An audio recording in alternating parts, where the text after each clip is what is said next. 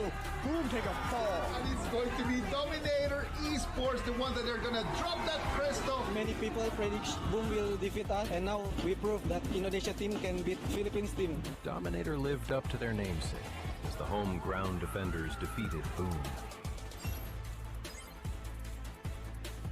All these stacks, look, he's getting the damage in, and every single catch is going to be worth it. Nice catch by Bao. He was the one getting caught out this time. It is Bigatron that finally answers. That's Chashi down, Chance down as well. The home ground defense reinforced by BTR's ball.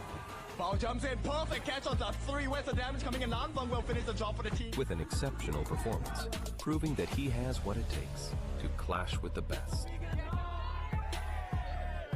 We defeated Nongsim, we defeated Blacklist. Nova, we're coming for you. The pressure builds as Indonesia remains unstoppable in the group stage.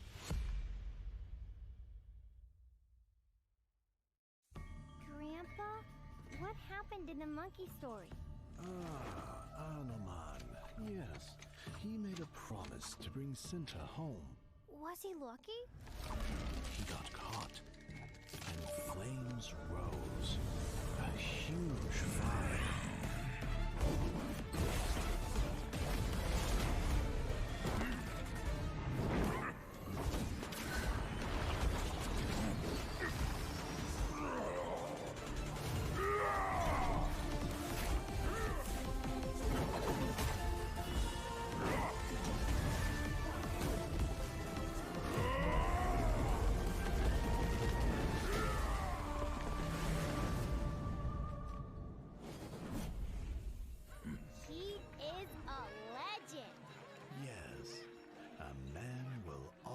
Admire.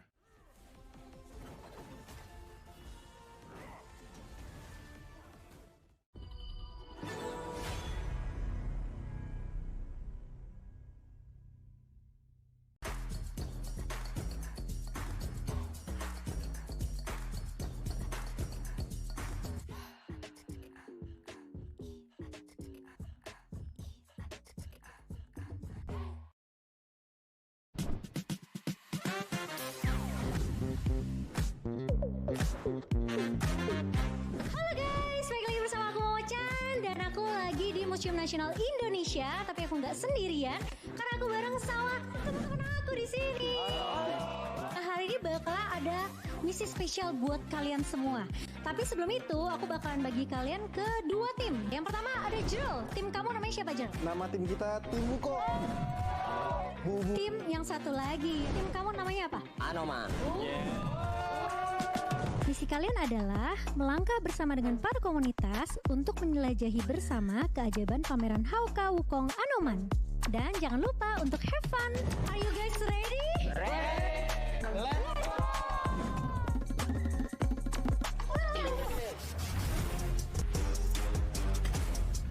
Loh, kok nggak boleh masuk? Kenapa ya? Kayaknya kita harus buat konten dulu deh sama mereka. Kontennya kayaknya harusnya gampang sih. Tapi kalian siap gak? Let's go!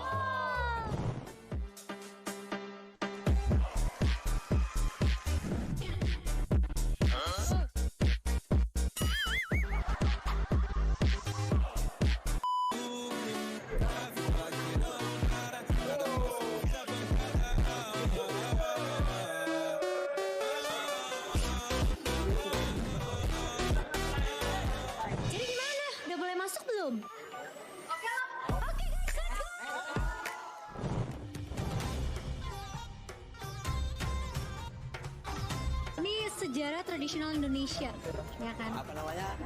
Wayang kulit. Tapi kalian tahu nggak kalau wayang kulit nih aslinya tuh terbuat dari apa?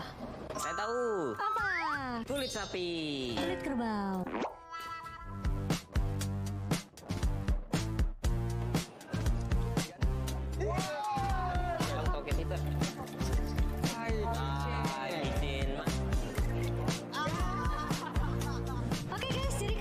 Selesai nih di exhibition yang keren ini. Gimana kalau kita lanjut ke immersive di sebelah sana?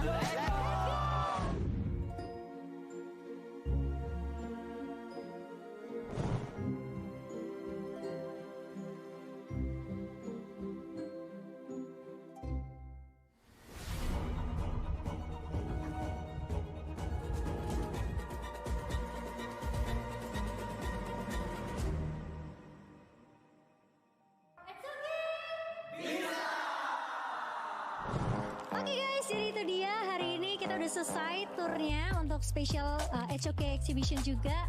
Gimana, seru banget gak? Seru! Keren, aku mau ngucapin terima kasih buat waktunya kalian juga, terutama untuk ACE Community. Thank you so much. Dan kita punya hadiah sedikit. Ini spesial karena ini merchandise eksklusif Wukong Anoman. So aku mau ucapkan dan kita pamit undur diri dan kita bakal ketemu lagi di video berikutnya. Bye-bye!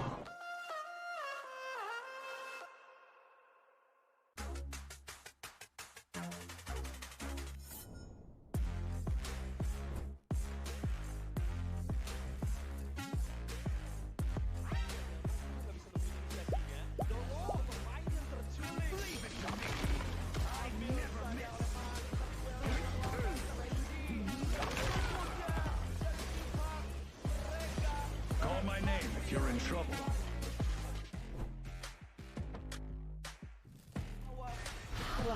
No one will get past me. The Lion's Hunt! Everyone gets not one but two. The real cannot be tamed. Berhasil diambil dan bal. Justice of the Moon! Masih ada di grup, tapi di belakang udah ada Chuan. Coba untuk bertahan dengan Maestro Lima. Dipanis oleh Kongming. First blood. That was no challenge at all.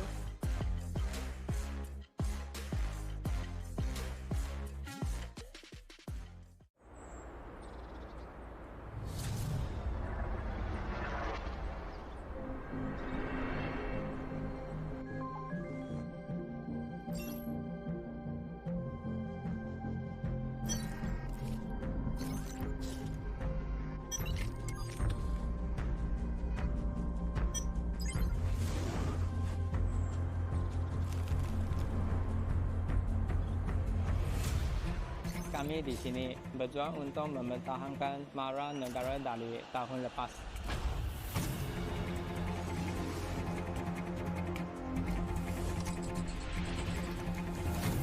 우리의 목표는 간단해. 쟤들을 끌어내리고 그 자리에 우리가 앉는 거야.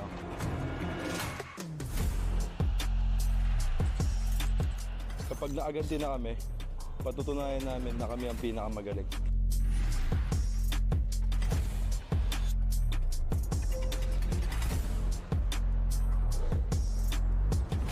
Tapos na kaming manood lang sa gilid. Kumandaan ako sa isang explosive na palabas.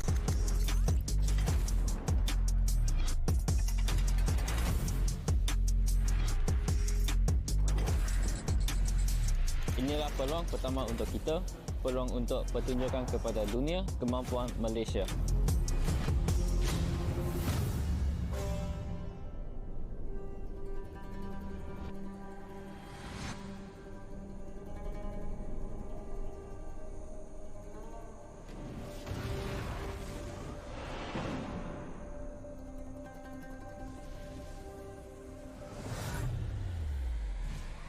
Kami akan membuktikan nama kami dan menguasai permainan. Kebanggaan nasional kami dipertaruhkan.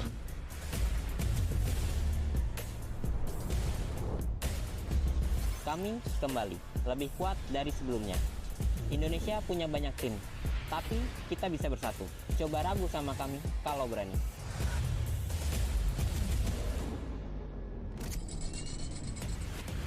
Tim kami telah kembali pulih. Kandang ini milik kita. Bhinneka Tunggal Ika, kami akan menunjukkan kemampuan terbaik yang dimiliki Indonesia.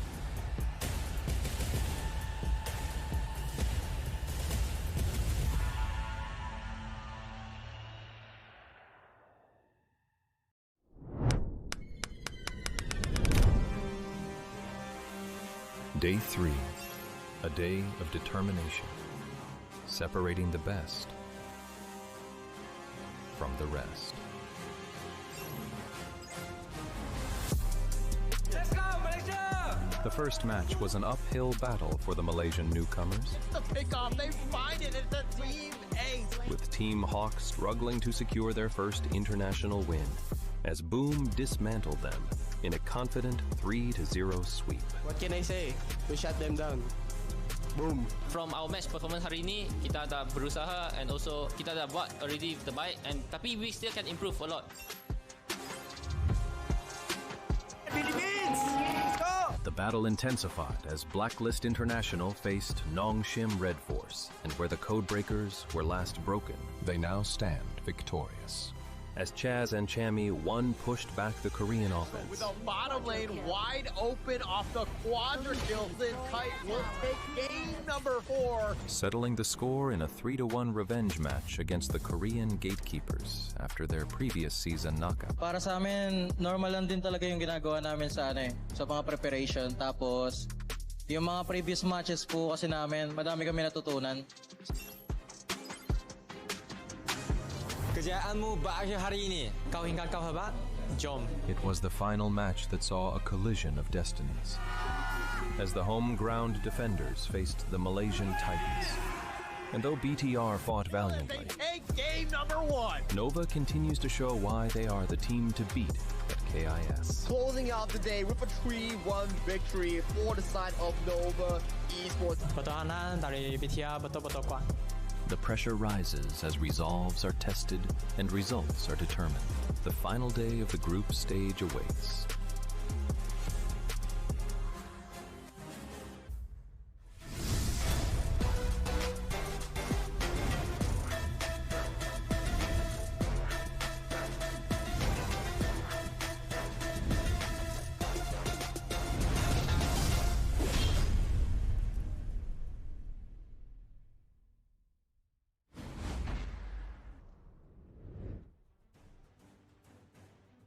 Selamat siang, Indonesia!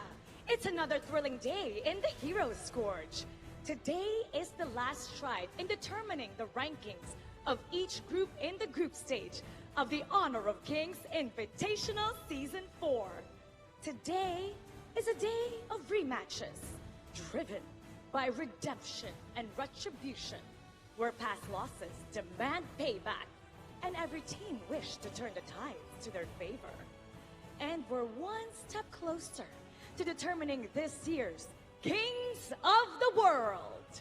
I'm Mara Aquino, and this is our game. Let the story begin. Casters, lead the gorge.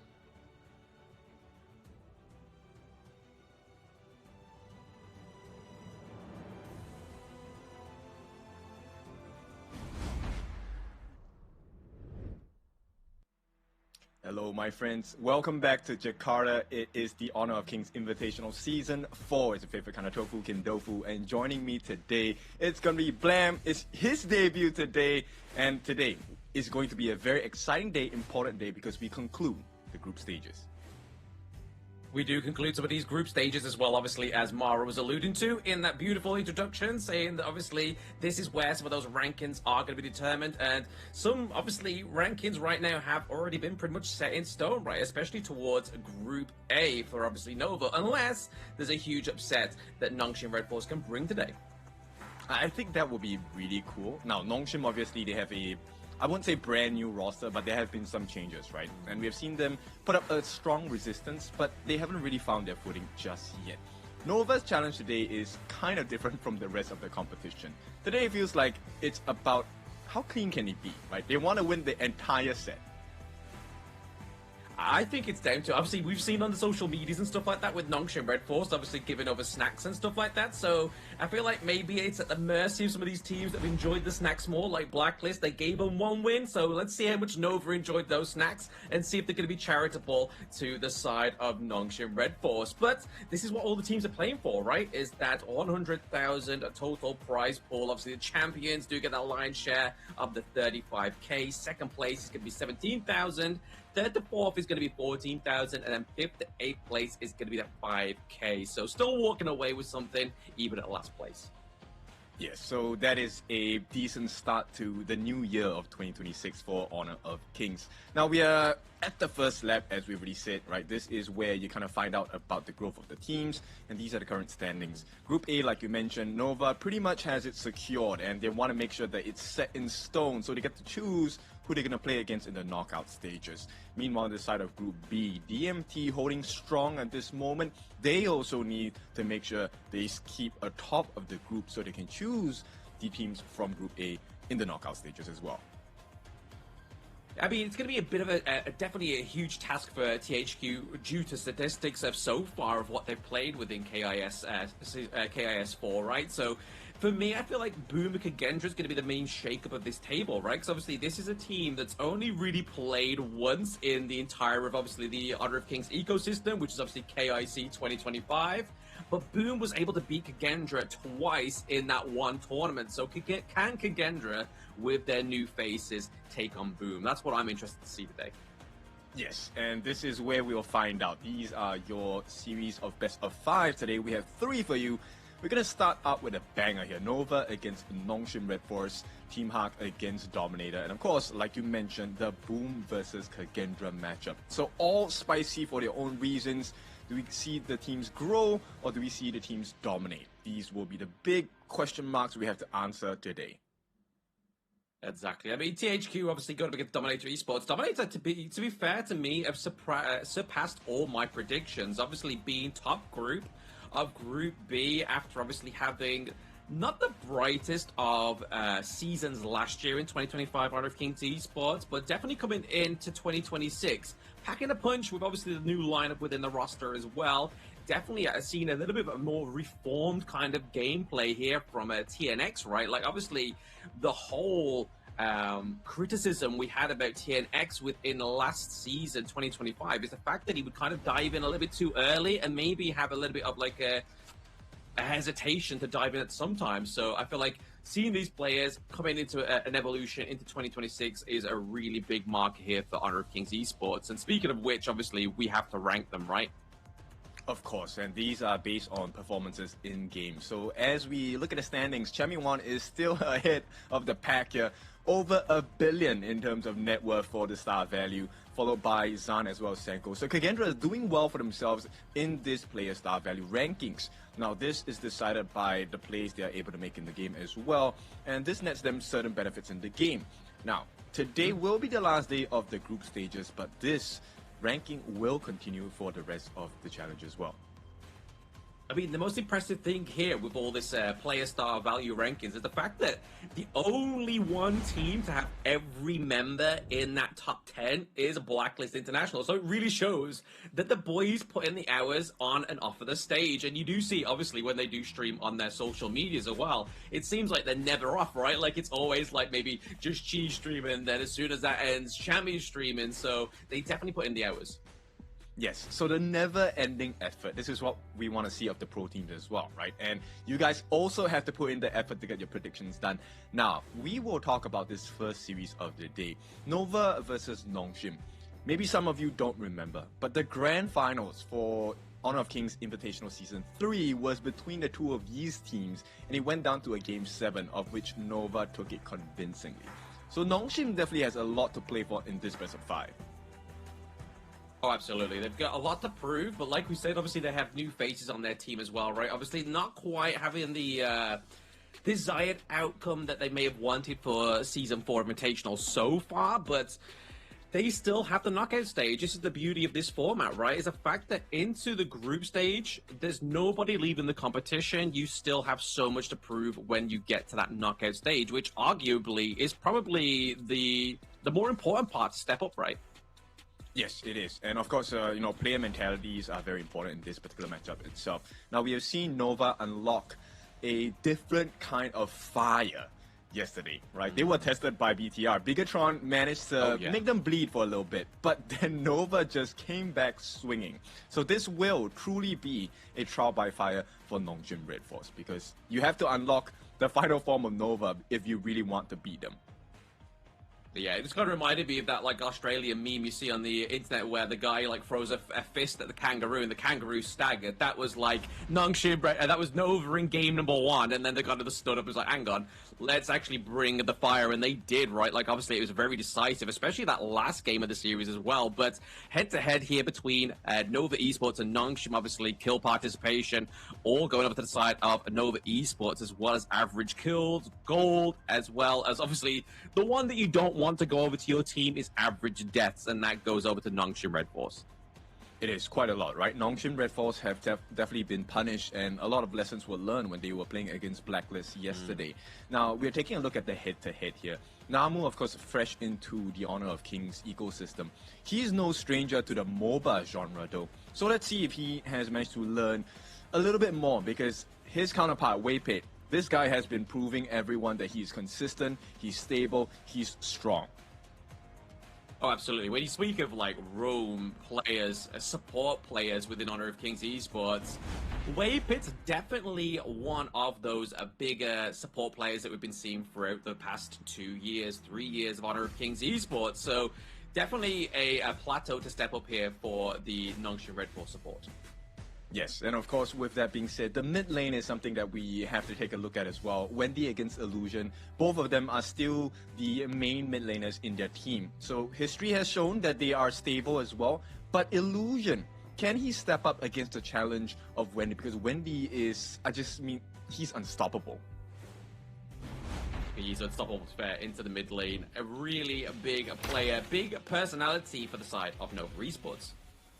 Yep, Nova Esports, of course. We've already seen the performance throughout the entire past, 3 days. Today's day number 4. And it feels like they're just making sure that they fill those little gaps that they still have, right? The fact that Bigatron has shown that you can take a game off of Nova, I hope Nongshim Red Force has taken a review of that match itself, that series, and see what they can do today. Exactly, you got to kind of pick apart those little bit of weaknesses that they did display there for obviously against BTR, because if any team's going to have any more hope to take down the Season 3 defending champions, Nova Esports, is definitely where you're going to be looking, right? Like any kind of weakness they display on the Gorge, you need to be analyzing that to a T. And you even obviously heard from Nova Esports Schwan in the introduction saying that BTR's defense was fantastic, and that's maybe where they need to start to shine here for the side of Nongshim Red Force. Alright, so let's talk a little bit about Nongshim Red Force, right? Obviously, there have been changes in their Clash lane and a couple of other roles as well. Jungle, there is this new player called Doc. He is coming in. For now, I think they're still finding that formula, right? Have they found the synergy? Have they found the chemistry? Because they absolutely need it against Nova Esports. There's a reason why they're called the Supernova, and they need to be spicy today for Nongshim Red Force. I mean, that's sometimes the beauty of having new faces, right? Is the fact that obviously it does bring kind of like a new pair, a fresh pair of eyes to the Gorge. But then at the same time, it's that issue of chemistry that you were obviously alluding to there as well, Ken, is the fact that what you had prior to these new faces coming onto your team, it was solidified. It may have not worked in terms of getting a championship for these guys, obviously other than the KME Spring and Fall Championship title, but never international stage championship, which is where you really want to start to see those new faces start to bring the potential of that one. But Nova Esports here is going to be obviously represented by Muchi, Wendy into the mid lane, Schwan into the Clash lane, and then obviously we have Kong Ling into the jungle, no longer CY as he is support, and then obviously Waypit as the support player. I like this, right? And actually, for the first time yesterday, we saw Xuan. Okay, you guys maybe have watched his stream, but he got angry yesterday. And his anger might be the pushing force against Nongshim Red Force. This is your current, new updated lineup. Siri in the farm lane, Rattel in the Clash, Illusion in the mid, Haku in the jungle, and of course, Namu in the roam. These 5 members need to step up today because this has to be their biggest challenge for the year of 2026 yet.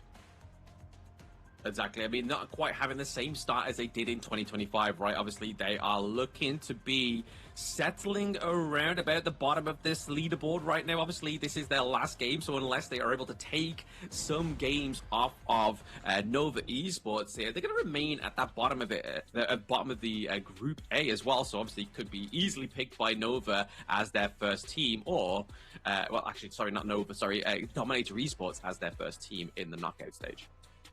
Alright, so we'll take a look at what's going to happen here. We're going to go into our ban and picks. And for those of you that are new to Honor of Kings, this is the global ban pick, meaning you can only use the heroes once in this series, particularly. It's a best of 5, so you don't get second chances. There is no ultimate battle. And Nova going to start off strong with on the blue side here, meaning they get prio ban and pick. Yeah, I mean, seeing some of the dominations within obviously the Prio picks and obviously the more of the blue-orientated picks into the draft here. Obviously, you're looking at obviously Lung. We have Chano that's been dominating the blue side, as well as obviously the Reefheart Datu, Lapu as well. Which is going to be interesting to see what Nova go for, right? Obviously, these are some of the highest picked heroes so far within the Honor of Kings Invitational Season 4. Yes, and things don't really get easier at this point of time, right? Because we're taking a look at the new heroes coming in. We have Chicha, the Forge Maiden. We have Haya, the Evernight Aspirations. These are two must-ban or must-pick heroes in some of the series here. And if that is not going to be locked up, that opens up a window of opportunity for teams to really abuse the flexibility picks here. I mean, this is one of the beauties as well, right? Of obviously introducing the Hire as well into the hero mix is the fact that we've been seeing a lot of the Mai Shiranui come through as well. Obviously, Fire Ninja has definitely been quite dominant onto the Gorge, obviously having 11 pickups, 6 of them being actually onto the red side as well. So maybe this is some kind of flavor that maybe Nongshim can look at it going for, maybe try and get a good setup for Illusion. Okay, so while we talk about that, we also want to introduce our fans. We really feel your love, and we'll see. Let's go, third KIS trophy for Malaysia. Moki, thank you for your comments and your support for your team. Let's see if we get one for our Nongshim Red Force members here. I mean, it would be nice, right? It'd be nice to take a seasonal invitational championship to a different country, right? Obviously, from the JPKR region of the Kings Major League, now obviously being quite reformed from the East and the West, now combining together, which is going to be a very exciting competition that's going to be coming up very soon as well. But definitely going into this one, seeing the teams invited, knowing that Nova is participating and they lost KIC 2025, you know they're going to be coming back with that heat, right? You were talking earlier about Schwan with his anger, and you can obviously see that the passion burns bright here for Nova Esports. Yes, and to add in more change to that, now that, you know, Kong Ling has taken this lead spot in the jungle over CY, so far I find his performance has been pretty steady. He is consistent as well, right? And he has managed to show us quite a few flex into the jungle picks as well. There is no longer a stock standard jungle pick. He literally can play anything. And that's what you want, right? Obviously, CY, yes, he's a fantastic player, but having somebody that's more of a virtuoso is definitely going to be able to kind of like throw off your enemy team, right? Like we always say the Banan Draft's a 4D chess game, but when you have somebody, a player like Kong Ling, it then becomes into like a fifth dimensional kind of chess game. It's like, right, okay, so what can we ban? What can't he play? But looking at these first bans here, they're very sort of stock standard bans. Obviously, Luna, the Moonblade being top banned heroes so far up there with Pei Tigerus, and now the Orgrim being banned out here. So really sort of like forcing down Haku right now. Obviously, we know that Haku loves that Orgrim. Yes, and this tells us quite a bit, right? Now there's so many picks available. Like you said, Pei is open. We also have the Yang Zendolia combination available. These are some of the standard picks we have seen in the past 3 days. And right now, all of them are open. They're all open, but it looks like Nova's going to go and play it safe here with the potential pickup of the Dolia, the C Singer, because obviously the amount of combos you can go for with this hero is pretty crazy. It's pretty untapped. Yes, it is. So many options to explore. You can have the Nerza as one of the picks. You can have the Yangjin Trilight as one of the picks. You can even go for, you know, Musashi double ultimates as well. And one of those options was the Lung. But Nongshim Red Force are going to take that away. Now, this is a double marksman strat if they really lock in this Lung. What do you think about that? I mean, it's definitely going to give him the range, right? It's going to put the pressure on into these team fights a little bit earlier that maybe Nova Esport is expecting, but I feel like the way you're going to get around that is either some great access into the back line, which is obviously the answer that we're seeing here, right? Obviously the Trilight, the Yang Jian, as well as the Parasolar. Obviously be able to zip around, be able to kind of like get into the nitty-gritty of the enemy team, and then be able to get out, especially when it's piloted by a player like Muchi. Yes, and this is going to be probably going to be a 1v1 matchup in the farm lane, especially with the way that it's drafted. But it's a definite skill matchup here, right? Lung against Arlie, this is one that has been in the history books. This is a skill matchup because both are single target burst heroes. And with that, this means the remaining picks coming out from both sides, it has to be super tanky or super control heroes. Exactly. I feel like the Earthshaker Liempo is probably a good answer here for the side of Nongshim Red Force, because obviously using the charges into the enemy team, trying to if Yang Jian goes into the backline of your enemy team, and then obviously Liempo goes into the enemy's backline, it's kind of then like, who's then going to be there trying to save their backline? It's all about going to be a battle of who can burst down the backline of the enemy team quicker, right? Yeah, who takes more punches, who's able to soak in more punches, and who's able to deal that finishing blow. Now, okay, I don't know about you, Blam, but I feel like Nongshim Red Force, this Forge Maiden Chicha is going into the Clash lane, or the jungle maybe, and maybe a Liu Bang in the Clash lane. Potential, right? Obviously, because obviously they have banned out a very sort of like topside orientated or sort of like the Clash lane orientation there, especially with the Charlotte and the Byron banned there, locking in and solidifying that newer, the Celestial that pairs very nicely with the Lung, right? Obviously, Lung not having the most famous of Lung range abilities, but then having the Celestial, newer, Illusion on this pick is going to put a lot of pressure onto the top side and bot side of the map here, but we have the Majestic Guardian for the side of Nova, and hovering the white anchor here, the Arthur. Okay, I feel like this is going to be a very tough challenge for Nongshim Red Force. Now, they are able to play from range, right? Majestic Guardian, the Garuda, this is one of the stock standard picks we've seen. All you have to do is keep poking. We've seen teams like Blacklist use it yesterday to full effect, right? Wings of Judgment, ultimate, super far range, and if you get too close, you can activate it again to lay that dread on you. You're forced to run away. Nongshim Red Force, they got the Flowborn tank. Great answer. Is it going to be tanky enough? Because the white anchor is also a mega tank here. Oh, absolutely. I mean, obviously you got the Atta that's going to be, you're going to have to kind of try and build some kind of anti-heal to kind of get over that. It's a huge health bar that he can amass within himself. But then obviously you've got the parent of the Yang Jian as well, right? So there is going to be a need for those anti-tank items here onto the side of Nongshim Red Force. But I do like the fact that we are seeing a bit more orientation within the meta, right? Having like two staple huge front lines for both of these teams. You've got the Peaceful Fist as well as the Earthshaker for the side of Nongshim Red Force, and then you've got the Tri-Light as well as the White Anchor onto the side of Nova Esports. So once again, it's, are they going to commit the two tanks to try and get onto the back lines and see who can try and get the one up once again? I think they definitely have to, and my personal opinion for this is I feel like Rattel is going to have a very difficult time, right?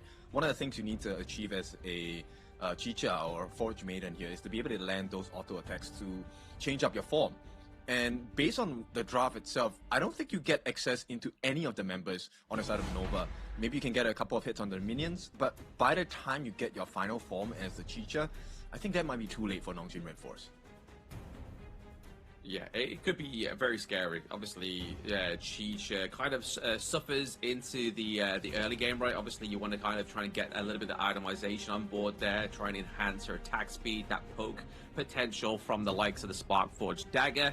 But Chicha obviously has been one of these newer heroes, pretty dominant within the meta, obviously very highly sought for by these teams, but it's that global ban pick, right? Obviously, if you use it and you lose with it, the enemy team can still take it away from you and then still be able to try and take the point and show you how it's done. But game number one here, first match of the day. This is day 4 of the group stage of the Kings Invitational Season 4. It is Nova Esports going against Nongshim Red Force.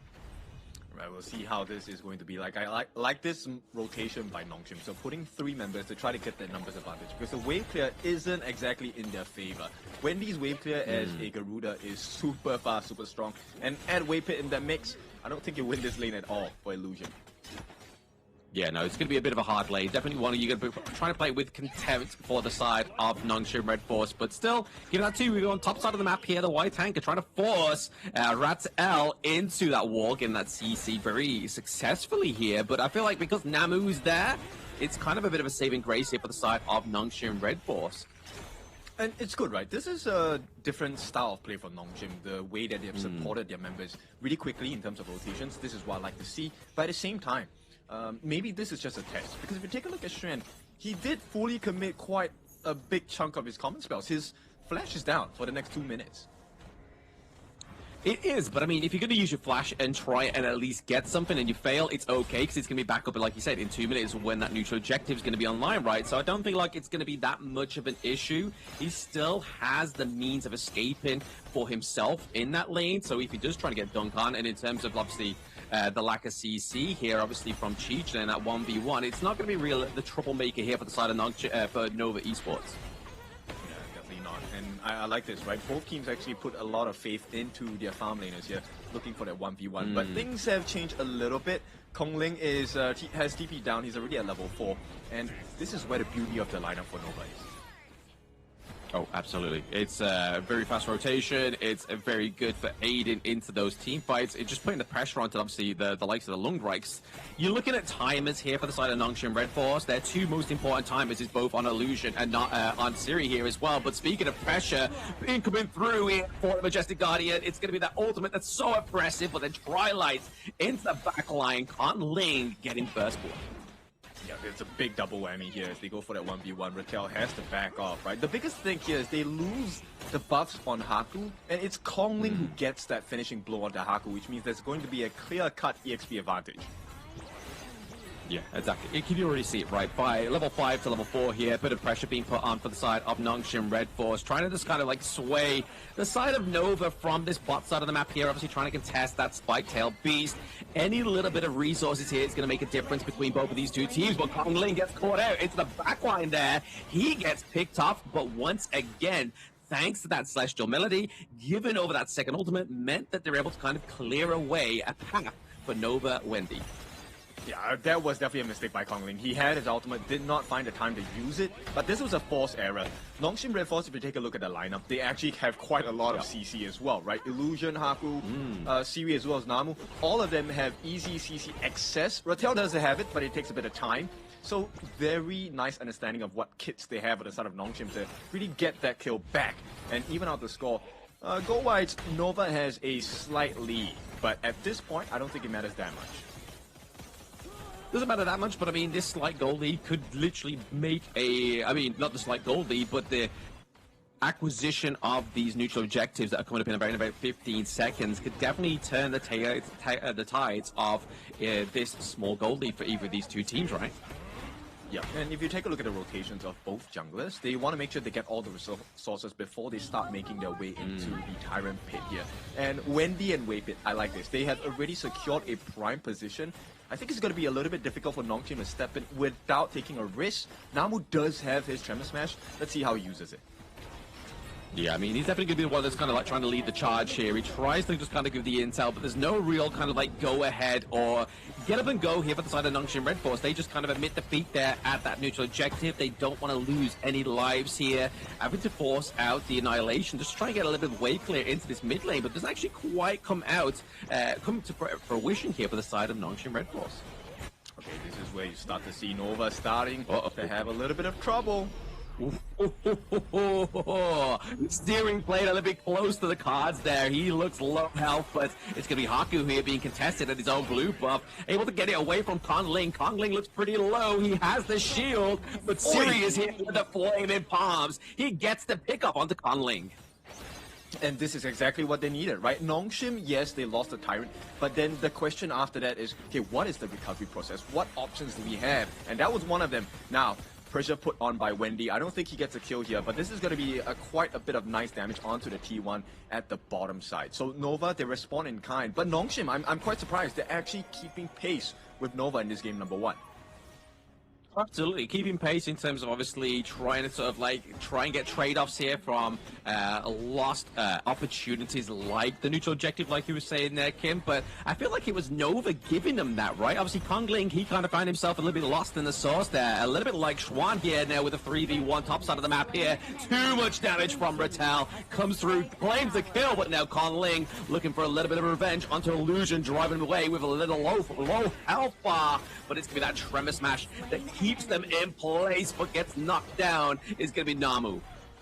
It's going to be a 1v1 trade, right? This is going to be Namu for the life of Xuan, which is definitely a better trade for the side of Nongshim. Your Clash laner falling for support is not ideal, but if they can trade this kill in the mid on Siri or take a T1, that will be fantastic. And it looks like that's going to be the case. Potentially here, but it's with the Flaming Palms actually eradicates that minion into the mid lane there. Obviously, they can throw the feathers here from the Majestic Guardian just to try and chip away at that T1 so far. But now, eyes on the prize. It's that T1 down to the bot side of the map that really opens up here the side of Nongshim Red Force. Really makes it a little bit more accessible to that blue buff that you just saw being taken away there by Nova Esports. But now, I can imagine the next prize pony is going to be that T1 into the mid lane here. Team fight trying to take place, Annihilation, just trying to drive them away and keep those minions out of there. Oh, they couldn't do it in time. This is going to be a T1 claim for both the mid and the bot. Siri does find a trade in the top side, which is okay, not the worst or best situation, but I want to talk about this item build on Wendy as well as Illusion. Illusion went for the Venomous Staff, right, for the anti-heal. We all know why. You want to make sure you don't allow the tank ability on the side of Xuan as well as the heal coming out from Wave Pit. But very big differences. Hang on, they want to get something here. They want to get something. I mean, it looks like they're trying to get Way Pip, but I mean, it looks like he's kind of just like used this Dolia. The fish is the bait here, but it's going to be that Tremor Smash that keeps Xuan in place. But is it going to be enough to be impressive here to get a kill onto the side of Nongshim Red Force? But Wendy picks up the kill for Haku, and losing your jungler right now, especially where momentum is building here for Nova Esports in terms of the gold lead, is not where you want your falter. This is where the itemization of Wendy is so smart, right? He actually disregarded the anti-heal, went straight for the Mask of Agony, dealing percentage health damage. And once your tank is not tanking, Haku's supposed to be your frontliner along with Namu. And, you know, when Haku's gone, take a look at what's happening. You get rinsed down. Like, obviously, you got one tank on. That's going to be a lot of pressure being put onto Namu, as you just saw there. He gets taken down by Muchi, and now Muchi level 10. I mean, with the red buff as well, the Crimson Golem going over to their marksman, that's going to be a lot of pain game. Yeah, it definitely is. And there's no defense coming in from Nongshim. Not because they don't want to, but because they can't. Oh, jump! So, yeah, the jump onto Illusion, but it's able to actually get out a little bit of a not scot-free, but still able to live with his life. Can be said opposite for here for Wendy. He gets taken down by Ratal, so a nice little poke kill there for the side of Nongshim. But what's a kill when you can get a turret? Yeah, a very nice trade, right? I think at this point, having Wendy lose his life is not the biggest deficit in the world. If we take a look at the item builds across the board, everyone is starting to get tanky. But the big problem here is the fact that Muchi is already having two major items, core items by the way, Doomsday as well as the Sparkforge Jagger, going into the third item. And this was one that's going to hurt because the teamfights are going to take a long time, which is beneficial for Nova. Exactly. It's going to be very beneficial for Nova, especially in terms of having, obviously, the front line being able to kind of like soak that damage. And then, I mean, you've seen it time and time again so far within this game number one. Wendy, Muchi just be able to put the pressure on from that very safe distance. And the problem here with Nongshim is obviously the Peaceful Fist, the Flowborn tank. As soon as it's into the team fight, it's hard to get out of there. Yes, it is. And this is the first part of the problem. So the second part, if you take a look at the draft for Nova, they really just require Kong Ling and Wei Pit to be together, and Nongshim have to group up. Meanwhile, the rest of the members on the side of Nova will be able to split push. Ooh. Yeah, able to split push, able to try and split apart this team fight here. It's going to be Nongshim Red Force, but Xuan getting burst down. The Flaming Palms actually not going to be enough just to connect that depth there, but it's going to be the Tri-Line. Oh, they can't! Going with the re-engage, gets the pick up onto Haku, onto Ratal. He's looking for more, but the damage doesn't come through. He takes a little bit too many blows from that T2 into the bot side of the map here. Nova again. Ling gets run down though after a very successful double kill. Take down T2 into the mid lane. Nova are looking very strong. Yep, and this is where the risk-taking of Nova has gotten a little bit better this year as well, right? A lot of you will be like, okay, why is Kong Ling giving his life? Why is he diving like crazy? Look at what they're taking across the map for Nova, and despite they don't win this on the side of Nongshim. They don't win this, and I mean, your character respawns. Your turrets don't unless you've got a hider, which they don't onto the side of Nongshim Red Force, and they no longer have the Earthshaker. Namu gets caught out a little bit too overzealous there into that early part of the engage, especially around that neutral objective. and now you're at the behest of Wendy, Muji, both having that Shadow Tyrant buff, which is that extra damage and extra movement speed, and now you're at that 11-minute match here, and the scaling is not quite scaling here for the side of Nongshim. Yeah, and this was the concern, the outrange. Look at Haku. He is just in a world of pain at this point. 7-5, and it's a 4,000 gold lead going to the side of Nova. The gold is not the huge issue here. It's the fact that Nongshim can't take the fight in the way that they want. They're getting poked out. They are getting poked out and they're getting pushed towards their crystal, right? It's just a very bad situation here for Nongshim Red Force. Haku once again with the problem of the peaceful fist. You get in, you commit, you die. Your tank falls as well. You have no front line. Namu falls as well. We see that Ratel is able to get the pick off here onto Schwan as well, but Wendy just using that Featherstorm just to push away Illusion there. It was a good play and a bit of a saving grace for Nova, but it's now about the defense for Nongshim. Yep. It's looking like the game plan is very clear from Nongshim, right? We're going to have Haku and Namu. They're going to keep trying to dive Muji, push him away. Meanwhile, this allows room for Ratel to get his stacks in, and hopefully he will be the hero for the team along with Siri, but so far it's not working. T3s will be taken down in the mid. Nongshim, the room gets a little bit smaller. It does get very small here for the side of Nongshim Red Force. Nova knew what they were working with, right? With Namu, with Haku down, they knew that there was nothing really there to kind of defend that T3 into the mid lane here. So Nova was just like, all right, all thrusters go burning bright here for the side of Nova Esports. But right now they are currently looking to try and formulate around about this Shadow Overlord here. A big team fight could be taking place here. Namu trying to get the catch onto the back line, but gets taken down. It's going to be Ratel. Namu looking like he's going to follow here as well. The Radiance isn't going to slow down this show that is Nova Esports. Haku as well. Siri is the last surviving member. Can he get back to base? Is that going to be his goal here? Using the infinite vastness just to keep him safe, just to save face and say, like, guys, I'm the only one left standing at the end of game number 1 as their crystal falls. It's going to be Nova Esports taking game number 1. Beautiful, clean, and crisp. Very clear message from the side of Nova. This is the standards you have to rise to in this new year of 2026 for HOK. So Nova takes game number 1. And would you say that was a convincing performance by Nova? I would say so. I mean, there was kind of little glimmers of hope there for the side of Nongshim Red Force, right? Obviously, there were a few pickups. Obviously, Ratel was able to kind of get a few kills on the Forge Maiden, the Cheetah, but it just wasn't enough, right? Like, that's the problem with Nongshim's team comp. Is the fact is, if you can't put pressure onto the backline and then get the takedown onto the backline, it just kind of makes it like a bit of a good deal for the side of Nongshim Red Force. Yes, and I like this. Yes, Nongshim did take an L in this first game, but I like the improvement. Ratel showing that he does have the capabilities to really step up against a team like Nova. But Nova, the way that they're stretching and pushing the limits on the side of Nongshim Red Force, this is something you need to study, right? Sometimes it's okay to give kills, like there were moments where Kongling was over-diving per se, but it came with a beautiful trade, right? Taking a T2, making sure the waves are in your favor so you can have a good team fight. And Wendy and Muji, the two of them, just absolutely menaces to the side of Nongshim, poking from afar, jumping in and out, weaving, bobbing. And I feel like Nongshim, this was a tough lesson, but a beautiful performance nonetheless. Yeah, I feel like that's kind of like the misconception with getting the kills, especially when you're the team that's tracking behind as well, right?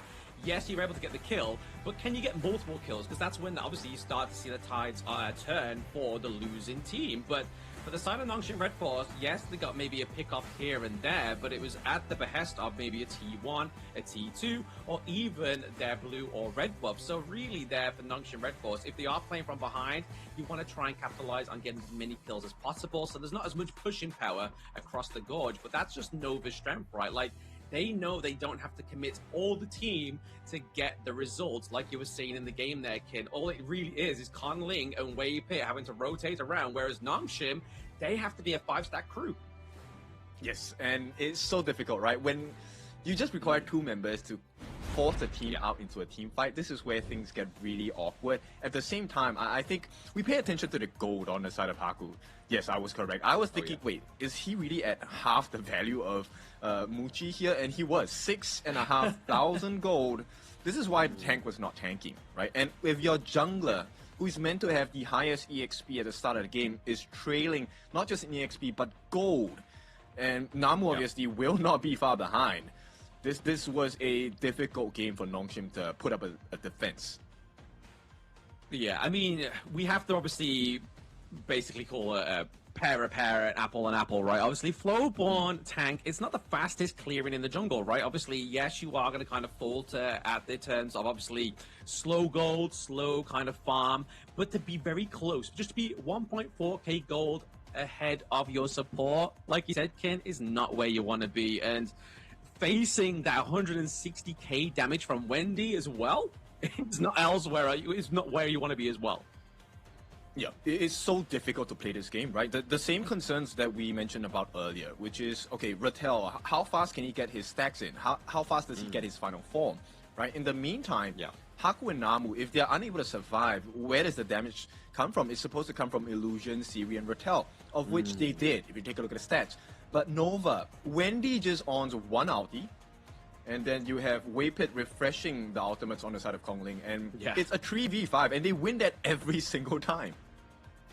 Exactly. Like you said, obviously, yes, they're able to get the damage come through, but it's sustaining that damage, right? And that's the thing that doesn't happen when your tanks have been deleted off of the Gorge. Is you cannot sustain the damage, you can't sustain into that team fight because you've got to get out of there, like you saw towards the end of that match.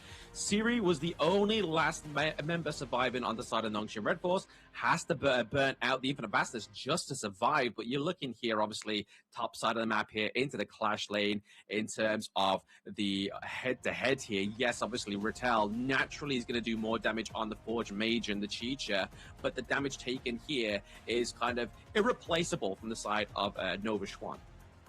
Yes, a different kind of kit available. So Nova kind of played the same game here, right? We have the Mega Tanks, White Anchor, the Arta being front-facing, and of course we have Kongling here taking quite a bit of damage as well for the team. But the difference here is the fact that he is dealing the damage too. Very different story for the side of Haku here. He did manage to squeeze and wedge himself into the middle of Nova's lineup.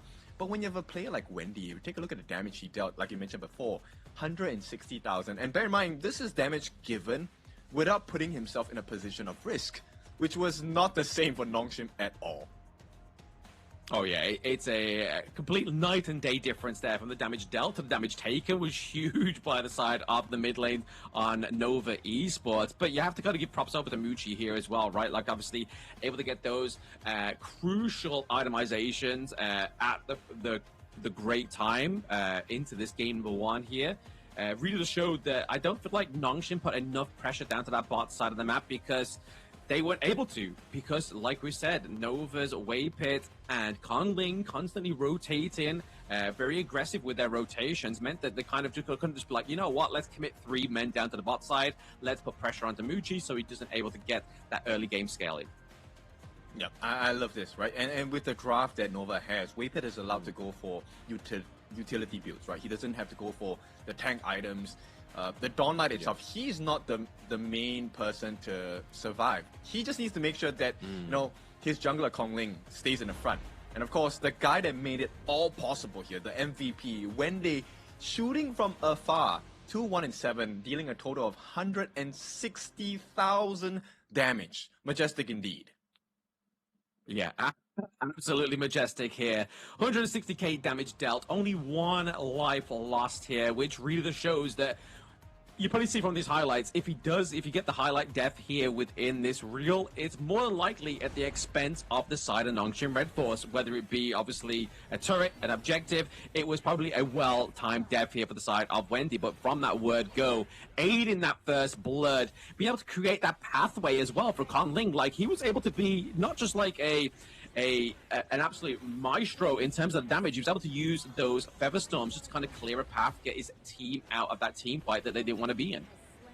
Yep, and it's like a horror hospital, right? Okay, we're gonna give you a syringe, put an IV on you, but we're gonna put 10,000 IVs in your body. And at this point, Nongshim, by the time they realize that, hey, we have overextended, it's a little bit too far forward, it's too late. Yeah, that's a lot of holes, and at that point, are you a human or cheese, I suppose, is going to be the point that people can discuss in the chat.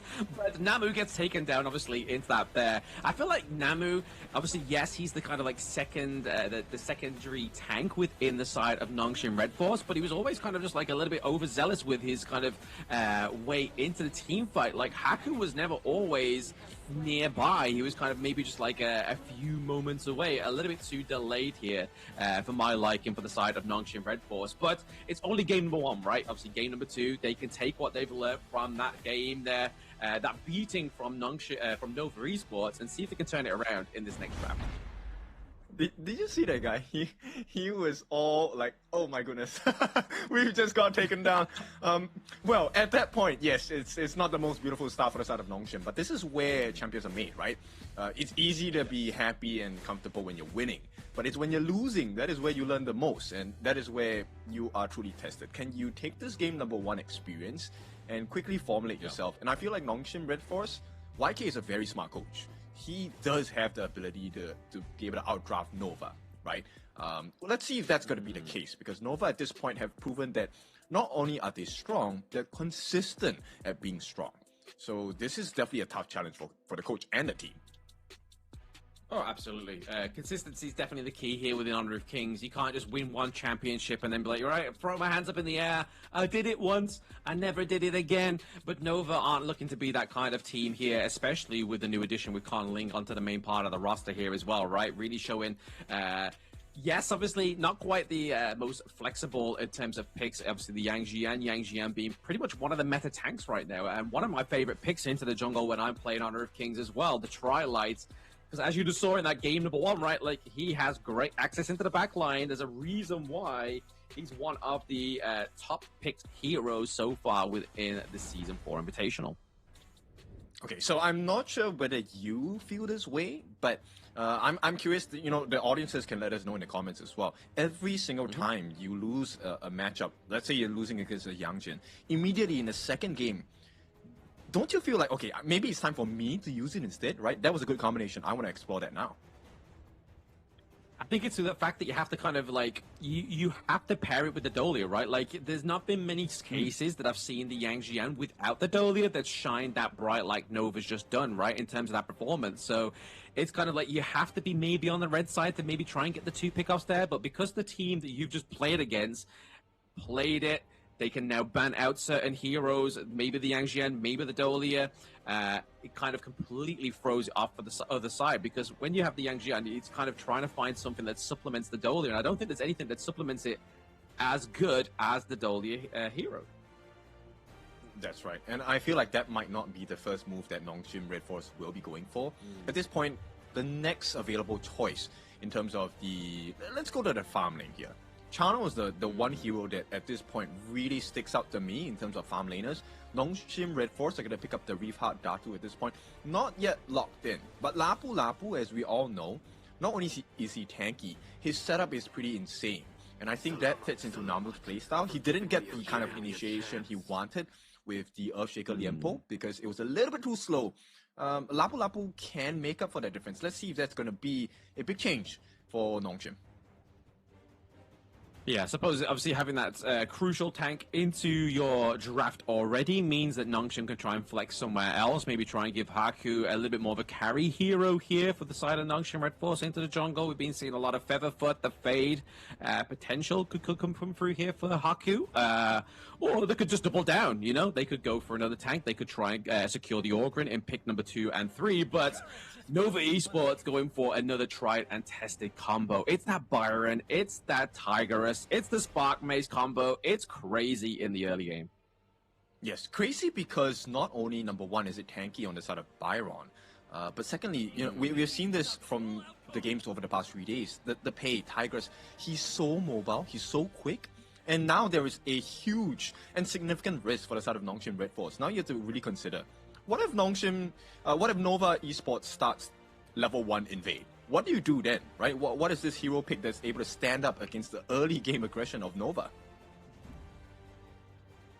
I mean, you definitely want to try and go for something that's going to be able to try and stand up to the pay, right? And obviously the Mai Shurnui here, as well as the Luna, the Moonblade, could be potential. Obviously, you are relying heavily on that Azure Golem to set up Moonblade here, but maybe the pickoffs here for Illusion on Fire Ninja on the Mai Shurnui could be the upset that they need, but hey, the higher is available, and it's going to go over to Wendy, and I mean, that's going to be one of those kind of like, using that, the ultimate, you're really going to be looking at trying to pin down Haku or Illusion here so far.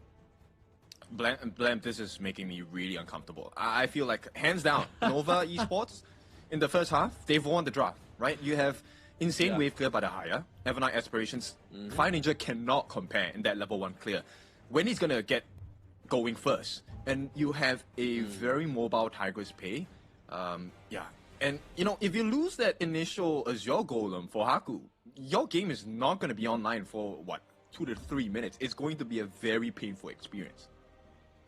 Very painful indeed, right? I mean, Nova going to go and lock in the Laurel Princess, which is Aaron. Again, a big CC here. Obviously, the poke from first skill and the slow is also quite oppressive into the laning phase as well. It's something that I don't like playing against, but Nongshim Red Force, they're going to go for a little bit of their own poke here. The pack leader using, obviously, the signal shots to be able to kind of try and poke and shove away the side of Nova Esports. But this Martial Genius, is this going to be enough kind of like burst damage onto the back line of Nova that Nongshim need?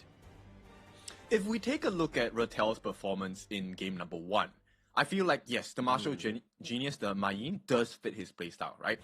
Gets going a little bit faster in comparison to the Chicha pick. At the same time, AoE crowd control, which is great. But against the lineup of Nova, who are extremely mobile, everyone has a dash except for Wendy, but Wendy doesn't need it. He just puts you in the Moonscape Mirage and you're done for.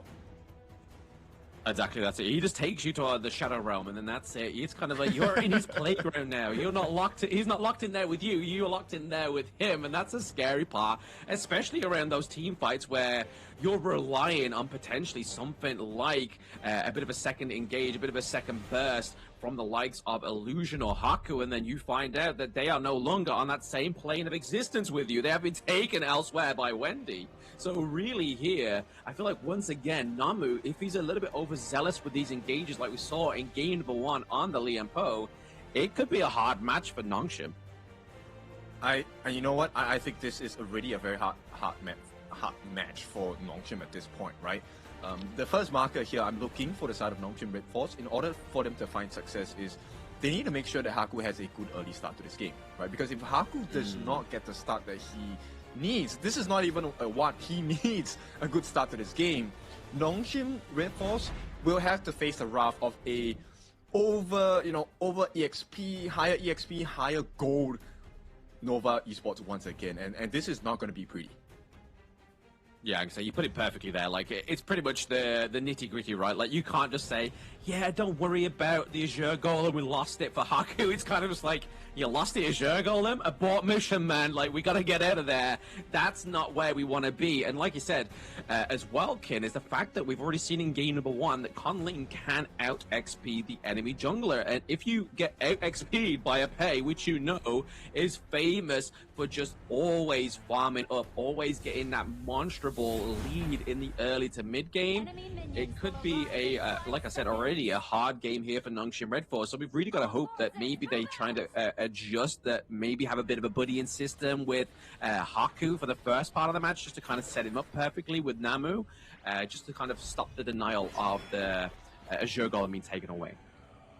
Okay, I'm not sure whether Namu has spotted the rotations on the side of Conling here. Looks like he hasn't, but he will make his way towards his jungler, which is a great idea. Yeah. At the same time, I like this movement by Conling, right? So it's not the easiest lane for the Aaron, for Muji, but this pressure coming from Conling is just absolutely insane. Oh yeah, already taken away, obviously, the Fire Beak here from the side of Nongshim Red Force. Already looking to try and get level 2 from their own, from the enemy's camp here. They're able to get the boars taken away once again. So that's already 2 camps here for the side of Nongshim being taken off by Nova. Yeah, not easy at all. And straight away, Nova already has found the timings of the buffs on the side of Nongshim Red Force. This is going to be a challenge. If Nongshim can defend this next invasion by Nova, I think the game can go well. But for now, stock standard, I don't think anyone has fallen just yet. But Kongling's farm here is already helped and aided to be faster by the help of Wendy in the mid. Yeah, the fact that Wendy played that beautifully, right? He's obviously he was just prodding down 2 camps at once, and then all that Kongling had to do is come along, smite it. That's it. I mean, unfortunately, they did lose the boars there, but I mean, they picked up the enemy boars, so it kind of just neutralizes that point for the side of Nova Esports here. But Illusion kind of diving in a little bit too deep here. Waypit having to use the flash here. A bit of a bait and switch. The martial genius Ratel over the wall escapes. No first blood yet for either of these two teams. Okay, so I like that little exchange at the top there because it shows you the potential of continual lockdown by both sides actually, right? Once you get the Cannon Blast by Waypit, this is where Xuan can use a Storm Strike and get the follow-up stun. Meanwhile, on the side of Nongshim, the same could be said, right? You have Ratel and Namu who both can lock you in place for, what, 1 to 2 seconds? That's long enough for the farm laners and the mid laners to really get you down. Yeah, I mean, 1 to 2 seconds in Honor of Kings seems like a lifetime as well, because obviously a lot of quick skills, there's a lot of kind of movement skills onto your team, so you might think you're safe for a little brief time, but you can just see, obviously, Haku fly over the wall, Ratel can fly over the wall, Illusion, there's so much ways to get on top of you within that brief moment here, but Xuan, he's like, you know what, let's bring it on here, 2v1 baby, Waypit comes through with a Cannon Blast, just trying to keep a bit of oppression onto the side of Nongshim Red Force. Nice Kachus in there, just trying to get a bit of damage onto Wendy. Yeah, but I'm concerned. Ratel is really low. I'm not sure whether, you know, contesting is going to be a great idea at this point. But numbers have been made up for the side of Nongshim. There are 4 members around this top side of the map, which means Haku should be able to get this space sprite for free. Yeah, it's definitely going to be a bit of an aid here for the side of Nongshim Red Force, getting the space sprite, use a bit of a faster rotation mechanic here for the side of Nongshim, able to clear up that minion wave into the mid lane as well, because obviously right now it's pretty much not night and day. It's very similar here in terms of the gold lead. Obviously, just trailing behind by around about 1k so far, which, if you are Nongshim, you want to try and obviously mitigate that and bring that to a closer, more comfortable distance between these two teams. But Kongling into the mid lane, putting a lot of damage onto Namu. Yeah, this is where, you know, aggression is going to be important. Not to get the kills, but to force out things and resources from your opponents, right? Right now, if you lose a flash before the 4-minute mark, important. That's going to be huge in the team fights. Oh, especially at this 4-minute mark as well, right? Obviously, we're very close to it, so it's going to be taking a bit of a cooldown here, but it's all going to be trying to get a lockdown onto Kongling, but it's going to be inside the box. Beautiful there by Waypit. Gets the lockdown onto Haku. Illusion. Now Namu goes down. Siri doesn't quite have that damage, is not at that peak point for the pack leader Chano. The timing. Nova is just well known for this, and they might be able to steal that away. Yes, they do. In fact, it goes into the hands of Wendy for this Crimson buff. So they lose a couple of kills, they lose the buff, they lose the Tyrant as well, and Kongling's free to farm. Free to farm. I mean, they was looking for a little bit of a constellation prize there in the name of Xuan, but he's able to escape there thanks to the sustainability and the tankiness he was talking about into the draft for the Spark Mace Byron. Yeah, look, the amount of CC that they have on the side of Nova, everyone covers the gaps. And this gap coverage is not just in terms of defenses, it can be turned into offense as well, which Nongshim have, you know, been the victim of at this point. Now Waypit is in a scary position. Oh, very scary. I mean, he's kind of just getting revenge there, you know, revenge kill for the side of Nongshim Red Force. It was like, hey, that was a beautiful thing inside the box. We're not going to fall victim to that twice. Well, we at least hope we don't. But by taking Waypit off of the gorge here means they do spare themselves that double lockdown for another 5 seconds. Yeah, but look, the trade, once again, Xuan is so good at this. Nova, well known. We can get the lives, but if he does not survive Xuan, this might not be worth it. It might not be worth it here. I mean, 2v1 from an Illusion, a Siri and a Haku, and that's going to be the takedown there as well. That's a lot of damage. You may be sustainable, especially with that Pure Sky, but once that gets taken off there, you're pretty much a free prize for the side of Nongshim Red Force. And unfortunately here, though, for Nongshim, they are trailing behind even further now in terms of the gold lead. I mean, it's around about 2k gold lead difference here for Nova, and it's not where you want to be. definitely not where you want to be. Lock in. This is going to be Rattel locked in by the side of Wendy. Uh-oh, taking the Shadow Realm there. Once again, Rattel, he's got to keep himself alive, but they know where he's going to come through. There it is. Wave it from the brush, gets the takedown. Yeah, big movements coming in. And this is the difference maker, right? The way that Nova plays, everything is calculated. We don't mind losing a couple of lives because we will take advantages across the map, right? The lane cutting by Kongling at the top side. Now, the T1 at the top is at risk. They've taken a T1 in the mid, they've taken a T1 at the bottom as well. Nova now has space around the map to maneuver themselves. And Wendy, his Moonscape Mirage, being able to catch out Rattel, that's a huge tell for Nongshim, right? Your Clash lane is supposed to be able to set up for your team, but right now it doesn't look like that's the case. He's getting caught out, Rattel. He is. He's trying to think of a better game plan, right? Obviously, because the pressure being put down to the bot side and the mid side of the map here as well. Nice. It's definitely going to be a cause for change here, but it's going to be Illusion getting caught out with that CC, getting a knockback from Waypit as well. But now it's actually a big dive here, all set up by Rattel and Haku with a perfect team fight here. Could this be a team wipe onto the side of Nongshim? No, not quite, but it's going to be that 3 kills. They could definitely get them back in this race. Shows you the difference of playstyles, right? Difference in aggressions here. Nova will have to defend against this T1 mid attempt. Ooh, on Ling, he tries to get the damage onto Siri, but obviously using that ultimate there for the side of Namu. He's going to look to be run down here. They do come back. It's going to be Con Ling. He meets him at Death's Gate. Yeah, this is not easy at all, and this is one of the strengths, right? Wendy being a level 10 mid, he is already a level ahead of Namu. So Illusion and Namu, they are all at risk. Once you get caught in that Moonscape Mirage, Wendy should be able to win that 10 out of 10 times, right? Unless there is a rarity where there is a itemization difference. But for now, Nongshim, I like the way they are playing, right? They are still behind, but this initiation to make sure that Waypit does not get that reverse think inside the box counter, that was the reason why they won that team fight in the previous few minutes. But yeah, they know that obviously Waypit is definitely an oppressive force here for the side of Nova Esports. He's already displayed it with that first beautiful ultimate that we've seen so far from him. So Nongshim knowing that intel, and this is the thing I like about Nongshim Red Force, especially the new refined Nongshim Red Force, they're playing very reactive here. Okay, Haku, he needs to get the steal. Not gonna happen though. So Nova gets the tile for free. And Nongshim now, they have to be scared. There is a fight incoming soon. Pending, but I mean, there's no minion wave onto the side of Nongshim, so they can't really force a fight here unless they try and do it within this jungle, but it's a bit of a risk, right? If they lose a team fight with this minion wave marching down to the bot side, it could be fatal.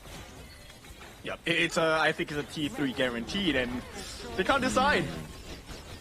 They can't decide. Haku's just like, you know what, I'm going to make the decision for you. I'm going to dive in, do a bit of damage here. Obviously, Rattel being using the teleport from the top side of the map as well now. He's now heavily present here also, but is that going to be enough of a deterrent here for the side of Nova Esports? Is the fact that Rattel is now into the mix here, but Wendy, he does have the ultimate. He does take the Rattel off of the gorge here, but now is this Nova's time to strike? Waypit formulating around it, uses the Cannon Blast onto Namu, looks pretty low. But it's going to be that big inside the box once again, catches the backline, but Haku as well, he's now trying to delete the side of Nova, and gets taken down. Siri and Illusion, last member standing. Yep, they can't do it. There's too many shields coming in from the side of Nova, too much CC as well. And once you take a look at the kit that Nova has, they really put the pain on the Nongshim.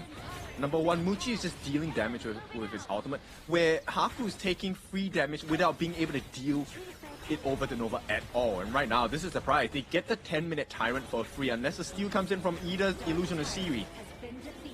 Yeah, it'd be a hard steal, that one. I mean, Siri has already pretty much his health bar has been deleted. He was full healthy, looking for a steal. His health got completely wiped out due to the damage of Nova Esports right now, but that's all thanks to that almost 5k gold lead here you can see from Nova, right? Itemization coming through from the likes of obviously Con Ling onto the Tigerus. He has the Master Sword, he has the Siege Breaker, he has the Axe of Torment. He's going to be hitting hard here. And you've also got Eren, obviously Doomsday, Sparkforge, looking to build a little bit of a hybrid there, going for the Void Staff for a little bit more armor pen, but now using that Moonscape Barrage, able to actually get the takedown here onto Illusion. Red team has destroyed a tower. Red team has destroyed a tower.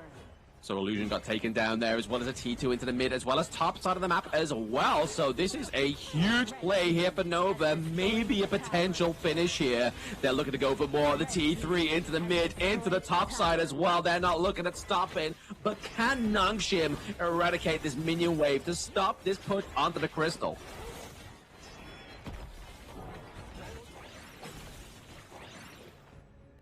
It may be the answer for now. Nongshim Red Force able to keep away that minions into the mid, into the top side of the map here. Now we start to see a bit of approach onto the Shadow Overlord. It's going to be a hard comeback here for Nongshim because, I mean, this next defense is going to be a lot harder for them, especially with those Vanguards. Yeah, for sure. And now it's close to a 9,000 goal lead for the side of Nova here. It's not looking good at all. If Rattel gets spotted out here, he might have to give his life, which is not ideal. You want the full 5-man defense, especially with the Shadow Overlord flying down on the farm lane. I mean, especially Rattel as well, right? Like, he's been one of the kind of like crucial ways into that backline to try and put pressure onto Muji, onto Wendy. Both now, obviously, both having a 1 death apiece here, but it's going to be that bot side of the map here that's looking to be the prize pony onto the side of Nova. They don't want to leave any stone unturned. Yep, they don't want to. This T3 at the bottom is at risk here, taking a lot of free pokes in from the side of Muji as well. Even before the Overlord marches down, it's going to be open. Nova find a nice stun in the form of Wave Pit. All they have to do is to get that knockup from the side of Xuan. Yeah, that kind of blast onto 2 was very nice here, but it's going to be Haku with a bit of a saving grace into the backline, tries to get the lockdown onto Con Ling, but he escapes, goes to aid the potential takedown of the Rattel, but it's just going to be that damage being placed onto the clash lane of Nongshim Red Force. Think inside the box, he's going to slow down the side of Nongshim, but still Haku is trying to find the answer for his team, and unfortunately the answer is incorrect. Double kill comes through here for the side of Nova Esports with the Vanguard. That's going to be the crystal game number 2, and takedown once again for Nova Esports. All right, consistent. We talked about it. Nova is very strong, but strong not because they're good at the game. They're consistent with identifying what the win conditions are. The way they lock each individual member down on the side of Nongshim Red Force really shows you how proficient they are as a team and as a player. Yeah, very proficient, very much a unit as well, right? Like, you can't kind of like take away any of these boys on the side of Nova Esports, even though they do have the new addition of Con Ling. It's just kind of further enhance the unity of these players. Yeah, and I think it's hard for the side of Nongshim Red Force, right? Because this is a consistent knockdown onto the confidence, onto the team draft as well. I feel like Nongshim have a decent draft, but they were not allowed to use it, right? We talked about this early game, and immediately Nova was like, hey, you don't really have the best early game. I can invade your jungle for free. We might not be able to take away your buffs, but we can make your life difficult. Exactly. I mean, it's not the fact that Nova played the kind of obvious counterplay to the Luna, right? Like, we was obviously talking about it within the draft that they have to go for the Azure Golem to try and cut down the lifeline of Haku on the Luna. But unfortunately, they're just like, you know what? Let's just take away those little bits of camps and get those resources start to snowball into the favor of Nova Esports. So they kind of just did it in a different flavor. I mean, there was some points there that it looked like Haku and Illusion could have got a little bit of a comeback there, especially with the amount of burst damage and damage coming through towards that latter part of the game. It just wasn't enough for Nongshim. Definitely was not. But the main thing is the position of the players on the side of Nova, right? So this is one trait you will see of teams that have a Luna in the lineup. The moment the Luna dies, you know the rest of the team will be coming to support their jungler. And Nova identified this really quickly. Waypit was always in charge of using his think inside the box on the rest of the other members on the side of Nongshim. So end of the day, Haku was jumping into potentially a 1v3, 1v4, while Nova, dedicate their resources not to get the kills, but to stop and slow down the support. And once Haku is gone out of the fight, there is little control because Rattel is going to be locked into that shadow realm, as you like to call it, with Wendy. And once that option is gone, no more AoE. Yeah, Nova just wins everything. Exactly there, but I mean, just look at that. Like, there's not just 4K difference into the jungle there. You're looking at a stark difference into the farm lane as well, right? Like, obviously, Eren out-golding, out-resourcing a Chano, the pack leader, is not where you want to be, especially when you're trying to kind of advance into that latter part of the game, right? Yes, Siri was starting to hurt those squishier members of Nova, but because he was behind by around about 2K, there was just no comeback for him. And the fact that Namu was, like, pretty much like non-existence around Siri as well throughout the entire of that match, it just meant that he had no safe rail. Like, it was either Ratel, who was taken to the Shadow Realm, Namu, who was already dead. He had nobody to save him. Yeah, for sure. Namu, I think he really tried his best this game, right? You know, landing his ultimate at multiple junctures where Nova was caught out with, what, 3-man knockups, 2-man knockups. It was great, but Xuan was rarely part of the group that was caught, and he always turned it around with his own Storm Strike to get the stuns back onto the side of Nongshim. At the same time, one of the things that Muchi did really well this game in terms of itemization is getting that Dreamforge Tempest, the claw-like item, because it increases his attack speed every time he uses his spell. What does that mean for an Eren? It means you get more stacks, which means your ultimate hurts. Painful as heck. And pain was the name of the game for the side of Nova. Oh, absolutely. I mean, if you've not got like the takedown from those basic attacks, obviously that very oppressive AoE ultimate there from the Eren as well, definitely kind of causes a lot of pain. And you kind of saw obviously with the itemization as well, right? Obviously they did have the Void Staff at one point, so building a little bit of that magic damage for the armor pen also. So it kind of made Namu think, I only really need to build maybe like one like magic resistant item, but the fact that the hybrid build came through, it's like, oh, okay, there's damage coming from Muchi here, that's a bit of a problem, and it was just never really answered here by the side of Nongshim Red Force. Yeah, they needed more time, they needed more gold, and there is a pattern that is starting to emerge. I feel like Nova has identified that one of the big problems here on the side of Nongshim actually is Ratel, which has been neutralized consistently with the help of Wendy. Yeah, I mean, he played a good game in number 1, right? Obviously, Forge Maiden, he kind of got a few kills with Forge Maiden, Chicha. With this Martial Genius, definitely kind of putting a bit of a flavor onto the side of Nongshim. I think, like, it is what they needed, but is it the Kyung 9 replacement that they want, right? Obviously, Kyung 9, we know he was, like, the Dharma Maestro, right? They love the Martial Monk. I mean, into this comp, that would have been a great addition instead of the Mayin, potentially. True. I mean, end of the day, it really then is... Take a look at Waypit, right? What does Waypit do? Yeah. Because every decision that Waypit has made in this game number 2 has been, you know, one of the markers of success for Nova, right? He is the guy who disrupts. He is the guy that stops. Now, this aids and, of course, gives the MVP over to one of the best players in the current day number 4 of KIS4. It is going to be Kongling. 5-0-7, never dropped a single time, and truly a nuisance at the side of Nongshim Red Force. Yeah, you can't speak of anybody not stopping without mentioning Conling on this Tigress, right? Like, he was farming like heck. He was going for it. He was 4K ahead of Haku towards the end there. Didn't drop a single life as well. Obviously, we did see the Sage's Sanctuary towards the end there, so he kind of... You can kind of see just from the itemization that he's starting to feel the pain of Nongshim Red Force, especially the heavy dive tactics from Haku and Illusion, really putting pressure onto Conling, but just wasn't enough there to get the catch out. But speaking of catch outs, was the whole game plan here of Nova Esports, especially with Waypit onto the Mutsu as well.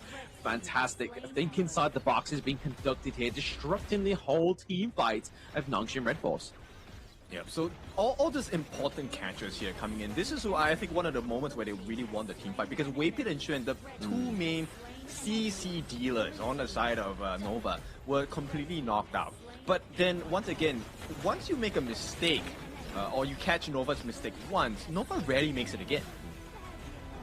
Exactly. I mean, that's the good thing, obviously. Like, I was trying to give props over to Nongshim within the match, right? Like, obviously, if something, like, completely messes them up, they learn from it. But then Nova's like, okay, we're not going to make the same mistake once. We're not going to make the same play once, more than once. So try and learn from that. And I feel like that was probably the biggest learning curve here from Nongshim Red Force. Yeah, it's the same pattern as game number 1, right? 2 members, who are the most disruptive ones, right? In game number 1, it was Wei Pit along with Kong Ling. Game number 2, it was actually Xuan as well as Wei Pit, right? So the two of them, Xuan getting the CC down, Wei Pit getting the CC down as well. And if you notice at the last portion of the fight, the three remaining members, Wendy, Muchi, and Kong Ling, they were never close. They were far away, waiting for the perfect opportunity to strike.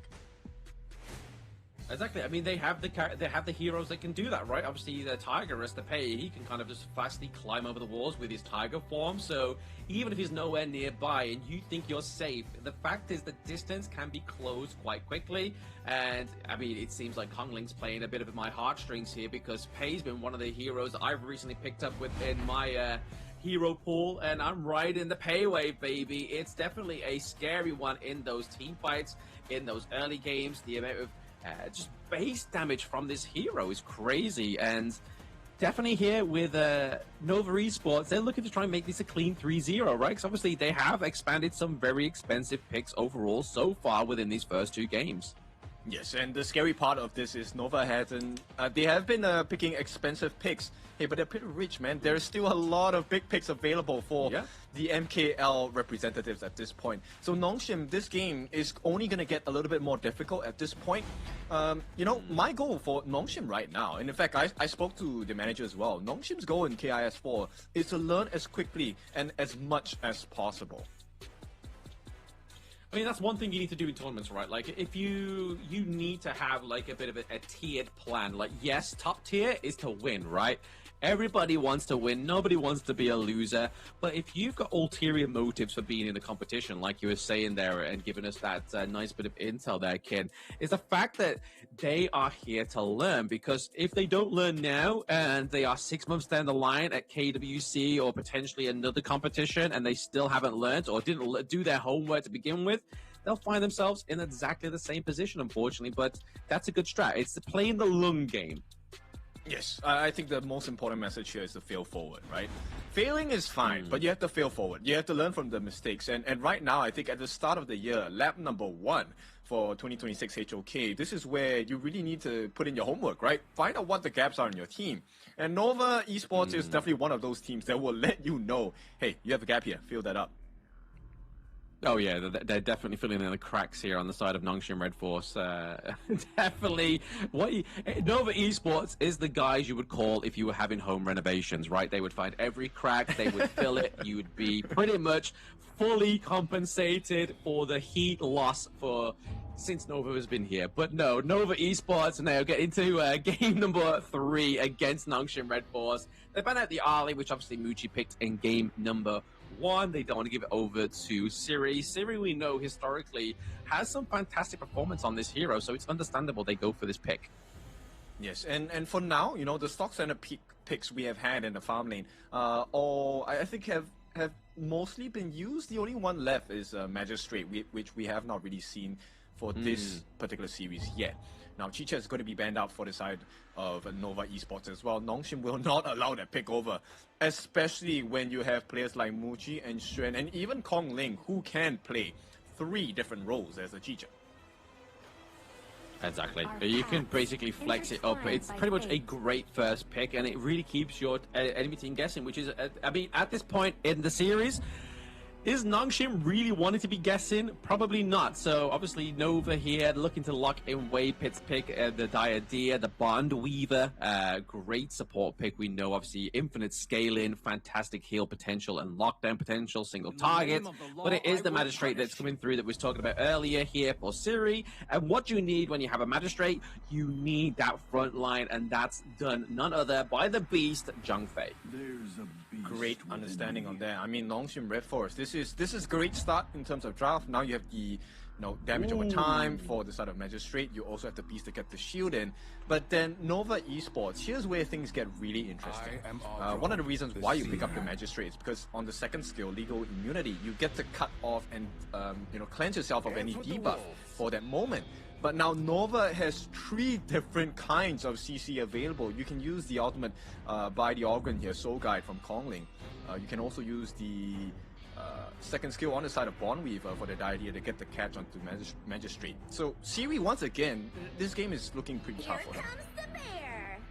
Oh, absolutely. Very, very tough here in terms of, obviously, he was hoping for a little bit of an easy get-out-of-jail card with that CC immunity, but Nova was just like, all right, bet, let's give you some more to try and block. Let's give you the illusion of choice. So now, which one do you choose is going to be the important part here, and the important decision for Siri. But over to the side of Nongshim, they do lock in the Wild Rider, Agudo, once again, another one of my favorite junglers here. I prefer it into the farm lane recently. I've been getting some good victories here. I think, what, like 14 win streak with this bad boy? Bad girl, shall I say? Beautiful. But they do ban out the Haino, which is obviously a great counter to the Wild Rhino as well. It is, it is. At the same time, though, you know, we've seen this matchup in the past. Now, the patch is slightly different now, but Wild Rider is still able to hold their own against the Allgren Soul Guide here. So this is going to be important, and it looks like Nova Esports is running down a different kind of game plan here, right? It's all about sustain, as well as the continual catch potential, right? So the Martial Genius, or Mayin going into the hands of Xuan, we haven't seen angry Xuan. We've only seen it once, and I feel like I don't think Nongshim has the ability to force that out just yet. Nah, they're saving that for the knockouts, man. They're like, you know what, we've pretty much done this one. It's pretty much a done deal here. But I do like this last potential pick here for the side of Nongshim Red Force. Another good counter here for the Orgrin, right? The Soul Guide. Having that damage reduction from the Divine Enforcer, the Suya, as well as obviously the ultimate from the Magistrate. If you can catch those two onto Soul Guide, you can try and turn him from a raid boss into a soft kitty cat. Yes, I like the potential of the draft from Nongshim, but as we have seen from these past 3 days, the Mayin versus Guan Yu matchup, right? Martial Genius against War Saint. You can be a War Saint, but a Genius might be able to 1v1 you, and we have seen that so many times.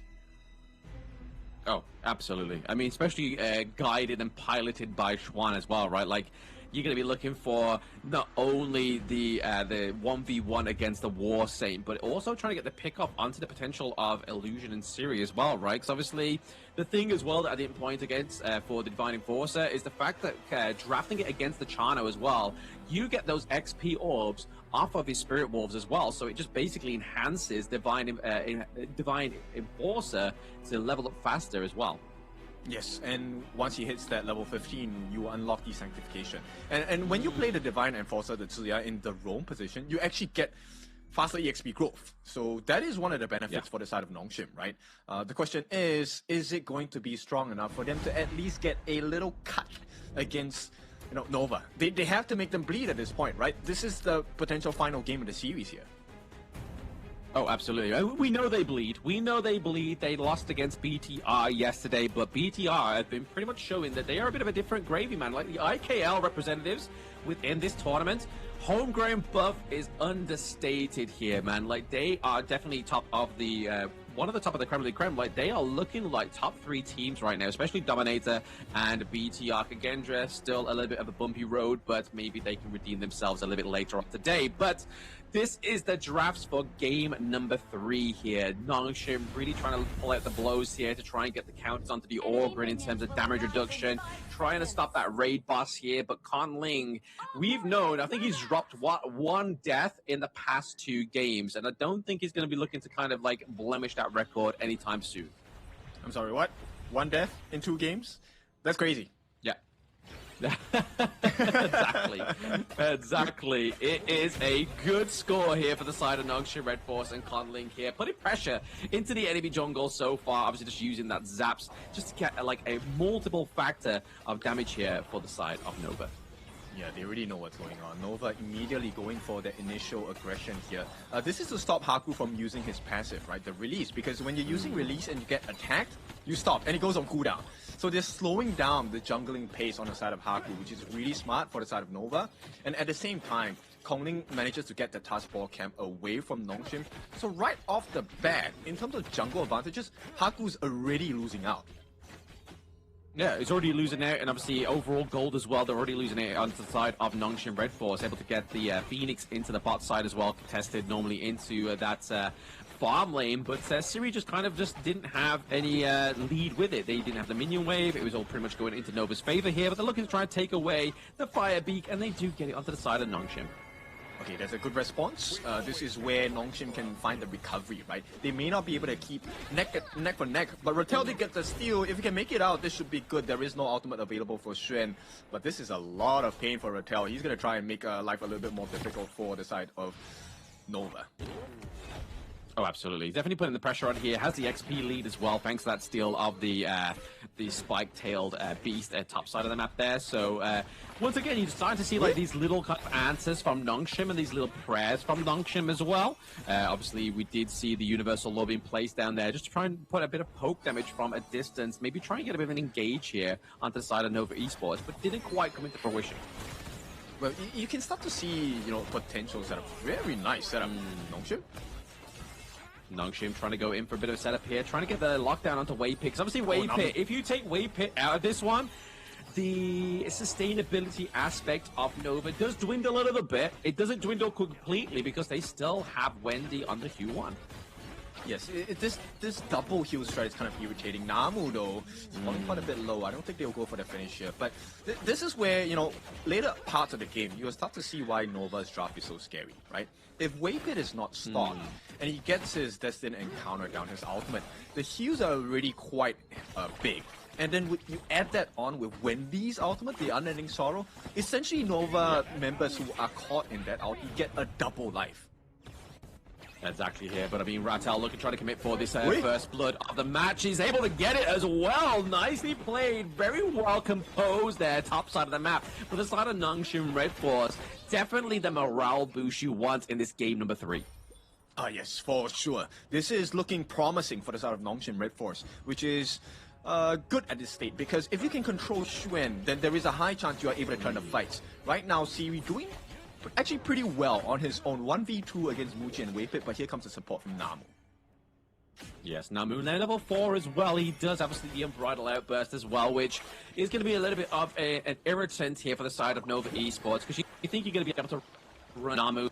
He's rocked that beast, get basically a huge shield, get the Stampede, which we know can be quite frightful into these team fights, and onto the backline as well. Speaking of which, ultimate committed onto 2 there, forcing the flash onto Wave Pit, having to use the Gorge mobilization as well. Muchi is on the wrong side of that team fight. He gets taken down. Yeah, they wanted to try something else on the side of Nova here, but this team fight is not looking good unless Illusion makes it on time. Yeah, Illusion is here. He's a bit like not like British Transport. He's actually on time this time around, but it's going to be the fight and 2. Just driving them away from that neutral objective. They don't want to fight without Muchi around, but now here comes Xuan, just trying to get the check onto Rattel, giving that intel over with the side of the rest of Nova Esports. Okay, so this means they have to sacrifice that Tyrant. First Tyrant of the game going to the hands of Nova. And Nongshim, they're keeping pace in terms of the farm, right? The fact that Muchi has been shut down for the first time in 3 games in total, this is looking good for Nongshim. But they have to find a worthwhile trade, and Nova is not going to allow it. Straight away, the invade coming for the Azure buff. Yeah, looking to go for that blue buff here onto the side of Nova Esports. Rattel does get caught. Not Rattel, sorry, Namu. He doesn't have the ultimate, so that's the prime moment to take down the beast. But the Warsaw into the back line. They do trade support and mid lane. Sustainability for the side of Nova Esports does dwindle, but it's going to be a double kill for both of these teams. Okay, but at this point, Nongshim practicing what they have been given from the side of Nova, which is to buy time and space, right? So this is a great split push coming in from the side of Siri. He's going to get the T1 on the top side. Right now, in terms of like turret taking, no towers have been taken from Nova, so this is good news for Nongshim, but only for the time being, unless Rattel is able to help do this. Potentially here again, those basic attacks up, and then the Soaring shot. Ooh, that's pretty much just like waving at you. It wants to be taken down, that T1 down to the bot side of the map, but it's only going to be a matter of time there. Muchi's going to be able to take that shot and get that one. So the trade overall is going to be that alleviating the pressure into those side lanes. And this is what's so scary about Nova, right? Immediately, once you have an advantage across one side of the map, Nova finds a way to shut that down. It's less than, 30 seconds, and they've already traded the T1 back from the side of Nongshim. that's what makes them such a great team, right? Like, the fact is they kind of play in a little bit of like a Nostradamus playstyle, right? They try and set up the potential trades there before even knowing the fact that Nongshim knows their next move, right? Like, obviously they knew that Siri was going to go top side of the map to get the takedown of that T1 because Ratel's had such a good early game trade there in the laning phase of the Clash lane, but that's when the news, like, right, okay, if we can't win the Clash lane, we have to win the opposite, right? But now, Ratel, he finds himself in a bit of hot water. He gets taken down there, so the War Saint is no longer going to be charging forward, and they aren't able to get the Azure Golem up to the side of Nongshim Red Force. Nova takes that one away. Conling's going to be clutching that like his granny with the pearls. Yep, and this is where itemization is so important for the side of Nongshim, right? They have not gotten the Doomsday for the side of Siri, but this is going to force out the ultimate at this point from the side of Wendy. Unending Sorrow going to be used. Waypit, what are you doing there? Waypit, I mean, he's looking a little bit lost in the source, man. He's just trying to get intel, right? Like, they're looking trying to find, like, maybe a bit of a flank onto the back line here. Mid lane is looking pretty hairy for the side of Nongshim Red Force. That T1's looking pretty low. Yeah, it's not looking too good at this point, and Nova should be able to get the T1 at the top side, right? At the same time, finally, Siri hits this marker that is required. He gets a Doomsday, and this is one of the reasons why it was so hard to take a team fight against Nova, because there is not enough damage coming out from the side of Siri. And with the heals coming in from both Wendy and Waypit, they absolutely need this Doomsday. Right now, it's about Nongshim. Can you buy enough time in the team fights? Do you have enough control to lock them in place so that Siri gets enough damage down?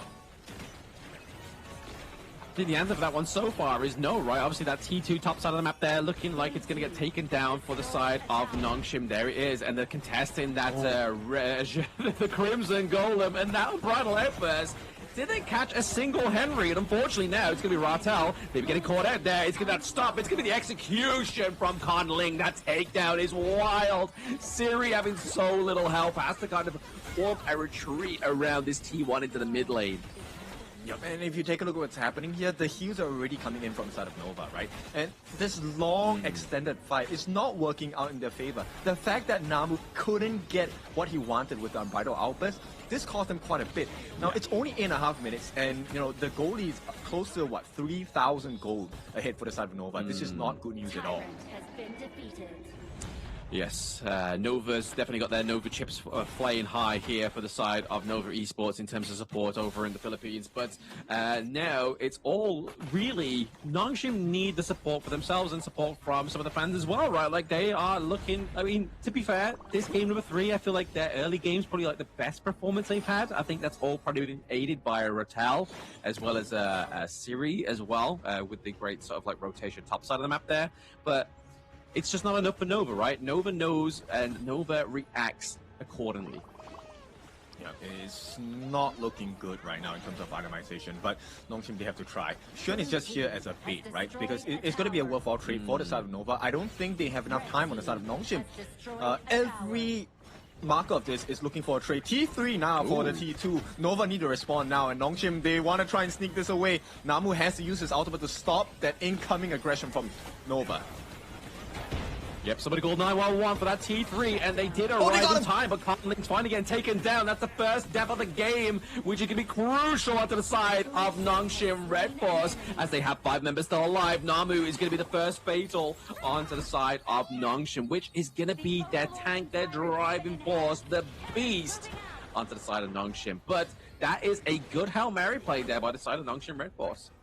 Yes, and that's safe. This is why Namu's ultimate is so important, right? And the way that they force him to make a trade, you don't want to trade a T2 for a T3. That's going to be a long pain. And at this point, Nova, the remaining members, they're going to try and stop this attempt on the Shadow Tyrant. Maybe even get a kill on Ratel. That one hurts from Muji. Oh, absolutely. Those soaring shots definitely going to be soaring. That health bar down here, able to get that CC immunity there. He's able to kind of, if that caught him, that would have been scary. But the fact is, Nova was too looking at this prize pony, which is going to be the War Saint. They do finally get the takedown, but they do lose their T1 into the mid lane. So clearly the distraction works here. Okay, I like this a lot. Nongshim now has a potential chance to drag the game, which is great, because late game-wise, now Illusion finally has hit past that level 15 mark. We're going to see who he has put his Sanctification on, right? The longer this game goes, in theory, Nongshim should have a stronger chance because they will be over level.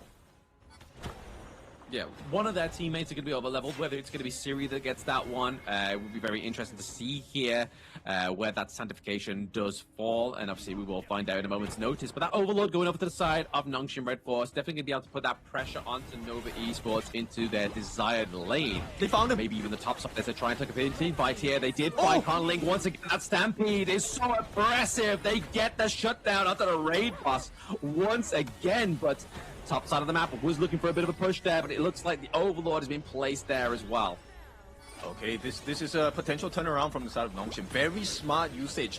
Alright, Kongling is not allowed to use his ultimate at all. He does not get the health regeneration back. And when he didn't want to use his ultimate prematurely, this is a free T3 for the side of Nongshim.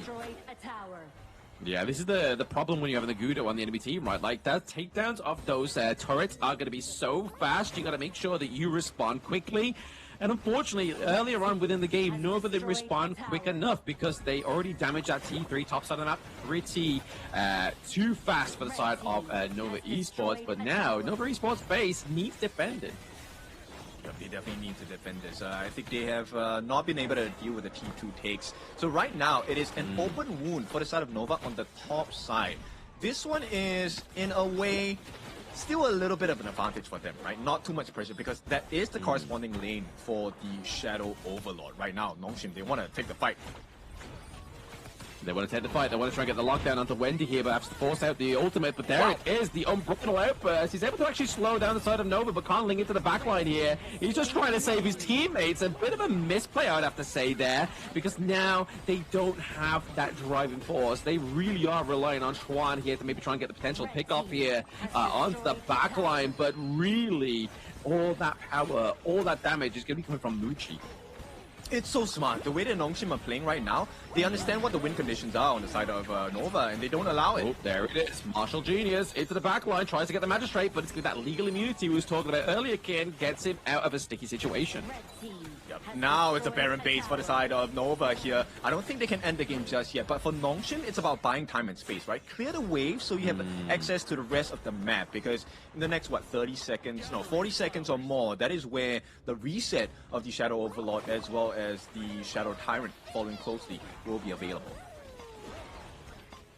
Yeah, I mean, it's not like we can even say, like, oh, they're close to the Tempest Dragon, because they're still roughly around about 6 minutes away, right? So that's going to be one heck of a long defense here for the side of Nova Esports, but they're doing well in terms of clearing out the minion waves, obviously, until these next neutral objectives do come on point. I feel like the point here for Nova Esports is they've got to make sure that their lanes are in a healthy position, that they can actually advance out of their base and go and contest these neutral objectives. That's true, and I mean, at this point, Nongshim has found out why Nova's lineup, the weakness of Nova's lineup. Nova actually needs to stick together pretty close, right? Wendy needs to be within range to get his ultimate down. Weipin needs to be in range as well. So everyone is grouped up together. This is where Namu really has been, playmaker of the game so far, getting those ultimates down in conjunction with Illusion as well, and Haku making sure that they stay in place for a good 2 to 3 seconds. That's long enough. It is very much long enough, but that top side, that bot side push down to for the side of Nova Esports could be a bit of a saving grace here as they look to try and go for this Shadow Overlord here, trying to run it down pretty quickly, trying to deny the access of Haku into it with that double knockup as well. Here we do have Knockmove with the ultimate. They're looking to try to get that unbridled outburst. It does catch onto Wave Pit, but it's going to be Conling into the back line with the Martial Genius. Chuan just trying to get the rundown, trying to get Haku taken down, and that smite off of the gorge. But once again, Conling finds himself between a rock and a hard place. He falls, and so does Rattel. They need to go back and tend the bomb. I don't think this matters at all to Nongshim. This is great play. Once again, they isolate Conling. It doesn't matter if you are a strong jungle tank here. Conling is just 1v5, you don't really do that. At the same time, because of the stuns coming out by Namu as well, Siri has been left alone to get all the damage in. Now he has information. Nongshim want to go for the steal here. Yeah, a bit of a... I don't know if I like this play here from Nova. Maybe just using the Overlord as a bit of a bait here. Trying to get Namu off of the gorge as well, because now he doesn't have the unbridled outburst. He's going to be a bit of a punching bag and actually be able to get punched off of the chains here by the side of Nova Esports. But someone's got to tend that bomb down to the bot side here. Conling does come back just in the nick of time. so that's going to be a silver lining for them, right? There is no more pressure coming from the bot side. Kongling's going to be able to clear that. Now it's about the hold on this Shadow Overlord, right? We're 16 minutes in, still 4 minutes to go. This is too long for Nova. They need more time. They do need more time, but it's going to be that Shadow Tyrant buff actually wearing off in around about 2 seconds. So that's going to be that green light go for this Shadow Overlord. It's going to be a quick takedown as well. So once again, they are going to be at the behest of that Shadow Overlord. It's going to be the side of Nova Esports as they defend their base. We have 2 minion waves already approaching pretty fastly here for the side of Nongshim. All right, we'll see. This might be the final call here. They can't be too greedy. Nova, this is the time. They can really turn things around. Yeah, they've really got to play a really good defense, get rid of these minion waves, wait for the Shadow Vanguards, but they've also got to play to a timer, right? Obviously, Namu now has an ulti, but we've seen time and time again within this game number 3 where Nova just tried to get the dunk onto Namu when he doesn't have that Unbridled Outburst. Yeah, this is not ideal, right? They have waited a little bit too long. 3 waves at the same time. Nova need to figure something else up. The stuns do come in, but for now, Nongshim still waiting for that final call. Oh, nice. Oh, Unbridled Outburst does catch onto the minion wave there, but actually doesn't catch onto any members on the side of Nova Esports, which is going to be a bit of a situation of the Nongshim Red Force right now. One have a bit who has to force himself. Rattel's onto the back line here, tries to get the dunk onto Conling. It's going to be the Magistrate here. Siri gets the takedown. There is a Vanguard there. They're trying to do the damage, and Nongshim do it. They make Nova bleed. Yup, they make them bleed. That was a nice cut. It's a little bit of a scratch. For now, Nongshim managed to put a blemish onto Nova's record here. You don't get the 3-0. It's going to be 2-1 at this point, and the Nongshim fans are happy. And I think they deserve to be. That was a great recovery from Nongshim, but the road is still far away. Oh yes, a very long road. It is a best of 5. It means they would have to sweep this back-to-back games, but the impressive thing is they take a game from Nova Esports, which there's some teams within this competition that weren't able to do that. So BTR and Nongshim still look like they got I mean, BTR have got a definite horse in this race, but Nongshim now, maybe they've just got online. It's taken them 4 days, but now they're here. Okay, 4 days, you know, there's a total of, I think, 8. So halfway there, they've done their homework. They've grown a little bit. This is great. You know, it's all about, this is kind of like discovering in the gym. Hey, I can lift a new set of weights, right? I can carry heavier weights now. And Nongshim, with this realization, does this bring them to tie the series up? Because if Nova don't close this game number 4, you know, there is a surprise incoming, maybe. Maybe they get to do what BTR weren't able to do. Obviously, they took game number 1, and then that was it. It kind of just like, whoa, hey, we took a game from Nova, and then it was just kind of everything just fell from that point. But Nongshim, they come back from the claws of defeat, right? They get their win at pretty much at death's precipice, for lack of better words of Conling's skill there. They're able to claim a kill and game from Nongshim Red Force, which is going to be definitely the morality boost here that they need in this best of 5. Okay, I know we were joking about it just now where, you know, Nongshim unable to force the angry Xuan out. I feel like, okay, Xuan is now in rage mode. We get to see the angry Xuan and the true form of Nova, at least in this day number 4. Exactly, but I mean, we just saw a good game from Namu on the Zhang Fei as well, the Beast, but now it means that Wei Pick could actually go for that himself, and obviously we know that that's one of his signature picks, so maybe they're like, alright, let's see how Nongshim can play the Beast, and we will basically give them a masterclass in it, and we will hand the victory to ourselves in this game number 4. But let's have a bit of a breakdown of the automation of the gold. Alright, so obviously the one that sticks out the most on the side of Nongshim has to be Siri, right? This guy's at 14,000. He went for the stock standard tank build here with the Sparkforge Dagger, Doomsday, as well as the Daybreaker. This is the damage that comes in, but the Cuirass of Savagery to make sure that he's able to tank along with the Frost Sword as well. This is going to be able to get him to deal more damage, but also have more HP. But to me, you know, this game, this was a much better Nongshim because they identified what the win condition against Nova was. And I think it's props to Namu here. The amount of Unbridled Outbursts that he managed to lay down onto Nova not only split the fight, but also lowered the efficiency of like Wendy's ultimate, Waypit's ultimate as well, because he couldn't catch all the team members that needed saving. Exactly that. Like, obviously, I feel like the Divine Enforcer pick here for the side of Nongshim Red Force was such a great pickup as well. Like, the fact is, it really put the pressure on there. Obviously, using the Universal Law was enough to kind of like drive them into the situation that they wanted to be, or the position that they wanted Nova to be at. Because once that one runway was placed down, Namu got the most effective runways. I mean, there were some that did miss. Obviously, you don't hit 100% of your shots. Nobody is that perfect with Honor of Kings, but he did get some crucial unbridled outbursts, which was really one of the big upsets for Nova Esports, I feel like.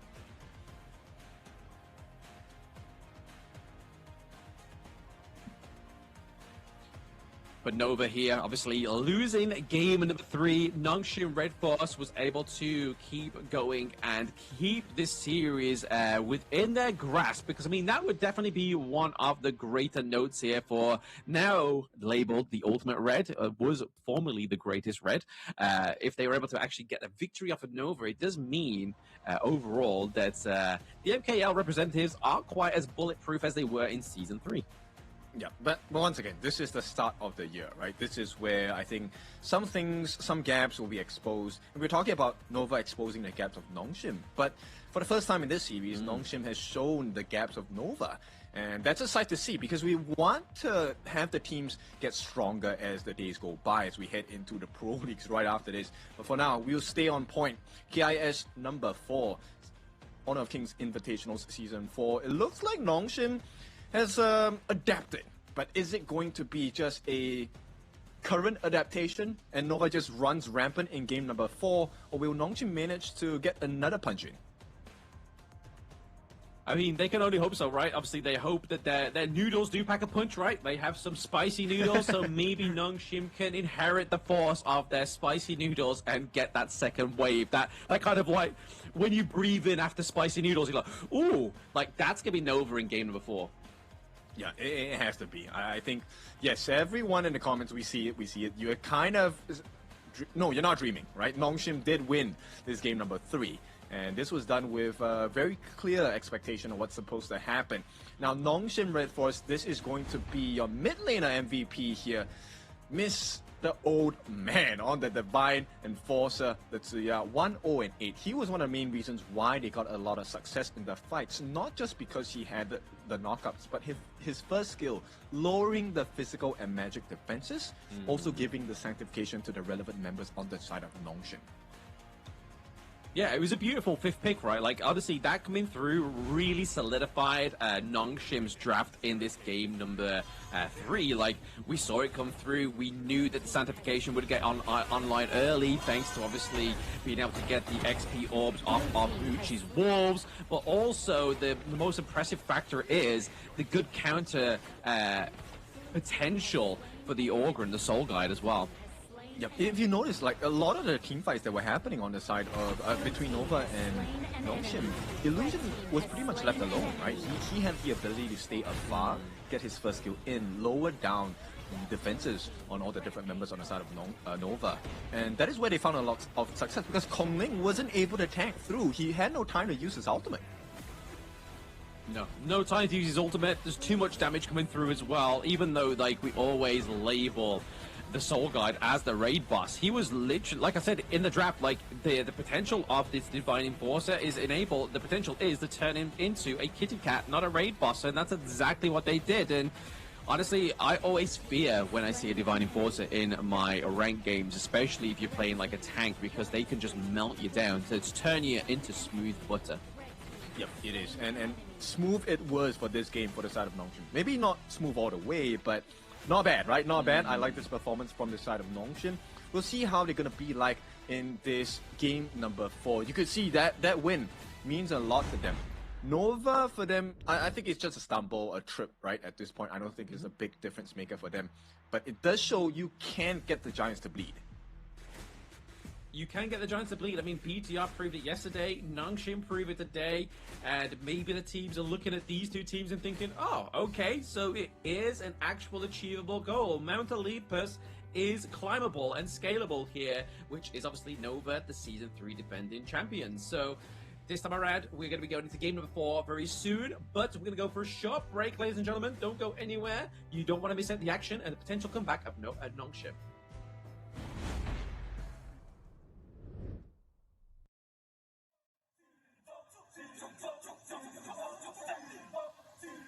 Kings Invitational Series. Let's go.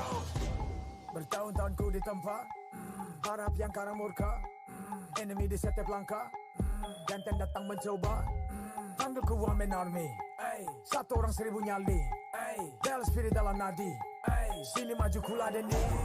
Langkah sudah jauh, mereka pikirku mau mundur dan buang sau. Kehormatan yang utama, di puncakku pertama. Berdiri hantam balik semua yang halangi arah. Pikir-pikir lagi kalau kau mau halangi. Genderang perang sebab bunyi sini hadapi. Old school tank mentally dia takkan berhenti. Bukan instan imitasi. Coba kau lihat sapu cara bermain agak lain dengan strategi yang saya desain. Aku lah mastermind di balik kekacauan. Satu punchline sapu ku mundur semua lawan. Insting tepukku deteksi ancaman. Enemiku libas seperti Anoman. Yo satu pukulan tangan kosong. Jatuh runtuh panggil aku Wukong. Power hantam lawan yang menghadap. Sapu cakar lebih tajam lebih dari kokong pedang. Yang saya incar turawana bukan tata singgah sana. Maka wajar apabila dong bilang sambil di sana. Siapa yang berani mendekat kemari? Saya yang kesana atau kau yang kesini? Jutaan kalian pun saya terakan lari. Seranganku cepat sulit kau hindari. Dominasi ku kendali, berotasi ke tiap sisi ku ambil alih. Saatnya kita untuk eksekusi. Oh my party, push, push, push, push, push, push. Everybody move, move, move, move, move, move, yeah, move, move. Saat datang dengan mode brutal, kendalikan setiap titik vital. Damage magic, serang mental fisik, 1000 taktik, kau kalah cerdik. Mau coba jatuhkan sama mana bisa. Siasatmu sudah saya analisa. Terdapat selak, gerak, geriku sulit tu dilabrak. Game over, hancurkan semua tawa. Kombinasi skill dan power, teleportasi ala Enoku yang LOE.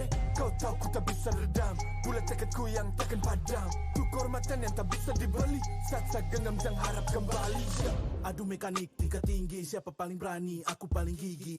Pedang raja yang kuhulus, tebasannya bak angin menghembus. Long life the king, akulah raja, dentuman zira, ini mental baja. Akulah hukum dalam wujud nyata, seni tempurku susah tukar baca. Y'all better run, I've already won, nowhere to run, your time is done. Tidak bisa kau atasi, berat untuk kau hadapi, kalah pedangku menari, kau balik kanan dan lari,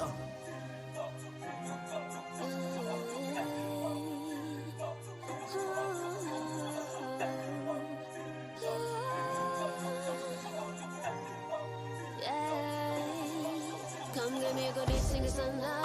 Aku sintam the queen, feel alright. Orang jajali terjalan dah. If you want me, provide me ma. Siapa tadi panggil, guess I'm ready. Siapa bilang aku tak punya nyali? Don't try me, ni aku sebut api. Yes, my melody, you can touch me. If you ready, you jajali. Lagi coba lagi. Alright, welcome back. It is time for game number 4 here. This is going to be Nongshim against Nova if you have just joined us. Nongshim managing to make the Giants bleed here in game number 3. So 2-1, Nova still at series point. You say, yeah, you are reading this correct. You are not dyscalculus. That is a 2-1 scoreline here for Nova against Nongshim Red Force. After, like you said, obviously before the break, it wasn't the smoothest of games, but there was enough potential there, especially as we edged towards the latter part of the game, especially when the sanctification was getting put onto Siri, and those team fights were all going up to the favor of Nongshim Red Force because of the nursing and the nurturing of all those 3 lanes to the crystal. Yeah, it shows you how to win an argument, right? If you're right, keep at that point and keep doing it, and then you will be able to win it. So, you know, the fact that they isolated Kong Ling with the help of Illusion here, who was the MVP, Illusion, in game number 3. Let's see if Nongshim can reproduce that result again, because Nova now obviously have been shaken, but Nova will go for that red side as a counter pick side. Nongshim now, Coach YK, he has a very important job of making life as difficult as possible for the drafting phase here. I mean, you talk about strats about winning a argument there, saying if you were right on the point, just stick to that point. But I mean, we both know Hauler, it's gaslight till you're right. That's why it's fun, right? There's many ways to get a win. It's what you want to do. Exactly, it's how you get the win. That's all that matters, and that's what needs to be studied here by the opponents. That is obviously Nova Esports going up against Nongshim here. They need to try and formulate a little bit more of a better game plan. But we're going to get into the draft where that game plan is going to slowly come into fruition here. But like you said, obviously we are going to see Nova Esports onto the red side. So Do we start to see the likes of the Dharma come through, which has been a predominant red pick? Do we see the Maestro Nui as well here for Nova Esports as well? There is still many desired picks, right? I mean, they could potentially even go for the Chicha if Nongshim are willing to let that Forge Maiden get through that ban and pick phase. Okay, well, they heard you. There is no Chicha in this game number 4. Nongshim Red Force are immediately going to lock that one out. Now, my gut feel here for the side of Nova Esports is they know they can take advantage of the lead if they are able to take objectives across the map. I feel like this is a potential Kongling Fade game. We'll see how that runs out because Nova Esports, they're going to take away the Arlie, which is also one of the most formidable mobile farm laners that is available for Siri. That is one of his specialty heroes. Exactly. I mean, we've seen many beautiful displays here of the Arlie as well. It's been a fantastic pickup so far within the Season 4 Invitational. It looks like it's currently sitting roughly around about... yeah, the win rate is around about 60% here, so generally better than halfway. So anything better than 50% is something you want to be kind of trying to lock down within the ban phase here. But Nongshim going for Ratel's pick here into the Clash lane. Obviously, was the shining star of the early parts of the previous game. But I did say, next game, Wei Pick can have the Zhang Fei, and they are looking to take it away. Yep, this is pretty scary, right? And Nova Esports, this is a very tanky, very independent lineup in the farm lane. The Lung, of course, in the hands of Muji, already a menace as a kid by the hero himself, but when piloted by Muji, Nova Esports probably going to be able to win in terms of the kit department, right? Execution is going to be on point. Nongshim Red Force going for a slightly different style of gameplay here. Haku taking up the Pei, the Tigress, and they want to play from range. Want to play from the range, want to play the early game here. Obviously, as we've just seen, that Nova Esports has drafted that late game assurance here, which is going to be the Loon here, the Aoyin. But on the side of Nongshim, they're like, you know what, let's play a little bit more of a different game. We do have a bit of late game assurance here for the Rose Fencer. There is Charlotte, but we have now that early game potential. But Nova looking to go for that classic counter here, the Ukiyo Tachibana, the Swift Strike into the jungle. Yeah, one of the main reasons why he's called the Swift Strike is because he's actually able to get within range really quickly, get the stun on you, and once he uses his Saber Slash, Snowfall Slash, which is the ultimate, not only does he do damage, he gets lifesteal as well. So this is going to be very important because that actually is a good counter against the Majestic Guardian, right? The Garuda. If you get within range, you can actually burst him down pretty quickly. I just thought it was because Ongling was a Swifty fan, but there we go. Swift Strike is actually going to be there because he is very swift across the gorge. But we're looking at trying to get rid of counters into that farm lane. Like we say, the Lung here is very independent down to that bot side of the map here. And a good counter is that Consort U, obviously Woodland Ranger with the cleansing winds as well, obviously be able to kind of just completely mitigate any kind of physical damage for a brief moment, which would be great a counter against any of those big flaming palms from Lung. Oh, I like this ban coming out from Nongshim Red Forest. They actually take out the Yixing here, which would have been a great synergistic pick for the side of the Beast of the Zhang Fei for a Wei Pit. Unfortunately, this means Nova... Wait, that's not unfortunate. You're putting, Wendy on the signature Mai. This is a Fire Ninja Maestro here. So looking for a great performance from Wendy. Meanwhile, Nongshim Red Force, they tie things up with the Fang, Private Ear in the farm lane. We have the Rome Yuhuan Tunecaster. I like this. Good sustain, big burst, very huge turret taking potential as well. So Nongshim Red Force, this is a great strategy, but Xuan with the Dharma. Even here, I must remain true to I did say once they got that red side right, obviously we were looking at the Dharma, we were looking at the Fire Ninjas, the Martial Monk as well. So a lot of huge signature picks here for the side of Nova Esports. You got Wei Pit's Beast, you got Schwann's Martial Monk, you got Wendy on the Fire Ninja. Nongshim Red Force, like you kind of hinted to there, kid, they do have some great split push potential, right? So if Siri, as he displayed in game number 3, is able to kind of go under the radar, he's able to take those turrets, and I don't think there's a better marksman on the Gorge that's able to take turrets as fast as Private Ear, the Fang.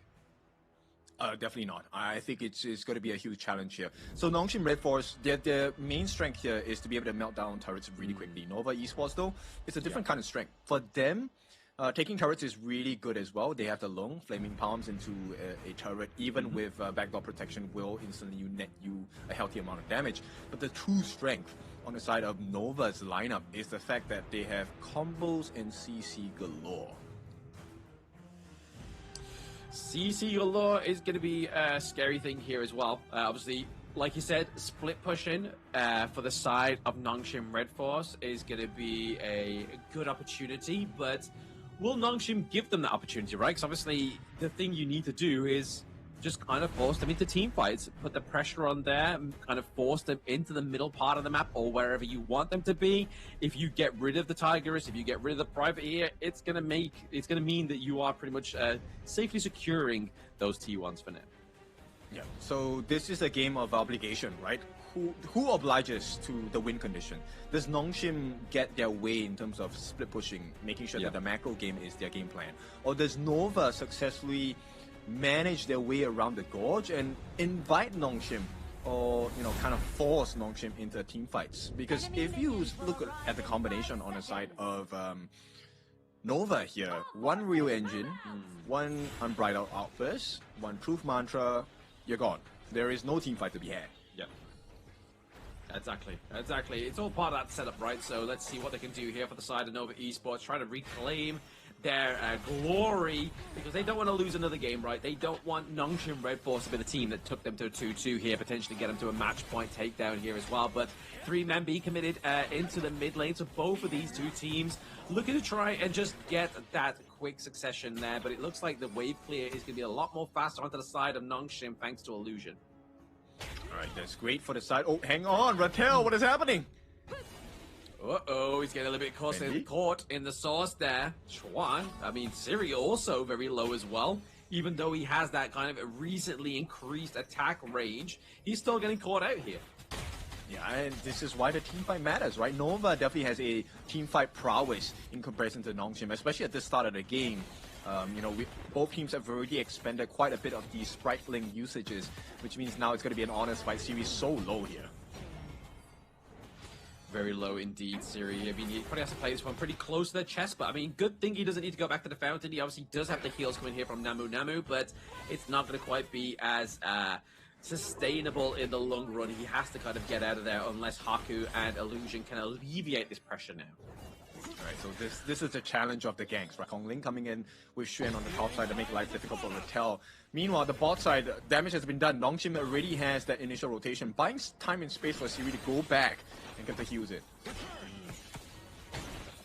Siri just gets to go back now, gets those heals, looks to try and get a little bit more of a healthier positioning down to the bot side here as well. But once again, we're just seeing that fight into the mid lane. The pick off for Xuan as well as Wendy. Beautiful display here from the side of Nova Esports. But this is what we talked about in the draft, right? Like if you get one Ru Engine, if you get one Unbridled Outburst, or even the Truth Mantra, it's pretty much good night Irene. Yeah, and it's serving them on a plate, right? Xuan at this point, it doesn't matter. He should be able to hold his own against Ratel for the time being. Doesn't have to trade too much at this point. But giving first blood to the hands of Kongling is already a big deficit, because both Kongling and Haku's picks, they are snowball maximized potential. Exactly, and the fact that like Kongling has been able to kind of like out XP the Haku for now is very scary. Like that's something you want to try and curtail as early as possible if you're Nongshim Red Force. But it looks like there's going to be no signs of stopping right now for the side of Nova. They're still ahead by around about 1k gold for now as they kind of slowly approaching that 4-minute mark here. Maybe potentially even looking to contest this Azure goal. They don't want to commit too much. They don't want to lose too much because it's getting very close to the neutral objectives. Less than 60 seconds away, right? That's actually a pretty tight timeline. And one of the things you need to pay attention to is also, for our viewers here, take a look at what Wendy is doing. It's a very simple move, but just stepping to the jungle of Nongshim now shows what is possible. What is possible indeed, but it's giving that Feather Storm that's going to really keep them away there for the side of Nova Esports. So they have to kind of split apart, but they were able to still get that the boar camp here for themselves. But I think the one thing we didn't touch on as well, the good thing about the Private Ear, the Fang as well, is that second skill. That second skill, if timed correctly, can do exactly the same as the Woodland Ranger, right? You can dodge out and mitigate that damage coming from Muchi. Well, we will see, right? I think the main decider here is when Waypit uses his ultimate, Raquel forced to use the flash. This is not good. 4 minutes is here. First objective will spawn. Yeah, flash gun first in the 4-minute mark here for the side of Nongshim Red Forces. Ratel's actually having the best and spiciest of games for this time around, but I mean, he is more of a late game hero this time, but the untargetable comes through here for the side of Nongshim Red Force, but it's going to be Haku looking pretty low. They're looking for a way in, but it's going to be Schwan getting the pick off here onto the illusion, and now it's going to be the infinite rebast come back down, but double kill going over to Clash Lane of Nova Esports. Maybe not look to go for the Tyrant just yet, look to go for that T1 into the mid lane. And there we have it. This is the win condition of Nova, right? Making sure that you get that initial setup. And that setup is, you know, very flexible. It doesn't have to be Wendy to use that Real Engine to start the fight. It could also be Waypit. It could be Xuan as well. And right now, Nova have found an opening. One single decision. They now lead 3 kills to nothing. They take the T1 in the mid. They have the Tyrant on hand as well. Nongshim, no answers. They don't have any answers for now, right? But I mean, this is kind of like the same MO they've been going for this series, right? Like they've definitely not always had the quickest answers to the most vital questions from Nova Esports, but they have responded in like, so maybe there is still hope here for Nongshim Red Force. I really like this play by Waypit. It's not the biggest play, right? But very simple things like number 1, getting information on the position of the Nongshim members. Number 2, building up his passive bar. Once again, Waypit does have his ultimate. So they have that combination available again, right? Once Waypit lands a big unbridled outburst, Nova can take a huge team fight. Xuan also has his ultimate. He's going to TP down. This is big for them. It is huge for them. Ratel doing a lot of damage here as well, especially aided by that Feather Storm from the very far distance. Vicariously living through his teammates, but Haku getting caught out onto the back line here. Wendy looking pretty low, but it's going to be that Stampede that gets him locked down. Haku gets taken down beautifully here, but Ratel, he dives a little bit too lost into the source here as well. Nova currently up 5-0 in terms of the kills and looking for more from Nongshim.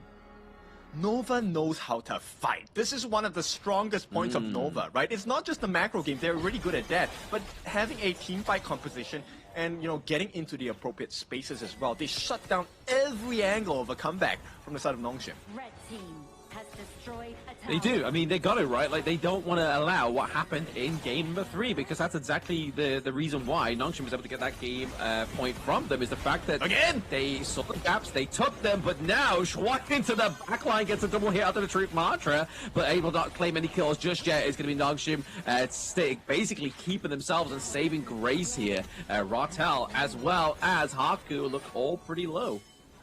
Yeah, this is a difficult fight for the side of Nongshim, right? Because they actually have heroes that are pretty much one-time usage. Siri, the moment his first skill target-sided is used, he doesn't have that burst, and oh no! Yep, speaking of burst here, it's going to be taking a lot of burst from Namu, but Namu is actually used and exhausted that ultimate as well, so yes, able to keep himself alive for the initial attack, but now we know that Unending Sorrow is off cooldown.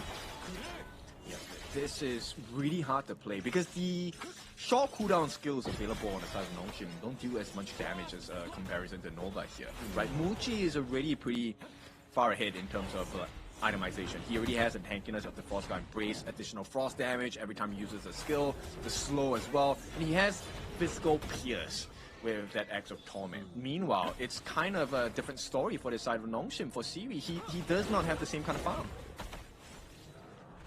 Doesn't have the same kind of farm at all, right? Like 4.62, just under 5.6k here for the side of Muchi. I mean, Muchi's definitely going to be packing a lot more of a punch into these team fights. Because like you say, once you use Siri's first skill, right, like, and you don't able to get the proc, that burst damage by getting those 4 consecutive hits onto Desired Hero. But the hits there, it does land onto Namu, does land onto Siri's, able to use that second skill to kind of bait out of the Unbridled Outburst. But still very detrimental here for the side of Nongshim Red Force. It means that they're able to keep continuing to put this pressure into the mid lane, into the bot side of the map as well. Yep, Nova just not allowing them to get the split push going. They're forcing them to take these small fights. Oh, speaking of small fights, there's giving that catch onto the back line. Rattel gets a pick up onto Wendy.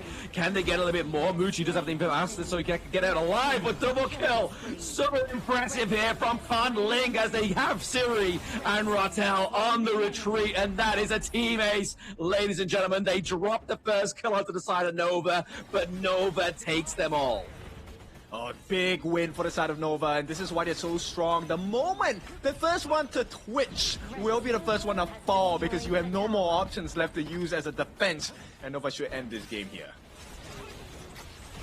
They do end the game here. I mean, it looks like they're going to try for a bit of a saving grace there, but Haku knows it's a little bit too late. They got the desired victory. They made the Giant bleed, but the Giant got back up and smited down Nongshim for now. So both, at this point, Nova has shown that yes, you can kind of put in a sucker punch every once in a while, but overall, in the long game, we still win. The bigger picture is Nova is still one of the most feared and strongest teams in KIS number 4. Exactly so. I mean, Nova still shining bright, as they are obviously aptly named here, Nova Esports. They do burn bright, and burning fast is what they are doing in Season 4 Invitational. They obviously secure themselves as the top place of their respective group as well. Nova Esports, obviously they did lose that one round, but they got so much more from that one, so they do find themselves at the top of Group A. So this means they will, later on today, get to choose their opponents as we head into the knockout stages over the next few days. At the same time, this also gives Nongshim fans quite a bit of hope, right? To be able to draw blood against one of, if not, the strongest team based on the viewers' expectations of KIS4. This is a good growth, right? Maybe Nongshim might not be able to last throughout the entire tournament, but you can be sure, as we head on into the later stages of 2026 HOK, Nongshim is definitely one of the rising teams once again. Yeah, I feel like that is probably a good call as well, right? Because obviously Nongshim in Season 3, they were able to take Nova Esports all the way to a best of 7. But then from that point on in 2025, they got nowhere near close to that. So the fact that they start 2026 against Nova and get one game from them still means that there is definitely that progress that we were talking about, right? I mean, yes, obviously there has been a bit of trade in faces on both of these teams. Obviously, Conling's gone from support to main roster, and then we have some fresh faces on the side of Nongshim Red Force. But if that's what it takes, it's definitely going to be working here for Nongshim, and it looks like they got a bright 2026 ahead of them as well. Yes, and so that is the news for the side of Nongshim and for Nova. We will talk about the game stats, of course. I think, end of the day, if you take a look at a replay of what's happening between Nova as well as Nongshim, Nova just had more options, right, to explore. It doesn't matter if the initiation comes from Nongshim first, because there's always something they can come up with. It can be the Truth Mantra, it can be the Unbridled Outburst, it can be the Real Engine. So many answers available for the side of Nova. As long as the team doesn't get caught together in as a 5-man, they can always respond in kind. Exactly, and they showed that within that game before, right? Just able to kind of like either just completely sidestep out of his skill or just come from the sideline here, trying to get the pickup onto Haku, just do a lot of damage there. I mean, Haku, 0-4-1 on a pay is not quite the KDA you want, but if you look over to the opposite side of the table here, you're looking at Way Pit. Not a single death, not a single kill, but 10 assists. That is the perfect roam. No execute, please. Yeah, I mean, everyone was perfect. Even Wendy, yes, he did drop that once, but every single initiation by Nova Esports was really clean, right? Because there was always a follow-up. Nova stuck together as a group. They understood what the win condition was, which is we don't allow Nongshim to split push. You can get like 1 or 2 turrets, that's fine. But we will consistently force you to be at, poised to fight against us. And that was exactly how Nova won this game, by team fighting. They did win it by team fighting, to be fair, and they knew the MO, right? But Rattel, I feel like he's probably been the shining star for me out of the entire of the series here for Nongshim Red Force. He's definitely a welcome new addition. He definitely has the pizzazz as well as the kind of like the knowledge on how to get those pickoffs and how to play like heroes like the War Saint as well, especially compared up against something like the Mayin. Normally, you're looking at that 1v1 going in favor of especially piloted on a player like Schwam, but Rattel was like, I'm up for the task, baby. Sign me up. let me take that challenge, and he proved well. Yes, a very steady growth from the side of Nova, right? The moment they were able to get the first few turrets off of Nongshim, then it was just really downhill from there, because the safety of the Gorge, right, with the fog of war against Nongshim, they had no information of where the different members of Nova were at. And that's a scary thing about the composition on the side of Nova Esports, which is initiations can come from many different angles. If Waypit cannot get that one-dimensional unbridled outburst, that's fine. You get the real engine knockup from the Mai Wendy, you get the Truth Mantra from the side of Xuan on the Dharma. At every angle, as long as they get one hand on you, you know those hands are coming. A lot of fail safes onto the side of Nova Esports, and they knew the draft coach knew it, so they knew that if one fell, the other one could pick up the slack, right? Even though there was no slack really put there, but it was just lacked their better terms. But we're looking at the head-to-head here between Ratel and Xuan here. Obviously, damage taken onto the side of Ratel because he did die more times than Xuan. But the damage dealt there, obviously, you start to see that late-game potential here coming through for the Rose Fencer Charlotte. Yeah, same thing I'm going to point out in every game, right? The kill participation rate, 100% for the side of Nongshim on this clash lane for Ratel, meaning he had no time to farm, right? Nova were constantly threatening that you have to take a fight with us, because if you don't, we're going to take turrets for free. We may not be able to burst turrets as quickly as you can, but if you're not there to take the turrets as a trade, we win every single time. That's a bit of a scary stat though, right? 32k damage only dealt by the Pei compared to the 61k by the Swift Blade there onto the side of Nova Esports. It's not how you want to pay the play. There we go. I almost tripped over myself the second time there. The double alliteration almost killed me, but we revived. But again, I feel like a different matchup as well here into the farm lane. It was a bit of a questionable one, but you can kind of see what they went for. They were looking to try and get the split push, but it just didn't quite come to fruition here with the side of Nongshim Red Force. Yeah, it's very difficult, because once again, it's a one-time hero, one-time usage hero, right? Mostly for the defensive capabilities on the side of Nongshim, right? The moment you use the Fang's second skill, Private Ear second skill, wheel away, that is your one chance of escape. And once it's done, it's over. And of course, with that being said, the MVP for this game coming from the side of Nova has to be the jungler here, Mr. Kongling. Swift Strike 5-0-5. Never seen when he doesn't want to be, but when he lets you see him, you will only see a flash. Exactly. See a flash, sheer strike. It is Kongling once again with the second MVP of the series. I think this is his third MVP overall of Season 4 Invitational, but definitely well deserved. Able to kind of like lock down Haku on this Pei and really turning him pretty much from a tiger into a kitten on this game number 3. Basically doing the same thing that Nongshim did to Nova Esports in game number 3. I really like this, because there's so many different things they can take a look at. Now, we know Siri as the Private Ear, the Fang, known for big burst damage, right? And ideally, you want to have everyone grouped up together. So, Nova doesn't really group up together in the team fights until they see Siri use his first skill. And then everyone comes together, and this is where the huge AoE's damage coming from the rest of the team is just insanely scary. Oh, absolutely. I mean, just look at this one here on the highlight reel. Just the track down of Siri, the track down of Ratal. Once they knew that team wipe was on the Gorge here, they knew that this was going to be pretty much all she wrote as well. But again, a beautiful game here by Nova Esports. A valiant effort by Nongshim to try and take another point from them. But I dare say the draft was definitely different on the side of Nova Esports. Yep, the idea was there, but the execution, unfortunately, was not available for the side of Nongshim Red Force. So this is going to be the updated standings here. Group A, as we already know, Nova gets the 3-0. This will be the final result for the side of Group A, I believe. As we head into Group B later on today, the remaining 2 best-of-5s will decide the fate of DMT and Boom and Kendra. I don't think DMT will have their position shaken, though. I mean, we've had surprises today so far, right? Obviously, Nongshim was able to take a round off of Nova, so I don't want to count Team Hawk out yet. But we'll see how they perform onto the Gorge. But they are currently out of both of the groups. They are lowest game results so far. So, yes, they're a new team. They've got a lot to prove. can they take down DMT or at least make a blemish on their game result a bit further?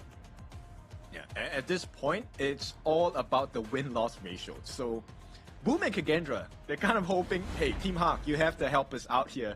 Win the series against DMT Dominator. If you can't, take a couple of games off. Exactly. They can't lose any more games onto the side of Team Hawk. They need to win, right? They need to get a single dub onto the board, just so they don't look like the worst team going into the knockouts, right? Because obviously they're going to be the prime suspect for either Team 1 or Team 2 of Group A. So Team Hawk definitely need to kind of put their strides in with this next series. Right, so I think we'll be heading over to the stage really soon. We're going to lay eyes on Mara again as she takes an interview with the Nova boys here. Curious who they are going to be interviewing at this point. But once again, Nova, very strong performance, good lessons for everyone to learn. So Mara, take it away.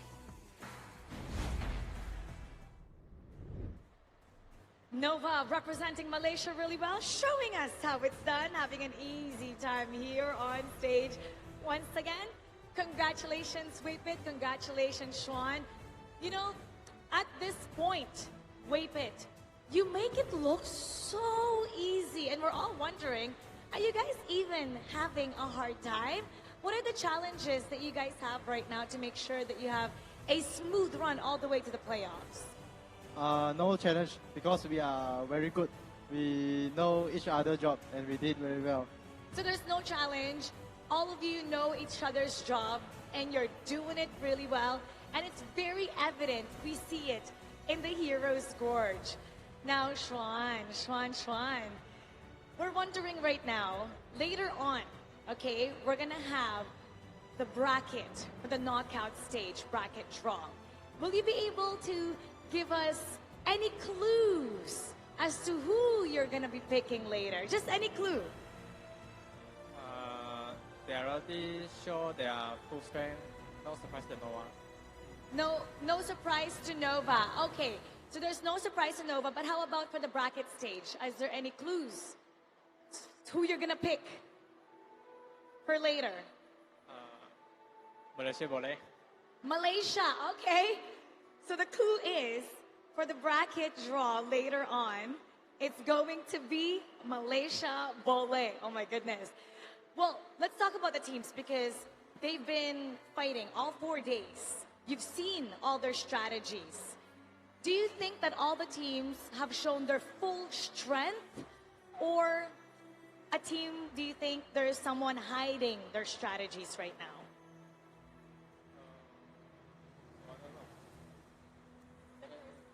Do you think any teams are hiding their strategies?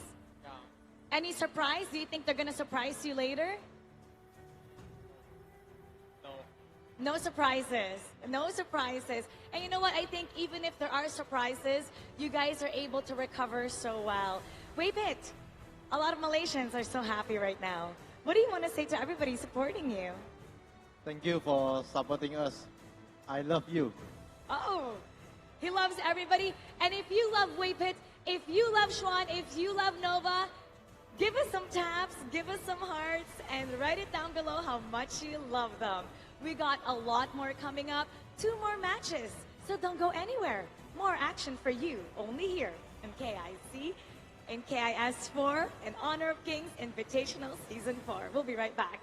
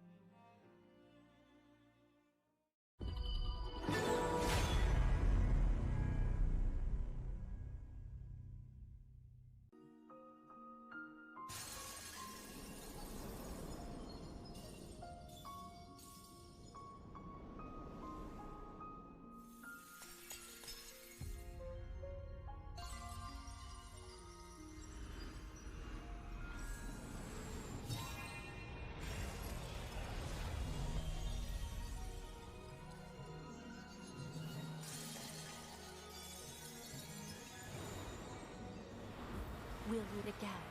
I'll make sure of it.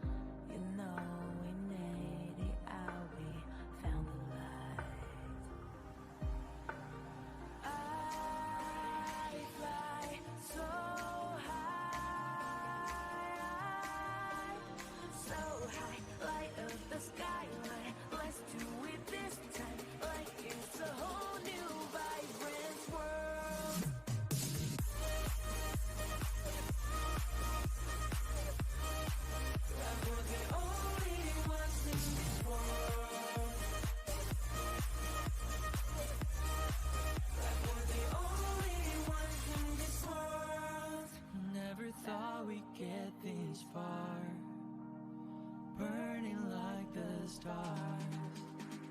How we get this far, like we're the only ones in this world.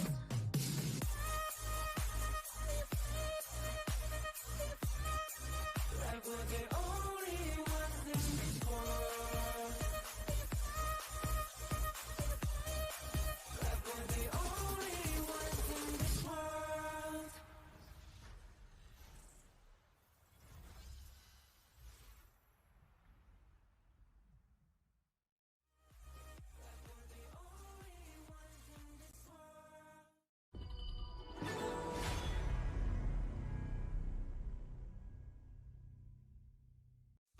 Grandpa, what happened in the monkey story?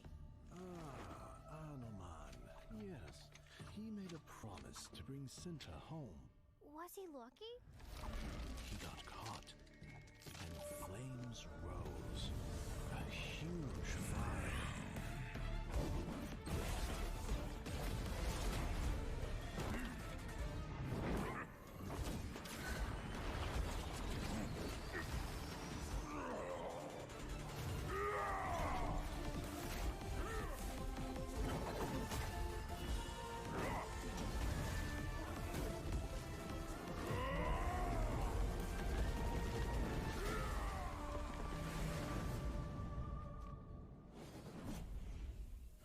He is a legend. Yes, a man will always admire.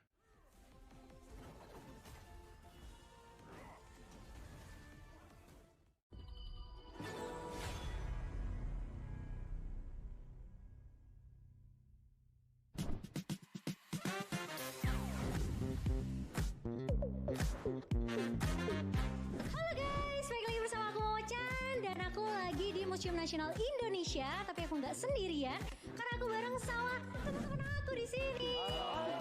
Nah, hari ini bakal ada misi spesial buat kalian semua. Tapi sebelum itu, aku bakalan bagi kalian ke dua tim. Yang pertama ada Jerl. Tim kamu namanya siapa, Jerl? Nama tim kita Tim Buko. Tim yang satu lagi, tim kamu namanya apa? Anoman. Misi kalian adalah melangkah bersama dengan para komunitas untuk menjelajahi bersama keajaiban pameran Hauka Wukong Anoman. Dan jangan lupa untuk have fun. Are you guys ready?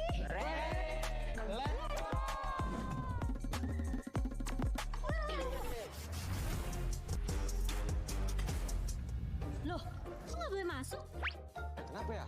Kayaknya kita harus buat konten dulu deh sama mereka. Konten apa? Kontennya kayaknya harusnya gampang sih. Tapi kalian siap gak? Let's go!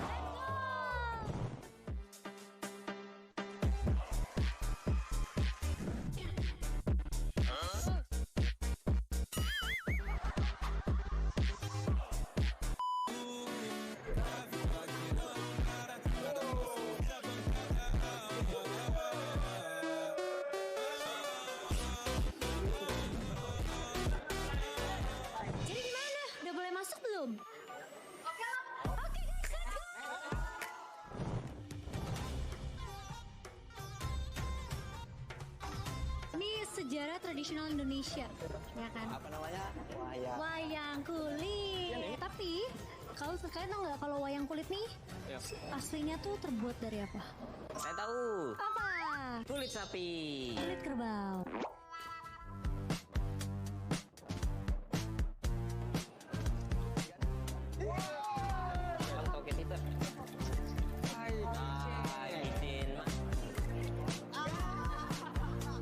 Oke guys, jadi karena kita udah selesai nih di exhibition yang keren ini, gimana kalau kita lanjut ke immersive di sebelah sana?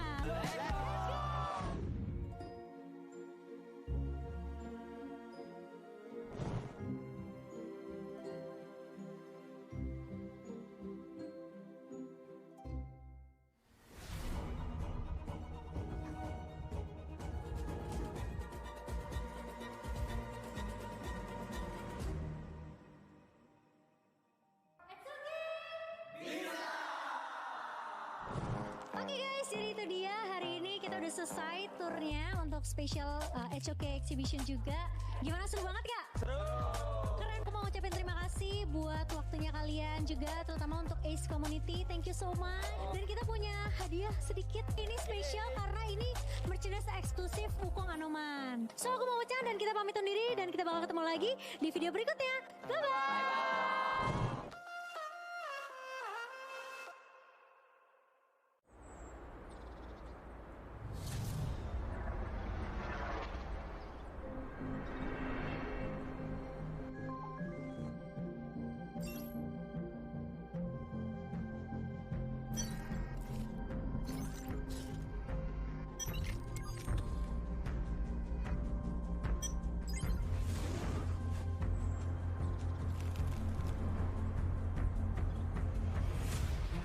Kami di sini berjuang untuk mempertahankan marah negara dari tahun lepas.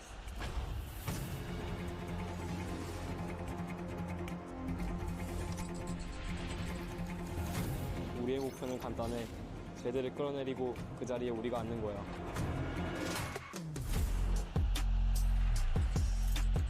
Kapag naaganti na kami, patutunayan namin na kami ang pinakamagaling.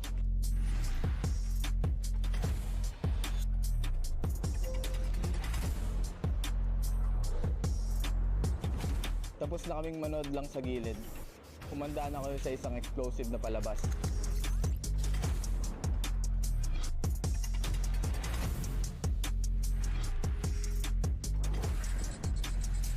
Inilah peluang pertama untuk kita, peluang untuk pertunjukan kepada dunia kemampuan Malaysia.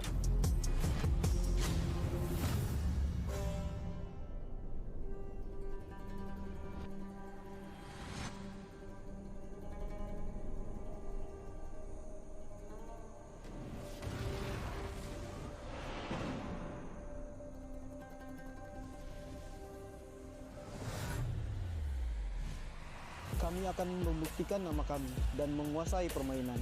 Kebanggaan nasional kami dipertaruhkan.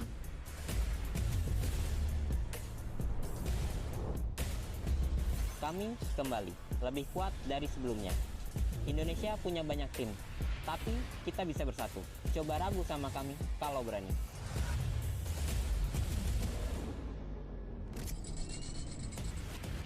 Tim kami telah kembali pulih. Kandang ini milik kita. Bhinneka Tunggal Ika, kami akan menunjukkan kemampuan terbaik yang dimiliki Indonesia.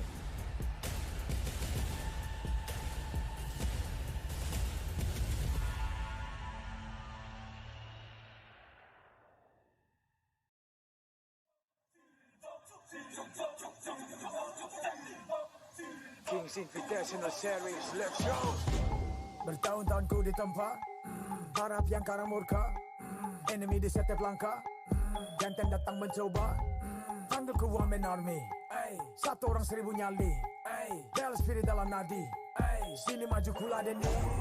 Langkah sudah jauh, mereka pikirku mau mundur dan buang sau. Kehormatan yang utama, di puncakku pertama. Berdiri hantam balik semua yang halangi arah. Pikir-pikir lagi kalau kau mau halangi. Genderang perang sebab bunyi sini hadapi. Old school tank mentally dia takkan berhenti. Bukan instan imitasi. Coba kau lihat sapu cara bermain agak lain dengan strategi yang saya desain. Akulah mastermind di balik kekacauan. Satu punchline sapu ku mundur semua lawan.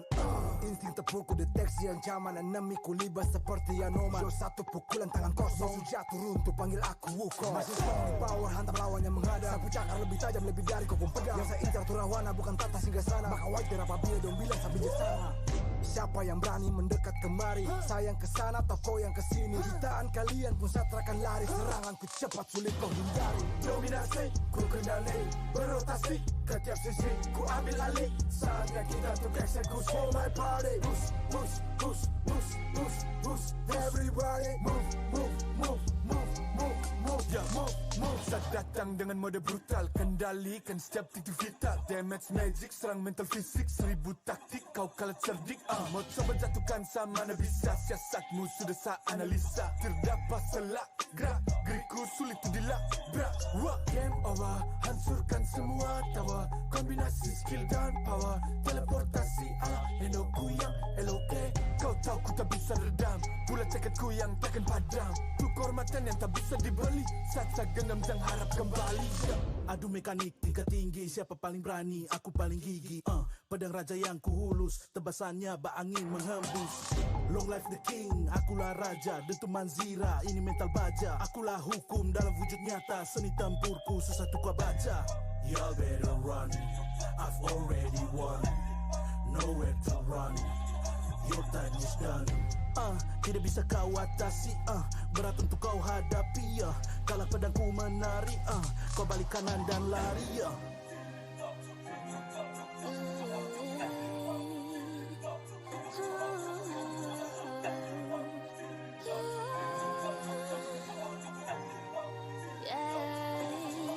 Come get me a good sing a sana. Aku cinta I'm the queen, feel alright. Orang jajali ternyalain dah. If you want me, provide me wema. Siapa tadi panggil, cause I'm ready. Siapa bilang aku tak punya nyali? Don't try me ni, aku sebut api. Yes, my melody, you can touch me. You ready, you jajali. Lagi coba lagi. Tegak berdiri dan buat yang lagi. Bukan yang paling cepat.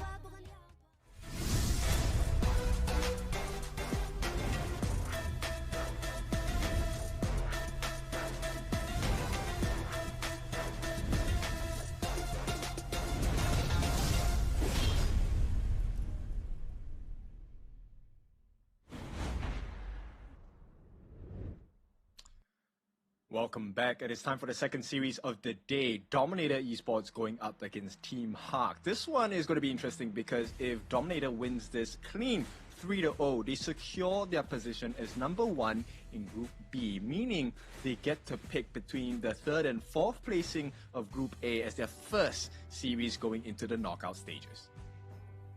I mean, if you look at the 3rd and 4th placing so far of Group A, neither of them are easy teams though, right? Like, you're looking at Blacklist and Nongshim Red Force. Like, if you're Dominator Esports, do you send a message? Because obviously we saw the fans reacting to the matchup saying, hey, do Philippines proud, just don't lose to Indonesians. So does Dominator think, all right, bet, let's try and beat Blacklist in the first round and get them eliminated in the first match?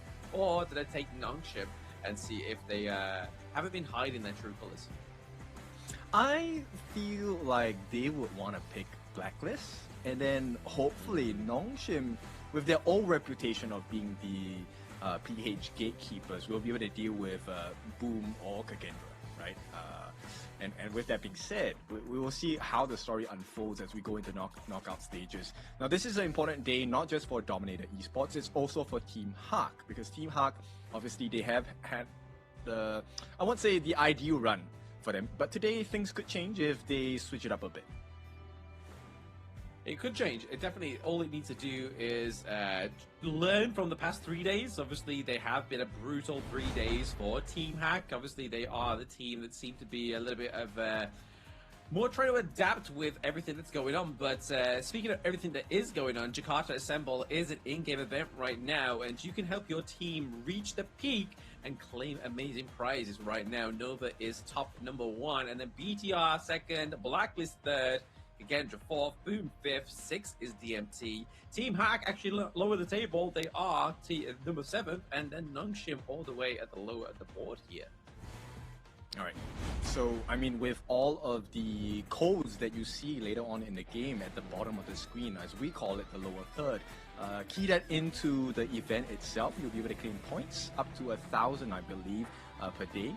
And this is where you get to redeem prizes. So if you have not entered the event yet, there is one thing I think everyone wants to redeem, which is the event-exclusive recall that will only be released on the 8th of February. So save your coins, save your points for that as we take a look at the entrance of Team Hack as well as Dominator Esports as they approach the arena.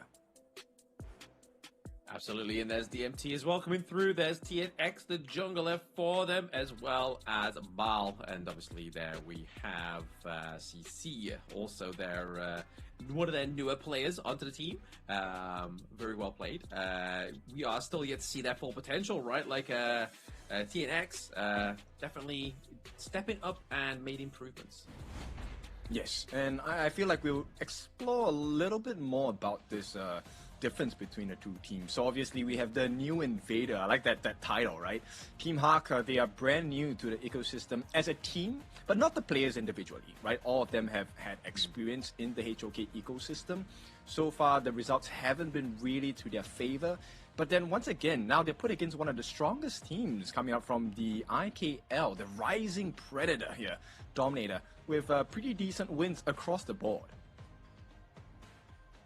Yes, obviously a big rising team. Obviously, for those that have been with us quite for some time, obviously Dominator Esports, not quite the same Dominator Esports back from when it was 2024, KC 2024, where we saw them take top 2 teams.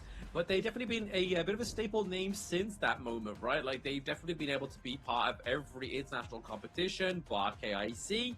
But now they're here to obviously put their spin on 2026. But this is the head-to-head as the team overall. Kill participation, there's a drastic difference there. Yes, and of course, I think the biggest marker that we are going to be exploring today for both teams is the fact of the average goal. Team Hack have been unable to find that initial goal lead, and this is where their games kind of start to falter, right? Because they don't really have the advantage in the game, and that's where things get immensely harder for them. Dominator, we already know what they can do with a goal lead. Team Hack, we don't know yet.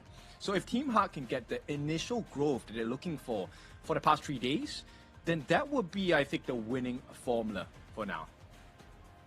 Yeah, speaking of winning formula, we're looking at towards their farm lane there. Obviously, Siri is not the new member of Dominator Esports. Don't worry about that. It is CC. The difference here is going to be that average GPM. The damage as well is a stark difference. The KDA overall. I mean, if you're in the farm lane and you're settling with a 0.9 KDA and you're meant to be the carrier of the team, maybe that's where the weak link is for THQ. Yeah, so Team Hack at this point, I feel like Lola is trying to adjust his best, right? He has been trying to find out the formula for number 1, winning the lane, and number 2, his position during the team fights. And as we explore the other different members on the side of Team Hack as well, I feel like John has been the most consistent member coming in from the side of Team Hack. Now, he needs the help of his jungler here, of which this matchup is the one that we are most curious about, right? Bai against TNX. How does this work out? Because both junglers have this tendency to go in, but can the team catch up and, finalize and cement that victory in a team fight? Yeah, both junglers playing on 2 different time zones, aren't they? To the rest of the teammates. So it's like, oh, I'm an hour ahead. Like, come get me, guys. It's like, yeah, no, we're on Filipino time. But anyway, this is Team Hack being introduced right now. Obviously, a team still yet to get a single game on the board. Team, obviously, by there. He was on RRQ previously last year, and Noah was on Kodak as well. John was on, I forgot what they were called, but they were in the MKL, so they definitely have their accolades with them, right? So they are definitely a band of players that are just looking to form their identity. Yes. So, you know, the first things about having a team is the fact that you want individually strong players. And I think these players do fit that particular aspect. Right now, the biggest challenge for Team Hawk would be, right, we have 5 good players. Can we get the chemistry going, right? Do they have their synergy ongoing? Because now you're going to be put up against a team that, although kind of newly reorganized, you know, with CC coming in, Tufts coming into the clash for the start of Dominator Esports, they are very well versed. They are very well executed in HOK already. Oh, absolutely. I mean, the one player that's really been surprising me this entire Season 4 is definitely been Joel, the man on the screen right now. He's been racking up some MVPs, man. Like, he is definitely showing like he is going to be like a mid-lane maestro as he progresses and keeps performing within the Honor of Kings Esports. Yes, that is what the one thing that we really want to see out of players, especially in HOK, right? But it's not just about being a strong player, it's about being a consistent player as well. And having the mid lane priority a lot of times means you get the initial rotation, you also get the ability to get the pickoffs out of the blue, right? People don't expect, they don't know when those rotations are coming in. So that will be the point that DMT are looking to achieve. But let's take a look at the teams at this point. Let's talk about Team Hawk first. They will be represented by Bai in the jungle, Lola in the farm, John in the clash lane, Noor in the roam, and of course Man in that mid. So the 5 members on the side of Team Hawk, they're looking to change their fates, change their destinies today. Exactly. Sure, looking to just kind of put, like I said, trying to form an identity, put a bit of a reduce onto their win rate right now, because they're currently at 0 points. But this is their opponent for today. Is going to be represented by Dominator Esports, which is TNX into the jungle, L into the support, CC into the farm lane, Gerald into the mid lane, and Tufts into the clash lane. So I'm really interested to see how John handles Tufts in that clash lane, because that's generally one of the Tufts is one of those guys that kind of have like an early rotation play style compared to most of these clash laners that like to go for the 1v1s for quite early on. Actually, I would like to argue that both Tufts and John have similar play styles, right? They like to make those big setups for the team. And the only difference here is that for Team Hawk, they haven't really been able to match up with the pacing of John. And that is going to be a problem for Team Hawk if they don't fix it today. Meanwhile, on the other side, for Dominator Esports, we'll talk about the support first. So let's go. Indo Pride, bring that KIS4 trophy home to Indonesia. You guys can do it. Mr. Riz C, or maybe it's a Ms. Riz C, we have felt your love, and I will talk about Dominator here. Tufts, I think he will be one of those clinical players on the side of DMT to really put Team Hawk in a vulnerable position. Yeah, I mean, Dominator so far been putting a lot of these teams into headlocks and getting in the Death Vice grip as well, right? Like, obviously, they're top of their team B, right? So it goes all the way back to like day number 1, and I think like it was the interview with Joel, and Mara asks like, do you have any words to like Boom? And it's just like, yeah, well, you made a mistake by picking us, you know. And that's kind of like resounded throughout the entire competition so far, is that Dominator Esports are dominating the competition in Group B. Yep, staying true to their name at this point, which is a sight for sore eyes, right? We definitely wanted DMT to achieve a lot more from the years of 2024 to 2025, and now 2026 as we go into the first lap of 2026 HOK in our Honor of Kings Invitational Season 4. DMT have definitely impressed. Now, impressing is one thing, consistency is another. Team Hawk, they will be on the blue side, so they get prio, pick, and ban. What do you feel like is a good way to start this draft? I mean, they need to play all the punches, right? Like, do they look to give, obviously, John, obviously, a big pick for themselves, or do they go for more of a team identity, right? Do they go for something that's like, right, okay, yes, John has been kind of like the standout player so far for THQ, or do they go and lock in, obviously, something that's a little bit more like meta right now and a little bit more sought for, like either the Lung or the Lapu Lapu, or even like the Chana, right? Just try and get something that's solid into one of the farm lane positions, or maybe even try and lock in the Chicha, right? Because obviously Chicha only surfaced one game in the entire of those last few the 4 games of the last series. Yes, I think, you know, the success formula for Team Hawk here, we really want to dive deep, is let's give John and Bai the great picks, right? Because we need that early growth from Team Hawk. The jungle needs to find success. John needs to have a good matchup against Tufts. And if you fulfill that first portion, naturally, the trickle-down effect is that Lola will have the space to farm. He will be having less stress. He's going to find those optimum positions to get damage in. Exactly. Let's see where they can get the damage in onto this team's right now. But obviously, we do keep pointing it out that THQ are currently sort of like bottom of the low board here. Not a single round yet to be had. They're looking to change that. Obviously, it'd be great for them being the new squad on the block, especially from the MKL region. So I'm pretty sure they'll probably be seeing them again within the MKL spring, no doubt. But getting into game number one here, the banner picks are going to come through very soon here. Obviously, last game we did see a heavy focus. Once the Chicha was picked by one team, it was banned out every single game. Same goes for the Ali. All right, I'm curious what goes on into the mind of Team Hawk's coaching staff here.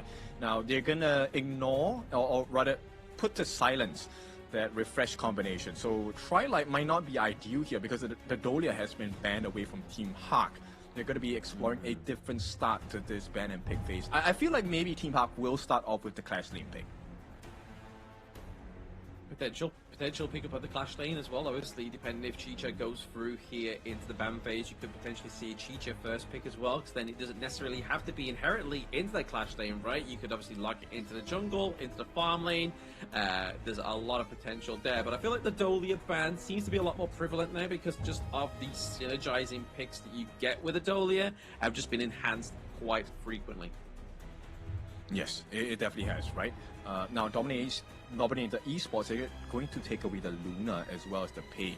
These are Bai's specialty heroes as well. We have seen Bai, particularly with the Pei, the Tigress, he has performed pretty well a lot of times. So Team Hawk, this is going to be a different style of drafting, at least in the jungle role. Now, Team Hawks now have two different options. They can go with the Roam as the prior pick or the Clash. But you know what? Flexibility first. Let's pick up the Chicha. Exactly. Flexibility is always first here as well, because it's also going to make sure that it's going to keep Dominator Esports guessing for where it's going to go. But they lock in two big red picks that have been pretty much dominant onto the red side here. The Zhangfei as well as the potential Martial Monk here. But the side of Tufts, so we know where these two picks goes, but they are solid picks in their roles.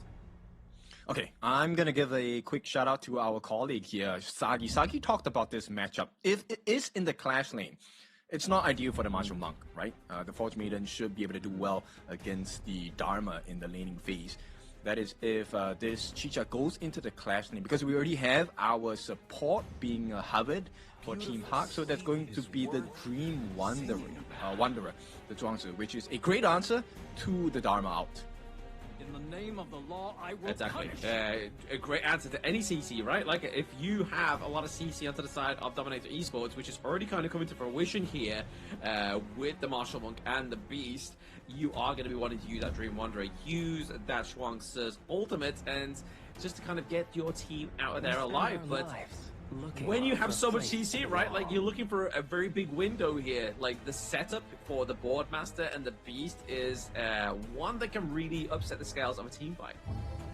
All right, we talked about double Ds, now we have a double B. Still a combination to really fall head over heels, right? Because Dominator, this is going to be really scary. One of the ways to really counter against the Zhuangzi pick is double down on the CC. Now you have three different members on Dominator Esports that have the potential to force out an early butterfly effect from the Dream Wanderer. This is a great start for DMT. Oh, absolutely. It's definitely going to be the draw right here, especially even onto just not only the Dream Wanderer, but the Mana Strait as well, right? Like, yes, you have the legal immunity to get you away out of those slippery situations, but you've got to choose wisely, and on top of that, you have a potential Featherfoot looking and stalking on every wall, and TNX has been loving this pick.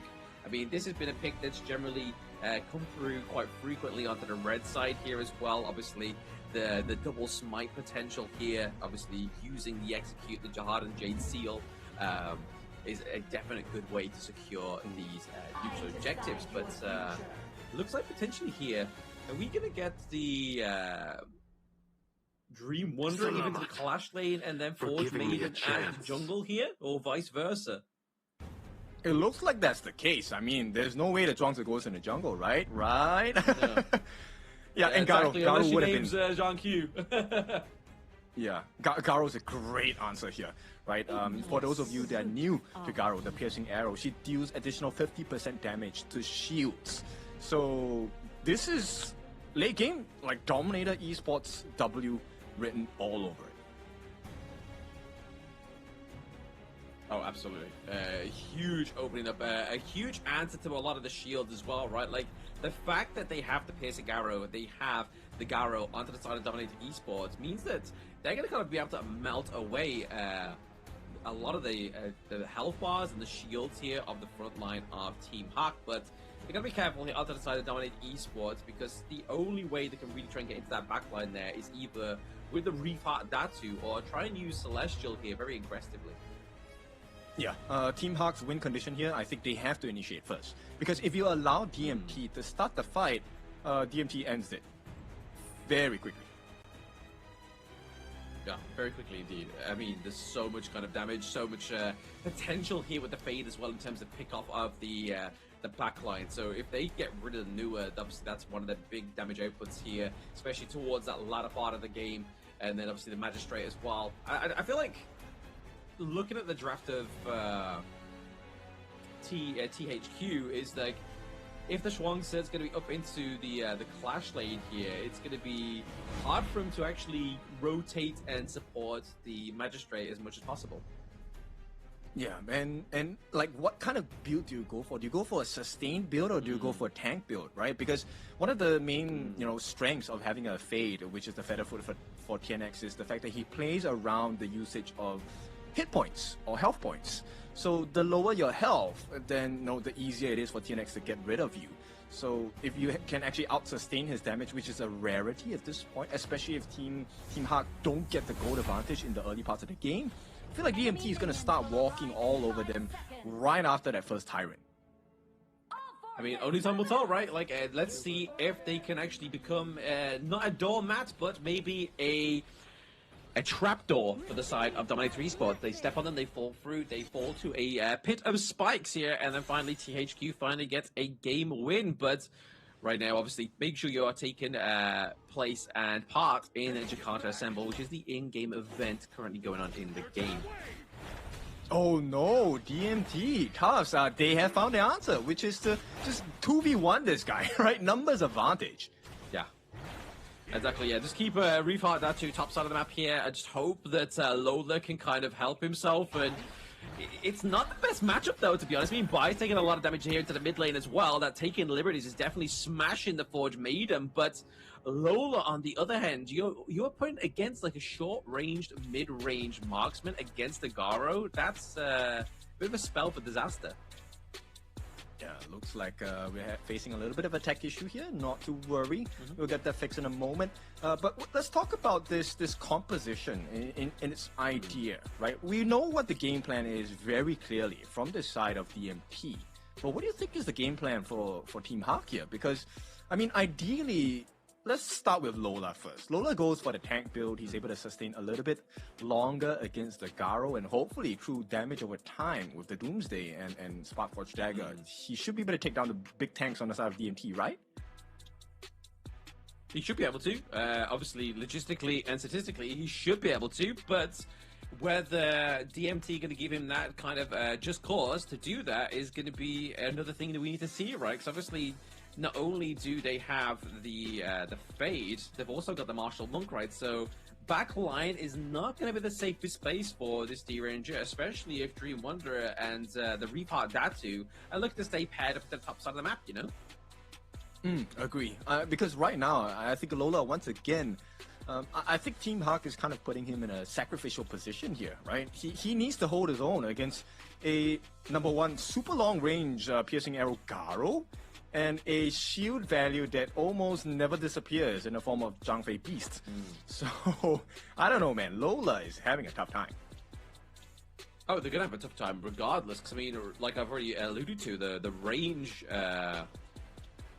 being completely outranged by the Garo is something you don't want to be doing. Obviously, yes, obviously D-Ranger naturally has probably one of the health pools of most of the marksman heroes down to the bot side of the map, but still, going up against the Garo and just kind of being laced with these arrows from a very safe distance, and the fact that your support's top side of the map until obviously Space Bright comes through and then maybe potentially get a bit of a TP down there to put the pressure onto the Garo, you kind of just leaving Lola to the wolves. It's kind of like he's just drawn the short stick of THQ. They're just like, you know what, guys? Someone's got to draw it. We need John to have the best laning phase as possible. So unfortunately, you are going to be left alone down to the bot side. Yeah, this game is all about the duration of the fights, right? The longer the fight goes, I think it benefits Team Hawk a little bit more.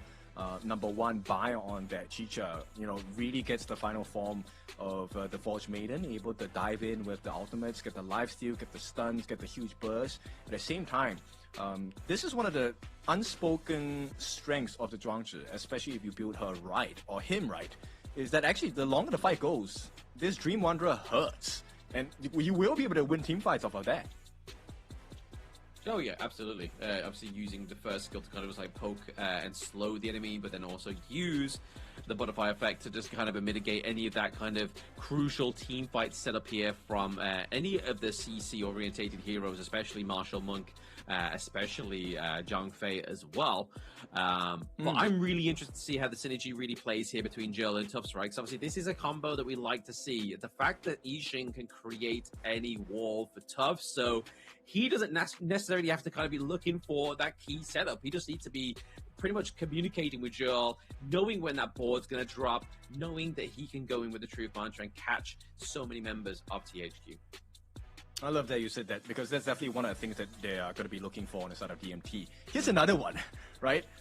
Instead of Jill setting up the team fight, it's actually L that's going to help set up the team fights. With the Unbridled Outburst, you land everyone against the wall. Number one, for Jill, easiest board of your life. And number two, easiest second skill of your life. And then you know what Tufts is going to do? He's just going to hit you in the face.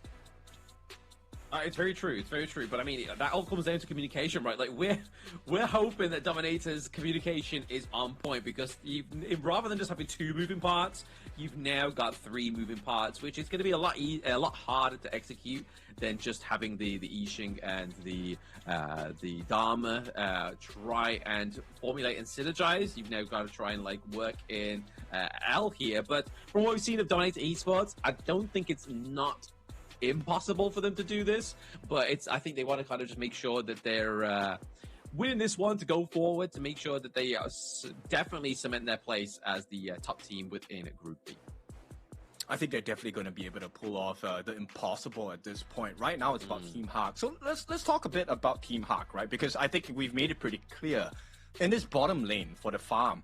Lola, he's not going to get the Fire Hawk. That's number one. He's not going to get the Fire Beak of his side, because it's going to be a 2v1 the entire time, which also means that Spiketail Beast is a guaranteed for the side of CC. So that's 3 camps guaranteed for DMT. So Team Hawk, they really need to win this initial aggression on the top side, the clash lane. The Space Sprite as well as their own Spiketail Beast cannot go into the hands of DMT, because once that happens, you lose the goal. There's no way to recover.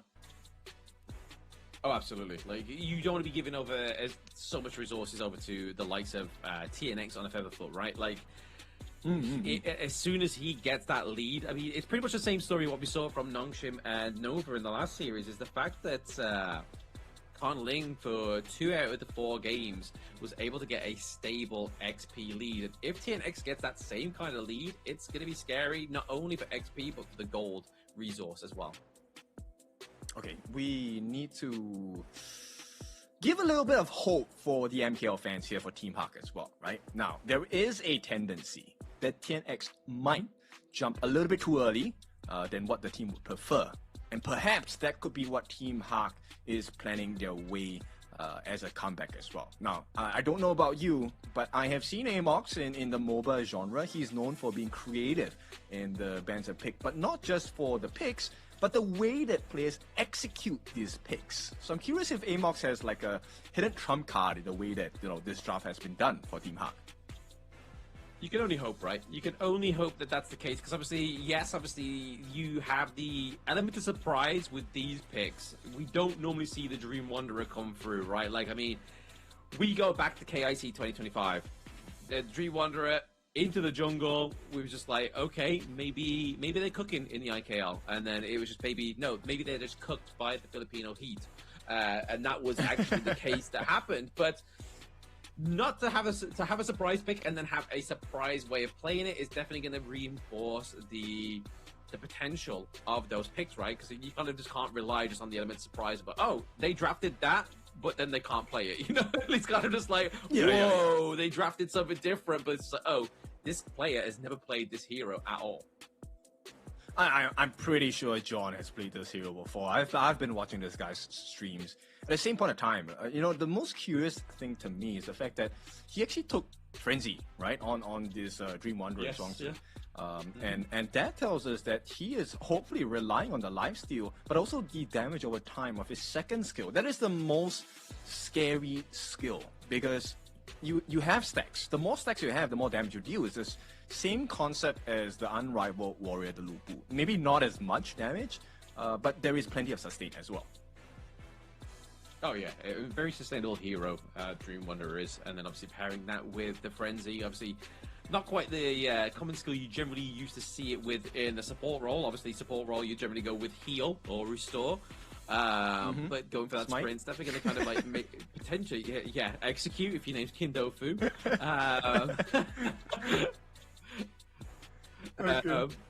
But we're going to go for a short break, guys, whilst we just sort out this tech pause. Thank you very much for sticking with us and hearing our yap. See you soon.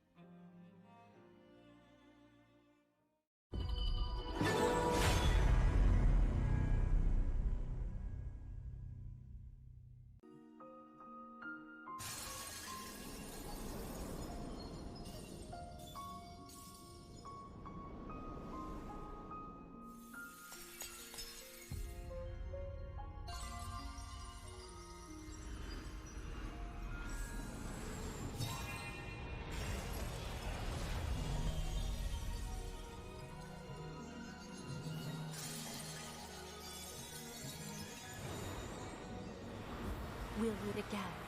I'll make sure of it.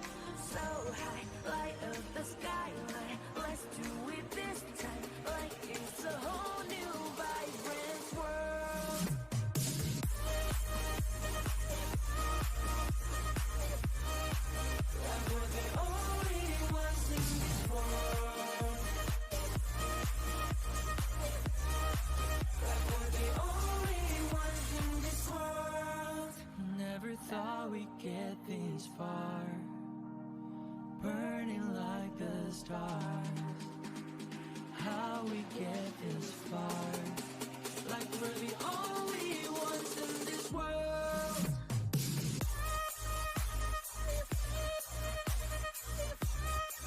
Like we're the only ones in this world. Like we're the only ones in this world.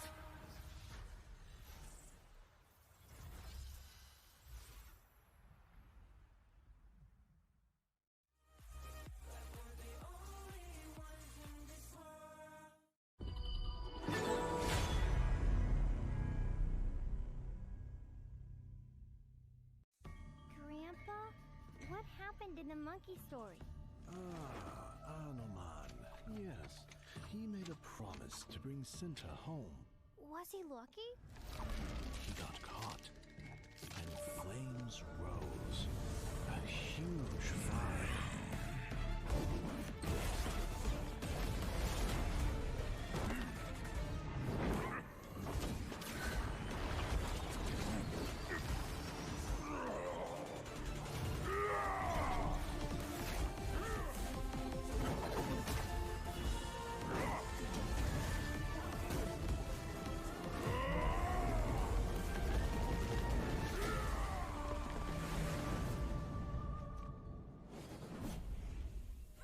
He is a legend.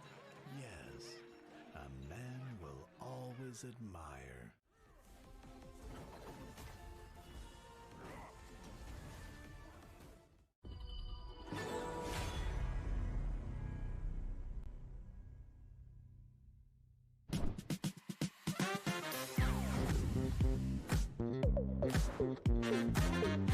Halo guys, balik lagi bersama aku Mocan. Dan aku lagi di Museum Nasional Indonesia. Tapi aku nggak sendirian, karena aku bareng sama teman-teman aku di sini. Nah, hari ini bakal ada misi spesial buat kalian semua. Tapi sebelum itu, aku bakalan bagi kalian ke dua tim. Yang pertama ada Jrel. Tim kamu namanya siapa, Jrel? Nama tim kita Tim Buko. Tim yang satu lagi, tim kamu namanya apa? Anoman. Misi kalian adalah melangkah bersama dengan para komunitas untuk menjelajahi bersama keajaiban pameran Hauka Wukong Anoman. Dan jangan lupa untuk have fun. Are you guys ready?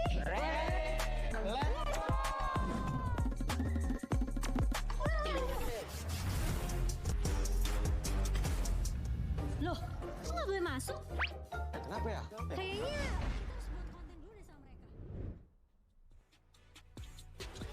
Let's go. It is time to head back into the game at this point. Thank you for your patience with us. Let's continue talking about this. Zhuangzi here. I've seen the comments. You guys are kind of like, no, not the execute support. What do you mean, no, not the execute support? They're just talking about you, like they know you're on broadcast. They know something fishy is going to come astray. But I mean, speaking of fish, Dream Wanderer is riding a whale, so it's only natural that people think something fishy is going to happen.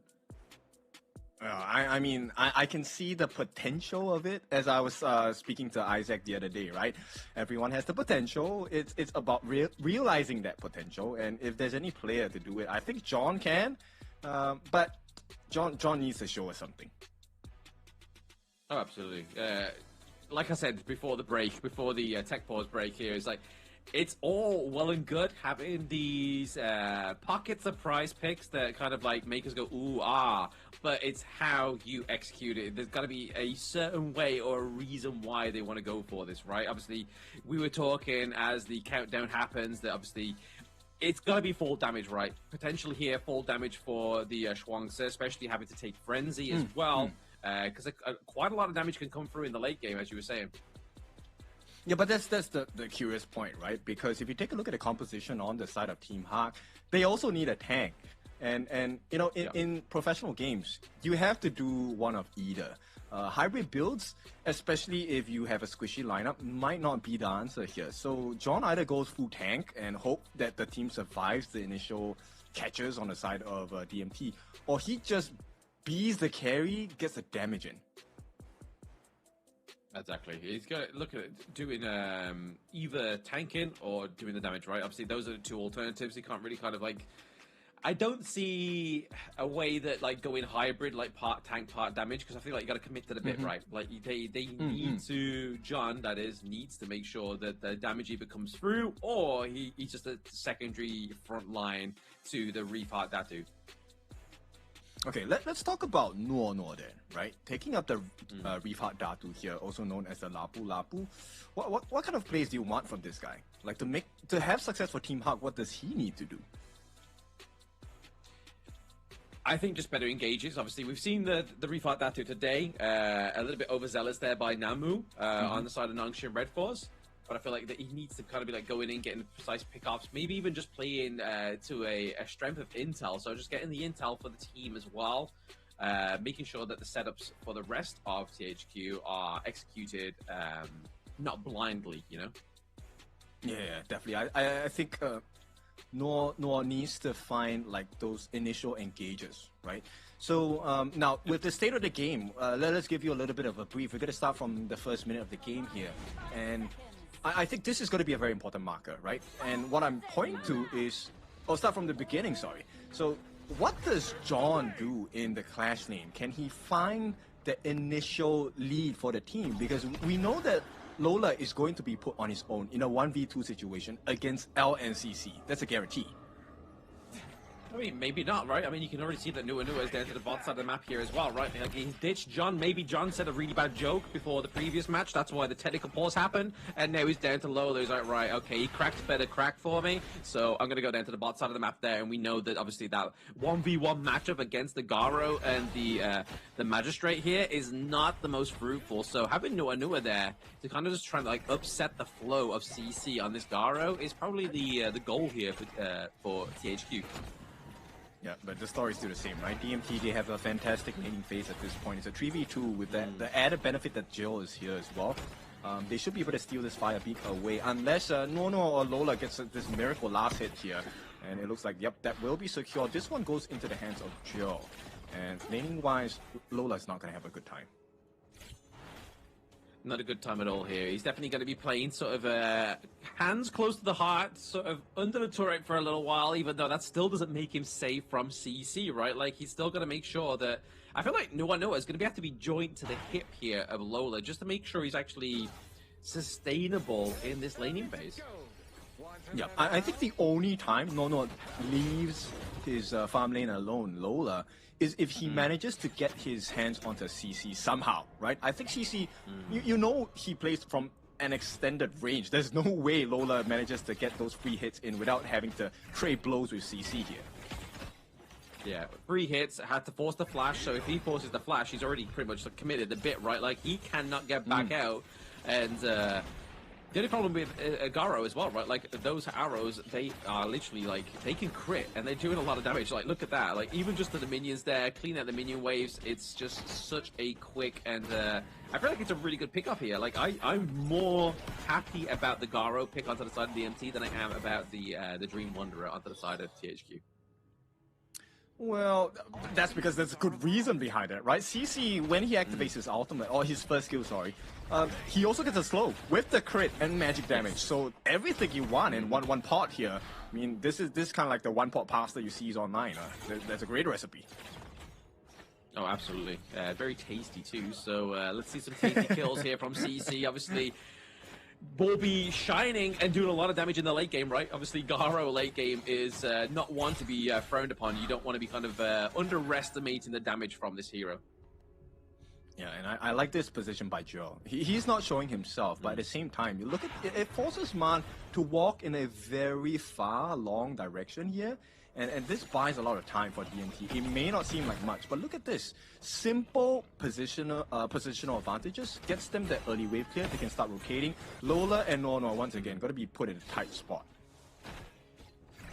Exactly. But in a tight spot, the wave clear just being completely eradicated there for CC. More gold going over to his favor here. Joel's actually pretty low right now, thanks to Bai here, but he has to escape. He does have the passive up as well, but Man, he's been caught in a place there. It's giving the takedown from TNX as well. Parkouring over the wall. TNX doing that damage, that long range damage, that once you're on the wall with a Bever Foot, you're able to attack from a distance, but still not quite enough just yet. But it's going to be a crucial setup here. That first blood going over to the jungler of DMT. Going into that 4-minute mark is the place where DMT want to be. Yes, exactly the combination we talked about, right? There is, it can be done vice versa. L be the setup or Joe be the setup either way. And so for this particular exchange, Joe's the first one to go. DMT lay eyes on the first neutral objective, but I think that the team fight is more important here. Oh, very much, very important. Whoever loses this team fight potentially lose the Tyrant as well. But there it's going to be nice. ECM Yoon here, procced by John. Looking to try to get a bit of pressure onto TNX, but there it is. We get the Heart and Jade steal, but it forces both of them out of there. John gets taken down. Nua being lambasted with those arrows from a distance from CC on the Garo. Really set up there a good team fight from DMT. All right, so I think it's pretty clear what the game plan for this side of THQ is, right? They want to allow Bai to get as many stacks as possible, unlock that ultimate form, and use his ultimate, as well as that final open range snipe. That is that killing blow that they're hoping for on the side of Team Hard. But for now, because there is a significant gold advantage for the side of DMT, that combination is not possible. And right now, John faces the middle of 3 different members on the side of DMT, and this is all but a guarantee that the Tyrant will go into the hands of Dominator Esports. Yeah, obviously using the Celestial there, using the Emergence, just trying to get some foresight onto that Tyrant, but the Annihilation came through a little bit too late there from Mon. Means that not only were they able to go back and get their own jungle onto the side of DMT, they were able to then just take the T1 down to the bot side, get the Tyrant as well, so really great objective focus here from the side of DMT. There's too many steps to take. Tubbs here, he should be able to hold his own in this 1v2. And once again, Team Hawk, they commit 5 different members down here. It's not working out, right? DMT are all across the gorge. T1 guaranteed at the top. CC gonna be responsible for this. He's already at level 9. He's 2 levels ahead of Lola. Definitely has the gold advantage. He also has the EXP advantage, and they didn't have to commit any skills here. So DMT playing all the cards right. I mean, just as we sort of like take part in this team, not even the team fight, it's literally just Tufts holding off every man and their army onto the side of DHQ. But you saw the positioning of L and Joel, right? Like, they were positioned pretty much diagonally, so they weren't able to miss a single person that was going to try and gank CC. And nobody on the side of THQ bothered to gank them. Now they're down to T2s, T1s, into the top side of the map here, and now comes the board, now comes the taking liberties, and now comes the kills. It all comes into fruition here for the side of DMT. That's a 4-1 trade for now as they look to approach more. Quadrant kill for the side of DMT. Penta for CC. And this might be one of the fastest games down here. They have a minion wave at the top side, but DMT, they understand what's the risk here. They don't want to be greedy. They have quite a few low members here. Let's take the other rewards instead. CC going to probably take this Azure Golem away, and what a beautiful team fight. Pretty sure the replay will be coming soon. Huge team fight. I mean, the fact that having to use that Annihilation just to try and clear out a little bit of health onto those minion waves and just make it a little bit more manageable for the side of THQ, who are behind about around 6k gold and 7 minutes, kid. That is not a deficit you want to be in if you are THQ. You know, absolutely nuts. And this is one of the reasons why, because there is not enough damage on the side of Lola. Lola needs a lot of time. He needs to fulfill 2 things. Number 1, he needs the damage. And secondly, he needs that tankability. Oh, there it is. Potential setup here for the team of DMT. A lot of ultimates being exhausted here just to drive away THQ from the potential mid lane takedown here. So, yes, they did lose a lot of ultimates there, like the Truth Mantra, like the Unbridled Light Burst, but they were able to get the T1 into the mid lane as well as that T2. Yes, so still value achieved for the side of DMT, right? And every single silence arrow now by CC is getting more and more dangerous. It's essentially a 4-man disruption play. Tufts with the Truth Mantra, Jill with the board, CC with the Silence Arrow. One more board going to be laid down. They won't be able to get another target at this point, but it does not matter. T2 is secure by DMT. Yeah, they're looking to push all fronts here as well. John gets taken down on the Dream Wanderer, pretty much making it a nightmare at this point in terms of the pick, right? Like, it didn't really have the setup that we were kind of alluding to into the draft here, that could have potentially have been. DMT didn't want to get to that point in the game, right? Obviously, takedown of the T3 top side of the map here. T3 into the mid and to the bot side, not looking their most healthiest, and there's no stopping now. They have 2 minion waves going through into the mid and bot. This is not an ideal situation at all for Team Hawk. T3 is in the mid and the bottom under pressure from DMT, and this should be a guaranteed T3 in the middle. No, they will successfully clear the wave, but here comes the ball from the side of DMT. One more wave, T3 at the bottom as well. This one is going to be secured, and now all that's standing in between Mega Minions as well as the potential loss of the game is that T3 in the mid.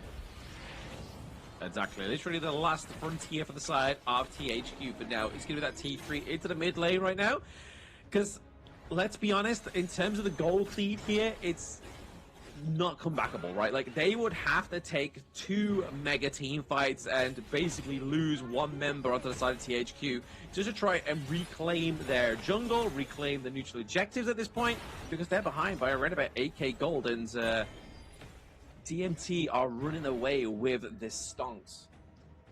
Yeah, with 8k, you truly could say DMT have 8 in this particular matchup here.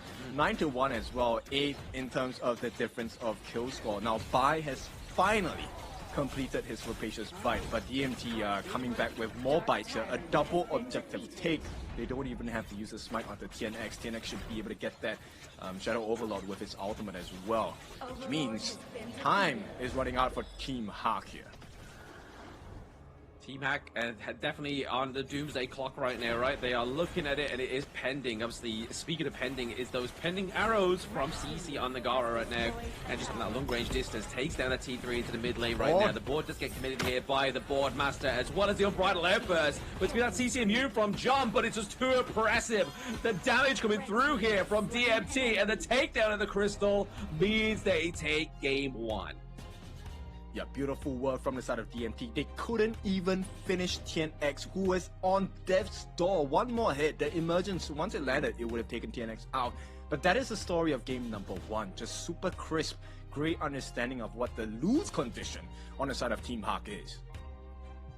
Oh, absolutely. I mean, I think there was probably multiple lose conditions there as well. Was the fact that DMT was just so aggressive in the early game, right? So aggressive into the farm lane. Lola didn't quite have the greatest setup there. The draft, I feel like, was already a means of an end for Lola, right? The fact that they drafted such a sort of short-range hero into the bot side of the map, the Magistrate, against the Piercing Arrow, to me seems like it's kind of like a done deal, especially when Nua wasn't able to put the pressure on to the Piercing Arrow as well. I think regardless, even if, let's say, you get a long-range farm laner, who's the longest range? Let's say even if you get the Consort G, right? With the protecting winds, you have physical immunity. It does not take away the fact that CC on this Garo still deals extra 50% damage to shields, which instantly kind of cancels out a lot of value that John brought as a Dream Wanderer Zhuangzi, right? And then you absolutely have the disastrous combination available by DMT. We've seen it so many times. Jill come in with the board, L come in with the Unbridled Outburst. There's so many things that could go wrong, and every single one did. I mean, you are right, but obviously the fact that they were able to kind of draft the Garo at like 5th pick just means they kind of like threw everything off to the side of THQ, right? Because obviously if the Garo came through earlier within the draft, you could probably look at trying to go for something more of a stable early game jungler that would go and help, right? Obviously something like the Pei, get the pounce on, kind of close the gap, but also have the range to kind of make sure she doesn't escape, but do the early game damage. But obviously Tufts, the only member that dropped onto the side of DMT, everybody else at a no death run. Report? No, I'm just kidding. CC as well as TNX. reversing their kill scores here, their KDA, 6-0-3 for CC, 3-0-6 for TNX. And I mean, they were the two difference makers in this game because they were the clean up crew. Everyone was just a setup. A mirror performance by L and Joe as well, 1-0-10. Goodness me, DMT looking so strong. Very dominant here against THQ, but obviously for those watching at home right now, THQ is still yet to get a game onto the Gorge for themselves. So DMT already dominating the competition, and then obviously they get THQ at the end of day number 4 here, well, midway through day number 4, sorry, and their last team within the Season 4 group stage.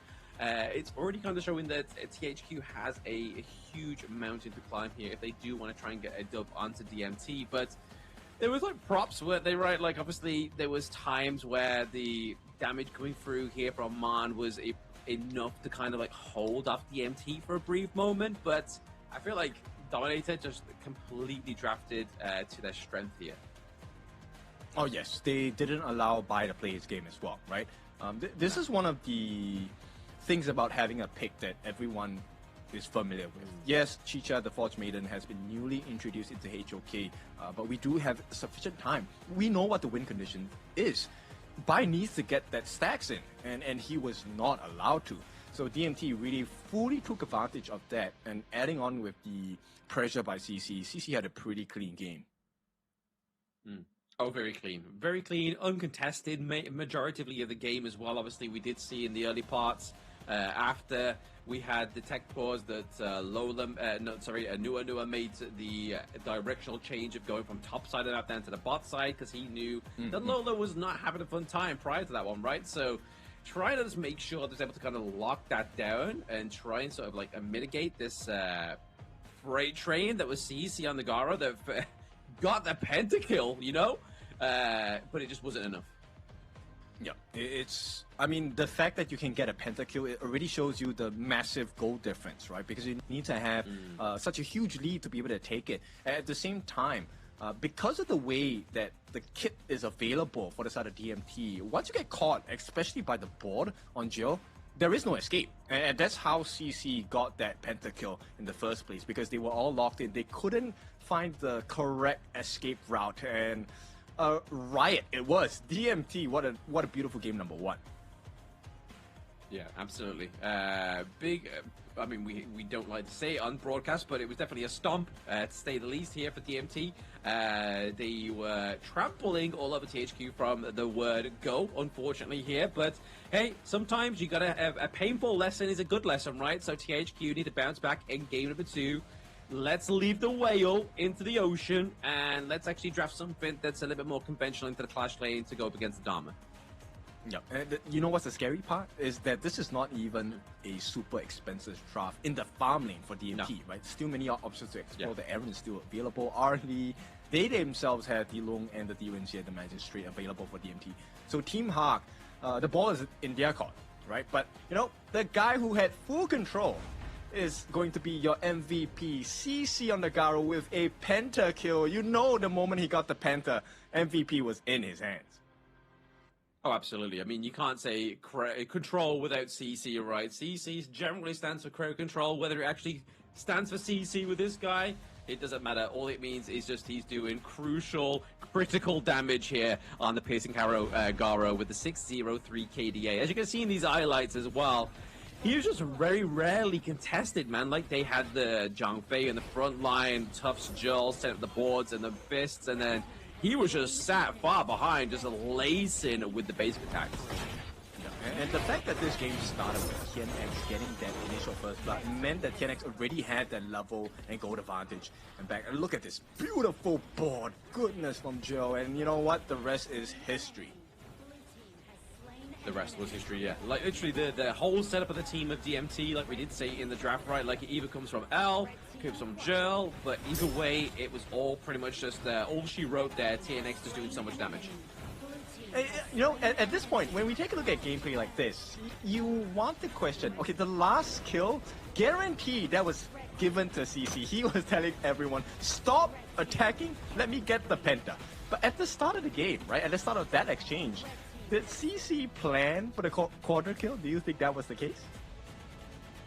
Hey, I mean, I'm not too sure, but I mean, the fact that CC gets $500, if my teammates stole that kill from me and $500 was on the line, I would not be teammates with them anymore. Because, I mean, they're cheating themselves out of $100 as well, right? Like, you'd be like, hey, let me just get one more kill. We got bang, baby. And that's exactly what CC did, so... Yeah, that's why I'm not on a pro team, right? Not because I'm not good enough. It's because I would have stolen. Yeah, I would have stolen that pentakill any day. But of course, this is a team game, so props to DMT. They actually give CC his first penta, and this is his debut season into Honor of Kings. So to get a penta on your first 4 days into KIS4 for the start of the year, and that number 1 for Honor of Kings. What a way to start the year. Absolutely. I mean, it's not even the fact that we're into the knockout stage as well, so this guy could still rack up another pentakill if he wanted. I mean, hey, why walk away with 500 when you can get 1k after another one? So, CC on Dominator, I believe it's the first pentakill of Season 4 Invitational as well, right? Based on my memory, I think it is. But you know what? Yeah. We can be wrong. It doesn't matter. We'll take a look at what's going to happen from here on out, because that pentakill is not just a pentakill. It is a big hit into the confidence of Team Hawk here. What do you do to recover? I mean, aptly titled hero name, Garo, piercing arrow not only into the pockets of THQ, but into their hearts as well, right? Like, you are the first team to be the victim of a pentakill on the last day of group stage. They definitely need to kind of like gain their mental a little bit higher here as well, right? Because I mean, you don't have to be like a detective to know from that interview with Nova who they're picking potentially as their first team going into the knockout stage, right? Obviously, they said Malaysia Bule. Whether they misunderstood the question or that was the hint, and I can only see one other Malaysian flag on the, the invited team. So THQ, they've got to kind of swallow this pill and then potentially swallow the pill of Nova being their selector of them being the first team in the knockouts. Yeah, and it feels really difficult because every single team, every single matchup, the opponents are just, they seem to get stronger and stronger. And if the next matchup after this series is to head into the welcoming arms of Nova Esports, this is going to be quite the challenge, right? So Team Hawk, this is game number 2. They have reverted to the red side, counter pick side. So DMT have prior pick for this one. They will take up the Liang. You know what that tells me? I think you know. Yeah. So some high mobility heroes coming through, whether it be TNX's Luna, whether it be the Maisha in mid, they definitely want to go for something that isn't going to be suppressing them. But I mean, hey, THQ, they drafted Dream Wanderer. They may as well go and draft the Dong Huang, right? Like, may as well go, if they can't have one suppression, take the other one because they love these picks. Yeah. Oh, wow. Okay, Dominator. I thought they wanted to talk to the moon, but it looks like they will not take that pick for TNX. So something else is cooking in that pot for DMT. Team Hawk, though, what is this next ban? Is it going to be the higher? No, interesting. They want to leave it open. So that's going to be the Lapu Lapu or the Rifa Datu taken out. So Twilight Dolia, maybe? Yeah, maybe. I mean, honestly, it could be the Twilight Dolia here. Obviously, there's a lot of pairings. They could go with the, like we've already alluded to, the Nerdser. They could even take the Lung as well, right? Obviously, CC had a fantastic game into the farm lane. Why not give him some extra reassurance that he can have 2 Infinite Bastards rather than 1, especially going up against something like the Zhongfei and the Haya here as well. The Ever Nice Aspiration. Actually, I would even go as far as to say they could take up the Yuhuan here for the side of Dominator Esports, right? Team Hawk, I think they're ready to give away the Twilight, and the game plan is very clear. We can get them the Twilight, but it is a necessary step that Man, who is going to be handling this Evernight Aspiration for sure, that he locks him up in the team fights. So you lower the healing effectiveness and that ultimate usage from TNX. Very true, but obviously he does have his CC immunity before he goes into God mode, so before you can even proc the CC immunity here, the CC onto him, you've got to kind of like make sure he goes into God mode, which is then another problem, you know? That's just another layer to the cake here of the Twilight Yang Jian, but Dolia is definitely going to be giving the Celestial Melody over to either these 2 players, right? Because obviously there is the Aoyin, the Lung coming through as well, so again, potential late game performance here for CC. So do you just go for a huge burst potential like the Garden Mo, or even the Nua for the side of Dominator Esports here? Yeah. So many options. You could do, absolutely. Yeah, absolutely. I mean, in terms of wave clear, you want to kind of have something that matches higher here as well, right? I mean, you could even go for the Garuda, right? Obviously, it's been having a big presence today. Obviously, wave clear is fantastic in terms of trying to kind of like give aid to your teammates, but then also using that Feather Storm there is also going to be able to kind of like drive away the enemy team. Yeah, I like this ban from Team Hawk here, taking out a Tsuya as well as a Lady Chen here, Cascada and Divine Enforcer, both of which are great answers against the Ogren, also known as Soul Guide. Yes. But once again, this is a point of the game where we are at HOK, so many more options to explore. Team Hawk, you're going to take up the Aaron, the Laurel Princess. Is this going to be enough? They can only hope so, right? Obviously, we have seen some positive performance here from the Aaron so far within the tournament. Is it going to be what they need here? Obviously, burst potential here for the ultimate could be a problem for Dominator Esports. If they do manage to find out that sort of like sneaky sort of like target that's roaming around, they can do a lot of damage. But again, it's getting those items on the Aaron here, but again, the Mighty Conqueror coming through here for Tufts and potentially the Store Chet Angela into the mid lane. Again, that's a frightful, easy combo when you just sitting in the brush, able to kind of just get the lockdown onto somebody. It's going to eradicate them, especially these squishier heroes. Yeah, and okay, for those of you that are new to HOK, Scorchet, also known as the Angela, is one of the prime heroes to be a tank shredder. So the life of the Beast, Zhang Fei, the life of Ogren, the Soul Guide for the side of Team Hawk, Bai as well as No Hyun might not have the best time if Joe as the Scorchet gets the full combination. Yeah, if you get hit by that full combination, that's it. It's pretty much GG. I'll see you at base in a few moments, depending on how far you are within the game. But yeah, something like the Ogren gets hit by that. I mean, even the Path of Passing is not going to be quick enough to get you out of there as well, right? Like, if you see that Path of Passing come through and Ogren comes straight down that runway, you know for a fact Joel's going to be aiming that combo right at that point. Okay, but if we take a look at what's happening here, Team Hawk, they have a good start to the early game as well, right? Because Soul Guy, the Ogren, when he uses his Path of Passing at level 1, I think he definitely has a much faster wave clear, jungle clear compared to TNX on this Twilight Yangjian. So I'm curious to see if Bai does not make use of his early game advantage, then Team Hawk is going to have a very, very tough time once again. He needs to be aggressive this game. Oh, very aggressive. He needs to make sure that the Ogren's a statement piece, right? Soul Guide is a statement piece that, like you said, having that way of actually be able to kind of like faster wave clear, create your own kind of like ways around the gorge as well, just to kind of aid your ability to clean up your own jungle, but potentially put pressure onto the enemy jungle. You need to be doing that with the Ogren. You can't kind of just like put him in a box and it's a trophy piece. You know, he's got to be that statement piece for the side of THQ if they want to try and get a victory here against Dominator Esports. All right, so we have already set in stone. We know that Team Hawk, this draft, this composition, they have the potential. But as we said, everyone has potential. They have to make it work. DMT here, this is potential series point if they take this game against Team Hawk. And it feels like their draft is completely available for them to do so. Absolutely. I mean, they have the potential, right? Obviously, late game potential of the Rose Fencer. Obviously, the Charlotte here for John, actually going for a conventional Clash laner this time around. Big ups to your boy.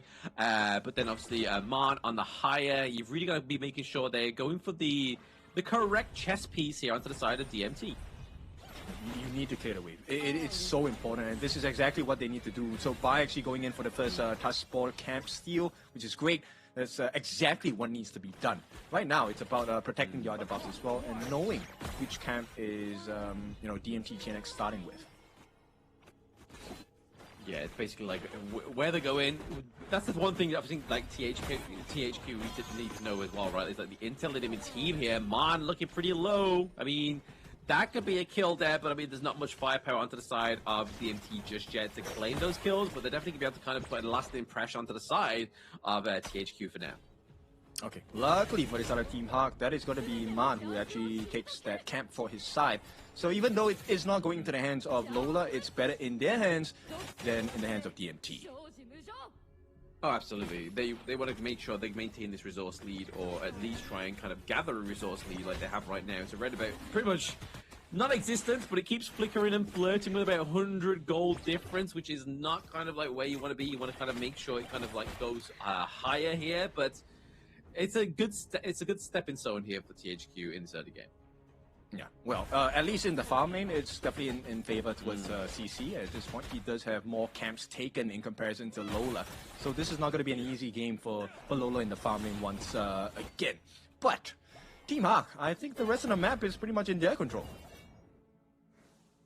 It is for now, right? Obviously, they do have the... Well, mini waves now are naturally crashing into each other, so they don't really have the priority there, but maybe taking the space sprite is going to give them the ample need that they need to go across the gorge here. Obviously, they are able to get the extra bit of resources, also gain themselves the needed teleportation, which they might need down to this bot side here, right? I mean, CC is making sure work of this T1, regardless of it having those shielding mechanics. Yeah, but you know, the big damage is here, which is CC has taken yet another spike kill beast against the camps of Team Hawk here, which means CC is already having a steady growth. Take a look at the gold difference here in the farm lane. He's already more than 1,000 ahead of his counterpart Lola, and that's not a good sign for Team Hawk. Yeah, it's pretty scary. CC, up around about 600 gold at this point. Obviously, yes, it's probably the difference maker. Maybe a tier 1, tier 3, tier 2 item, but it's definitely something you want to kind of put a cap on or a kibosh on here if you are THQ, because that's only going to kind of snowball out of control, especially if they allow CC to get to that late game potential too early. Yep, and CC is not even the main problem here, right? If you take a look at the itemization just now, no other roam for the side of Team Hawk, he actually went for the Boots of Fortitude, which tells you that if Jill lands his full combination, no is actually going to be gone. Yeah, absolutely rinsed, right? Like, obviously, the maybe build magic resistance first item after your support item, maybe here, if you are Nua, just to kind of have a little bit of chance of survivability for the side of THQ. Because, I mean, the front line, obviously, as soon as Nua falls and you don't have that unbridled outburst to be by here, he's going to take a bit of a beating as well, especially if it wasn't Jill with that combo that shut down Nua, right? Yeah, if it's not Jill, it's definitely Tufts, right? Or CC, because the both of them can actually deal consistent damage over time. That's going to be a cause of concern. Here we go! Oh, absolutely rinsed there. Mom was just like, let me book you a ticket to the Shadow Realm. And then Jill was like, no, let me take you to the graveyard. Man getting taken down first blood here for the side of DMT. As the neutral objective just gets onto the gorge. A good pacing of a pay here. Yep, turn to ash instantly, and that's the strength of having a score chat on your team, like the Angela for the side of DMT. Now with that success comes more success, right? Success begets success. They get the first time of the game as well for the side of DMT. Now, Team Hawk, what is this rotation that's going to happen? Because Jill, he might get a free kill here. Oh! He might do indeed there. He gets by locked. I mean, Mom was the first victim. Now it is bye for bye. As his blue buff comes up as well. Is this something they're going to contest here? THQ John trying to go in to get the kill here. Onto CC. He gets the dunk. But can they reclaim that Azure Golem? But no, he goes over to the side of the MT for now. John, Nua as well as Lola have to get out of here scot-free. Yeah, it's going to be painful. They did get a consolation prize in the form of CC on this Lung, which is great. But Team Hawk, the big problem here is Bai is not at the lead that he needs to be. He's supposed to be having the EXP advantage, but because TNX is not supposed to have a faster jungle clear. But when you're out of the game for even, 10-15 seconds, that's one extra camp that TNX has against you. And if you take a look at the vision, Team Hawk don't have any. They have none. They have literally none at the moment, because obviously minion waves aren't quite into the middle of the lane here. Obviously CC down to the bot side is able to open up that T1 down there as well. And looking at that clash lane T1, that's not going to be holding on for much longer either. I mean, that's either CC rotates up, Tough stays in lane. They get a few kills here potentially once the primal bond's been worn off now from that Tyrant. So it's all to play for here for DMT. I mean, this is definitely DMT's game to lose if they choose to give the opportunity.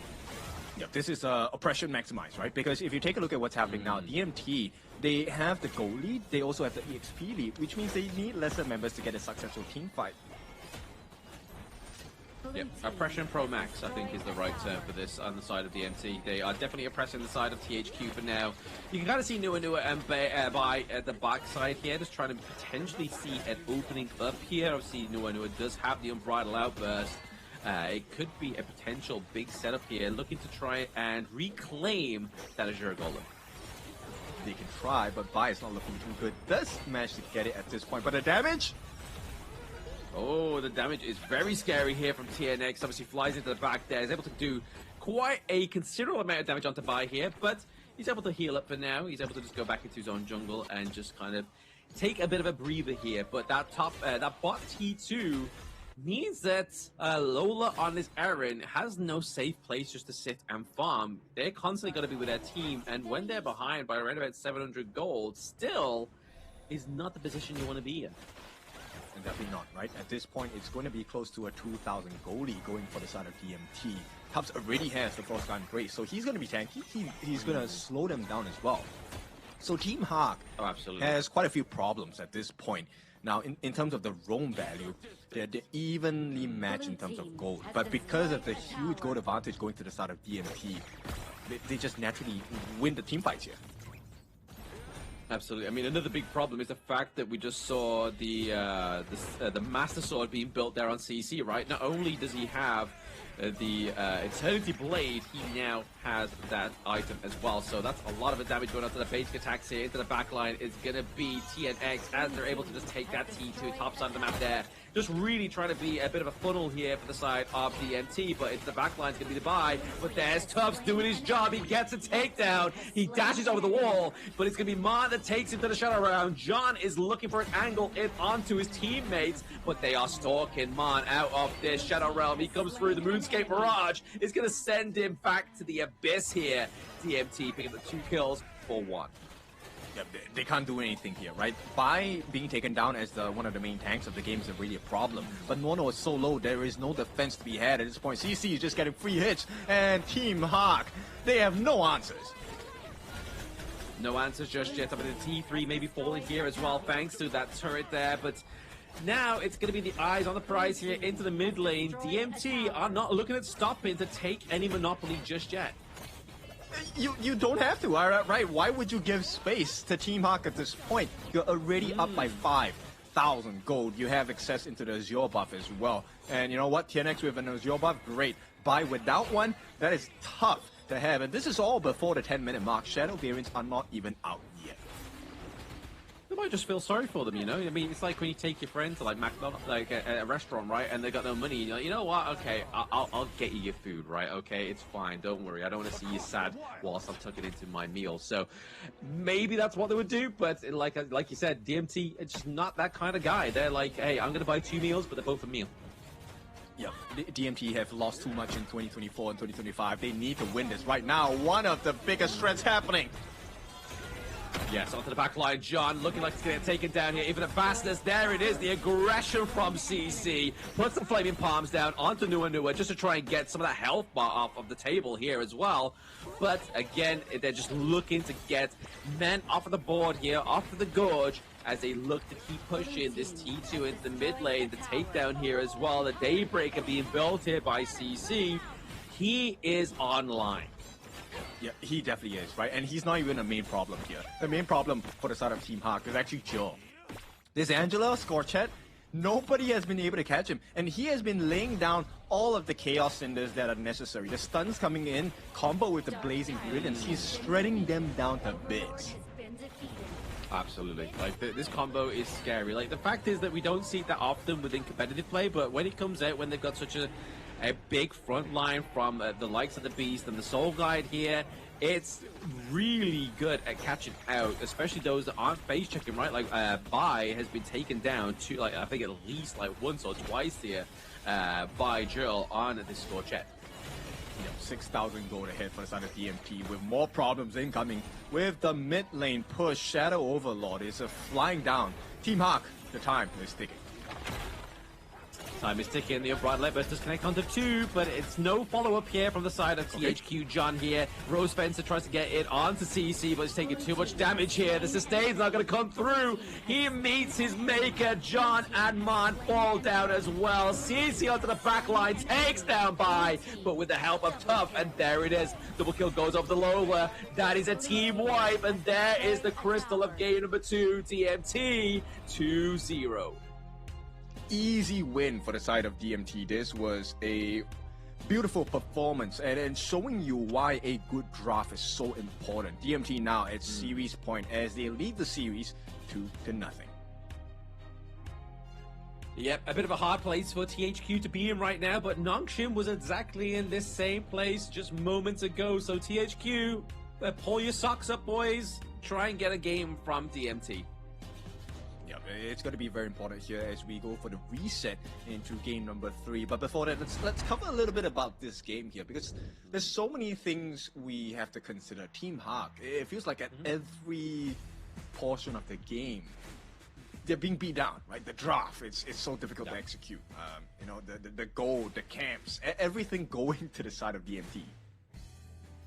Absolutely. When you've got everything that's very important with the game of Honor of Kings, whether it be EXP, whether it be gold, whether it be just your little objectives, whether it be like the matter of a spike tail beast being taken away from you, whether it's your blue buff being taken away from you, DMT was just like, if it's there, I'm taking it. They were playing very greedy in this game number 2 and just showing that, hey, even if they go for a conventional draft, even if they go for the new hero higher in the mid lane, it's still not going to be enough to take down DMT. Yeah, and it feels like this game, at least for me, in my POV, I think Joe has to be the MVP of this game, right? It all started with Joe, that first blood, landing the Chaos Cinders into the Blazing Brilliance. Ultimate down, holy, Man was not expecting that. No, I don't think anybody was. I think Man was just like, oh, okay, yeah, I was alive, I blink, I'm dead, you know? Like, that's how much damage comes through from the Scorch, yeah. And it was just a good draft here from DMT. Obviously, as soon as they saw the Orgren as well as the Zhangfei come through, they knew they needed some kind of anti-tank, right? Obviously, they tried to ban out the Divine Enforcer, the Suya, but they had the answer there for the side of DMT, and it was the Scorch, yeah. Yeah, and this is going to open up a lot more doors. So even more lessons for the side of Team Hawk today in this day number 4 as we head into the next round of knockouts where results really matter in the games itself. But let's cover about the gold and items for this side for DMT. Let's take a look at what was built for Joe here. Just the Venomous Staff straight into Savant's Wrath. Crazy. Oh yeah, the anti-heal into the damage is probably the correct avenue to go here, obviously with the Magic Pen boots as well, just to kind of deal just a little bit more damage than you need to. Like, obviously with that combo, you don't really need to do the damage, you just need to land that combo successfully and just hope that they just take the Blazing Brilliance to the face, like we saw multiple times for some of the members onto THQ. But look at that damage, 61k, but still fails in comparison to CC's 87k. This guy was throwing palms across the gorge. Yeah, from range, right? I mean, the reach that this guy had was insane. But also, the space that CC was allowed in this game number 2. This all came because of the success of the different members on the side of DMT. TNX naturally does not have a faster wave clear against Bai.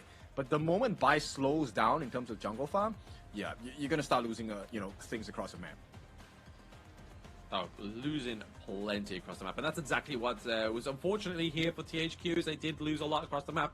As you can see, if you get a magnifying glass, ladies and gentlemen, around about just past that 000 mark, you can see a little bit of white going to the favor of THQ there. It's because they did have a minute lead at one point because they were contesting DMT. So they had the right momentum and the right code, but it was just the fact that DMT seized the opportunity and didn't allow them for that climb to grow any further in their favor.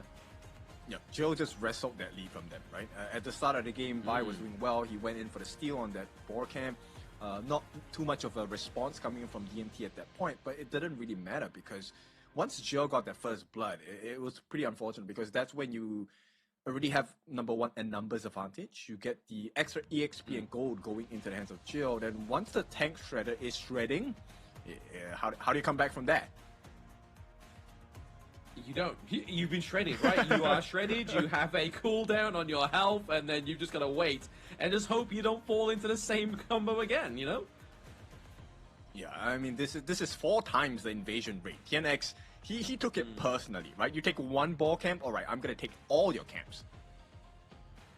Oh, absolutely. Like, literally, like I said, they played very greedy here, you know? Like, we saw from the beginning, THQ decided to be a little bit kind of like adventurous, tried to be a little bit zesty there, like, oh, I'm stealing a few of your camps, what are you going to do? And then TNX was like, all right, bet, let's see where you are in about 5 minutes' time. I'm going to just take everything that you own into my favor. It's not even going to go over to me. The majority of the gold was going over to CC there. Obviously, he did have the bigger difference into that farm lane as well, as you just saw there.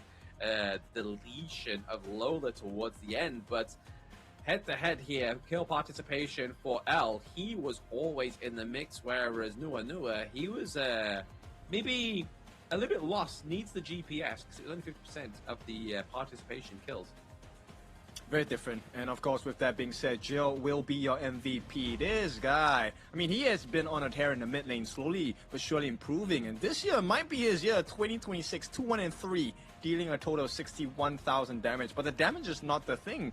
It's the catches he made and the timing of which he made those catches.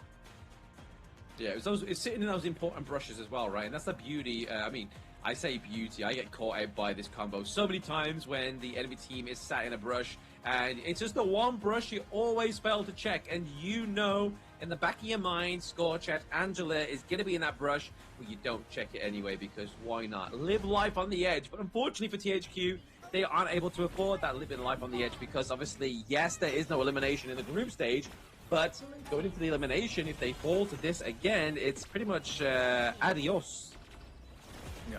I mean, this is why it's so scary, right? Because Jill was actually under level. He was 1 level behind Bai, but he still got the kill because of the full combination on the side of this Angela Scorchat.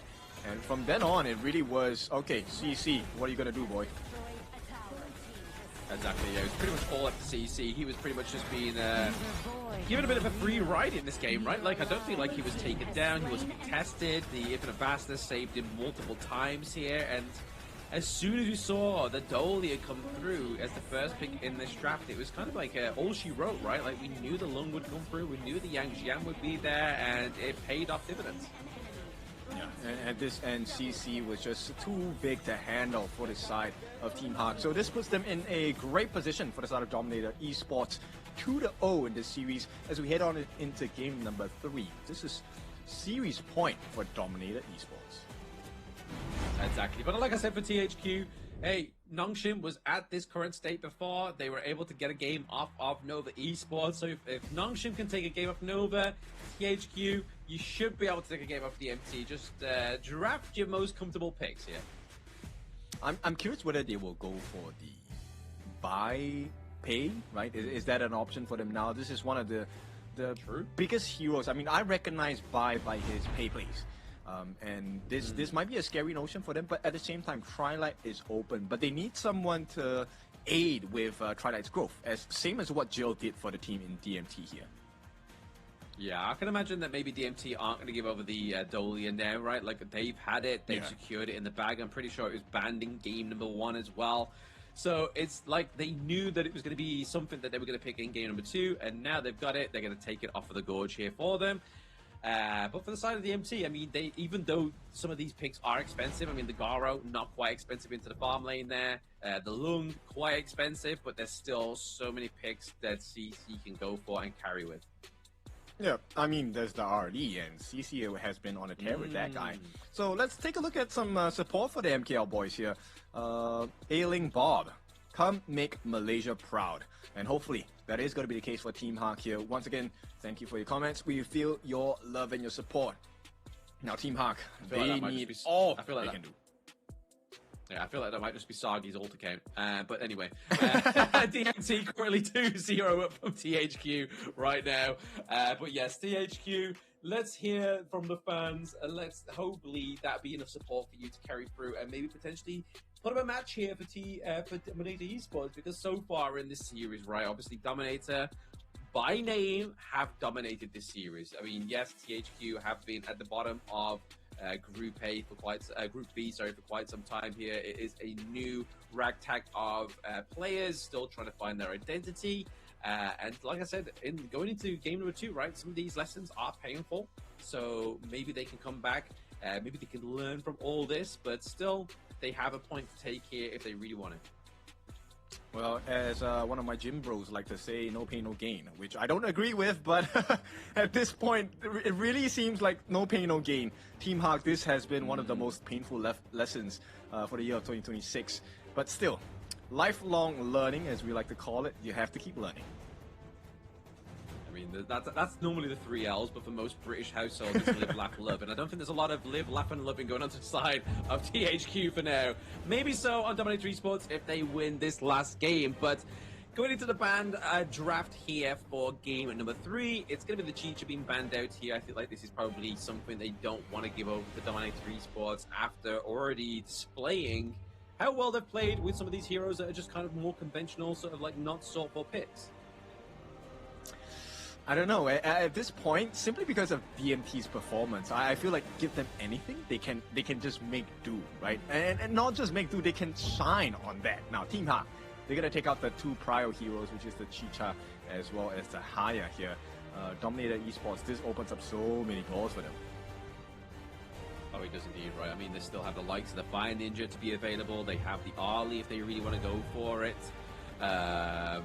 So much available. I mean, the Chano as well hasn't actually surfaced for either of these 2 teams yet. So, but no, it looks like it's going to be THQ that's going to give Man the Fire Ninja, the Mai Nui in this game number 3. So, Team Hawk, this is a great potential for the pay, right? Now that you have the Fire Ninja, very early game centric, very aggressive as well, that's going to be a great pick for the side of Team Hawk. But Dominator Esports is going to respond in kind as well. Okay. Oh, we have a good combination here. Oh, they banned out the Tome Master last game, and now they are going to go for maybe potentially like, hey, look, we're playing mental games here. We're gaslighting you. We banned it last game, saying, oh, we don't want to go against that, and then you turn out it's like, hey, we won it, and they've got it. Okay, Team Hawk, interesting. They pick up the Earthshaker here, but only also because, you know, the number of big tanks support role no longer available, right? They've already used the Zhang Fei, they've taken up the Labu Labu as well, so these are not available for Team Hawk. Now, Dominator Esports, I like the pick of the Toe Master, which is Liang, but Team Hawk, this is a great answer. 3 different knockups to stop both the Warsing and the Toe Master. Oh yeah, definitely. It's knockup potential you're going to need here for THQ. So team fight potential, especially trying to maneuver around these suppressions. But what's the one thing that's going to make it a little bit harder to maneuver around in these team fights? It's going to be that Princess Frost come through here for the side of Dominator Esports. You drop that Winter is here. You drop that Frigid Prison. You are going to be locking these... What was once a slippery hero locked in place, and then Dominator Esports, I feel like they just need to kind of fill out a little bit of damage here. Maybe give TNX something very bolstery in this jungle. Maybe someone who forces out, you know, all the NTCC properties at this point, right? Dominator Esports, I like this draft. We've seen this before. But Team Hawk, I think here's the winning condition for them, right? Earthshaker and Seafarer, the 2 of them, they need to make sure that those anti-CC skills are used at the correct time, specifically against the potential catch of the Razor Cavalry from the Warsing on Tufts and Jill's Frigid Prison on Princess Frost. If you manage to do that and stop the Liang Home Master by L, I think this game goes wonderfully for the side of Team Hawk. It could do, but I mean, looking at the ban phase, right, they've not banned out the Luna, they've not banned out the Jing here, potentially here for Dominator Esports, they obviously lock in the Parasola here for CC, so even if they decide to go for a tank here into the jungle, maybe potentially something like the Orgrim, maybe something like the Flowborn tank as well, they're still going to have a lot of firepower here, especially for CC, but they do take up the chance of themselves on the side of THQ. Okay, so 50-50 matchup on the side of Team Hawk here. Lola, I think this will be the first game ever that he actually has an advantage against DMT. But at the same time, if L is going to be piloting this Liang in the support role, that kind of cancels out a couple of things from Team Hawk. This requires Nono as the Earthshaker to really soak up damage so that he can get the wave clear going. Exactly. I mean, it's a bit of a double a battle of the double smites, right? Obviously, when you're in the mirror domain here with the Broken Mirage, you obviously get double the smite here as well. But then also over to the side of THQ on the Featherfoot, you have the Hardened Jade Seal and your smite as well. So it's going to be a pretty clutch deed here for both of these two junglers if they're contesting these neutral objectives. Actually, I like this, right? The draft by both ends. This truly is the hunt or be hunted lineup. Because if you get the initial initiation you're looking for by either team, I think it's a guaranteed kill. You win the team fight off of that. Yeah, exactly. Whoever gets the first pick of the bunch here, obviously into the team fights, whoever gets the pickoffs onto and makes it a bit of a handicap here. Like you said, it's either hunt or be hunted, kids. So let's see if THQ fancies the hunt or fancies to be running away with their tail, trying to be pinched out here by Dominator Esports. Yeah, I mean, this game is all about the clash lanes, right? I feel like the clash lane setups are going to be super important here. If Tufts gets the Razor Cavalry catch, that's a soft guarantee into the Frigid Prison for the Princess Frost on Jill.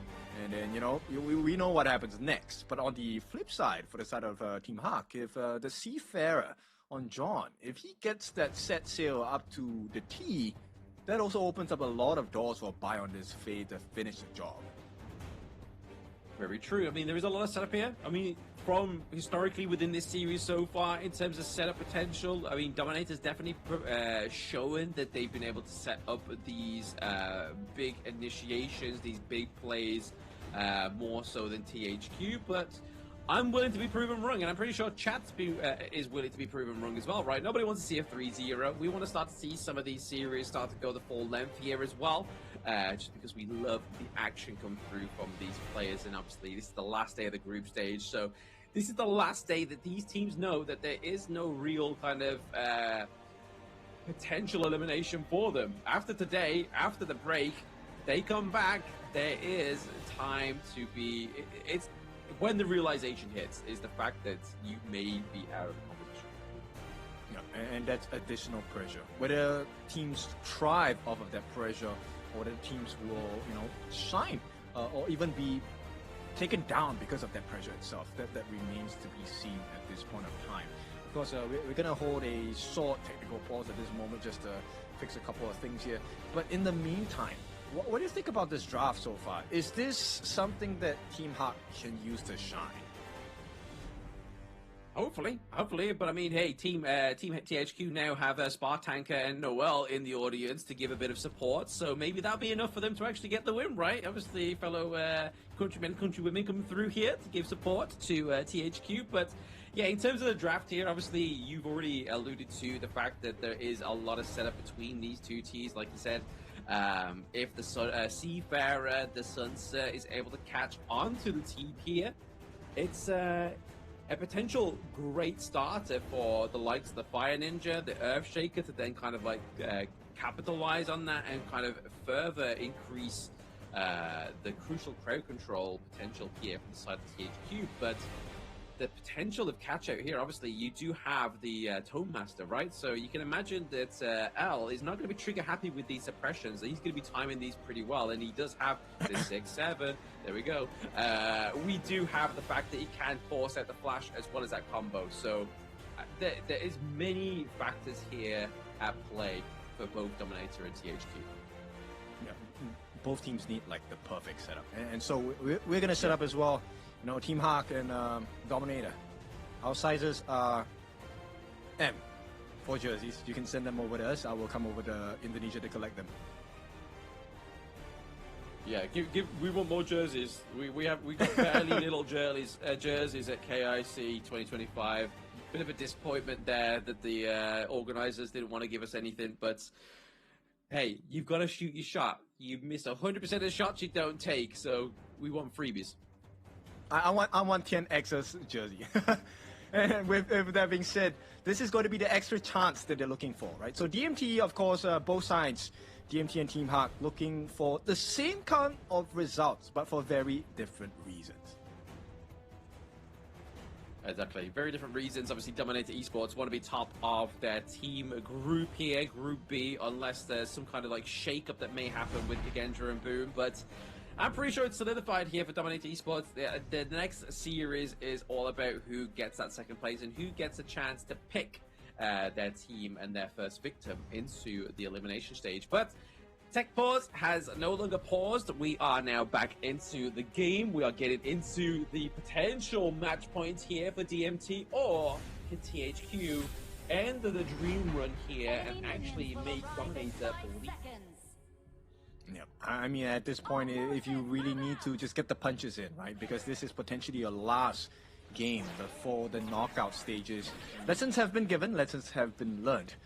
We'll take a look at how this is going to go down in this game number 3 between Team Hawk and DMT.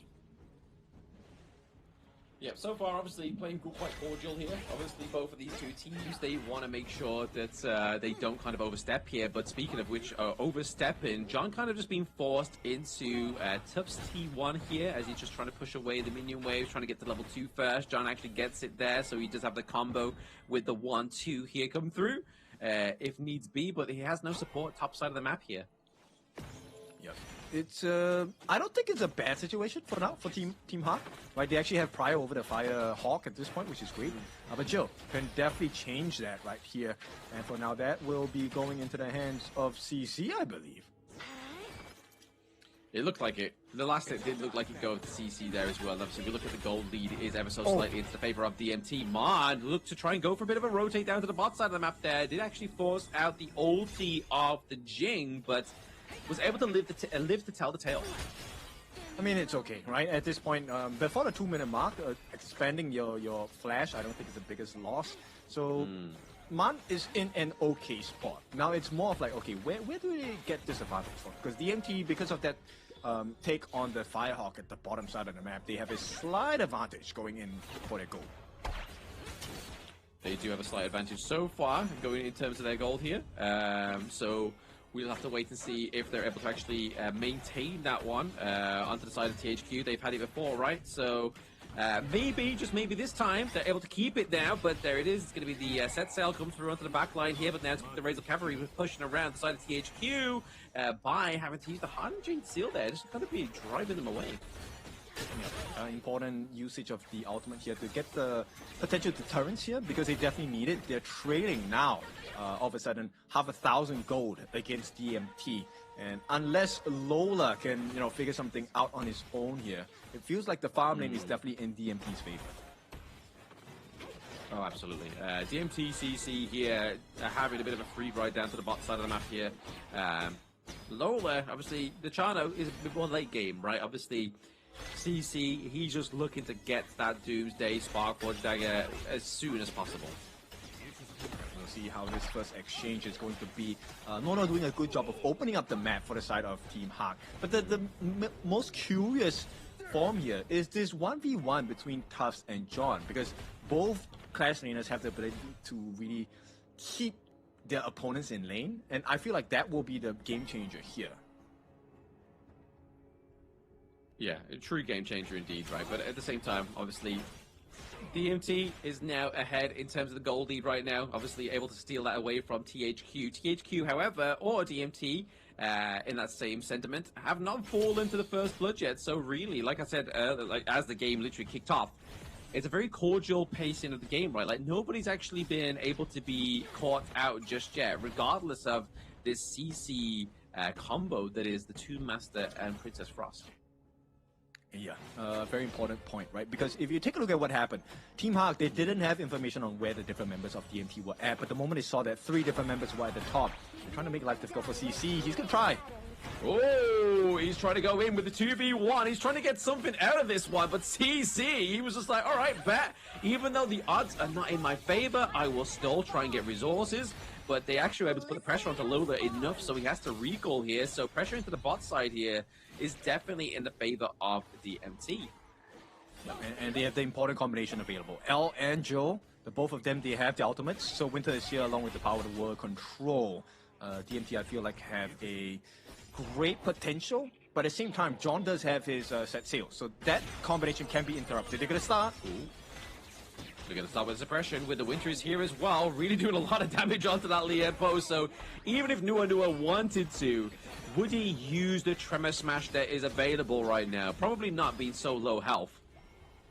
Yeah, probably not. Tufts here giving information that John is around the corner. This looks like a freebie for the side of DMT. At the same time, Tufts has already provided information for the side of Dominator Esports. So they maintain that very slight goal lead. It's not the biggest deficit in the world yet for the side of Team Hawk. I'm just curious, what does Team Hawk do with this information now? Maybe just try and keep pushing these side lanes, right? Obviously, we do see the minion waves crashed.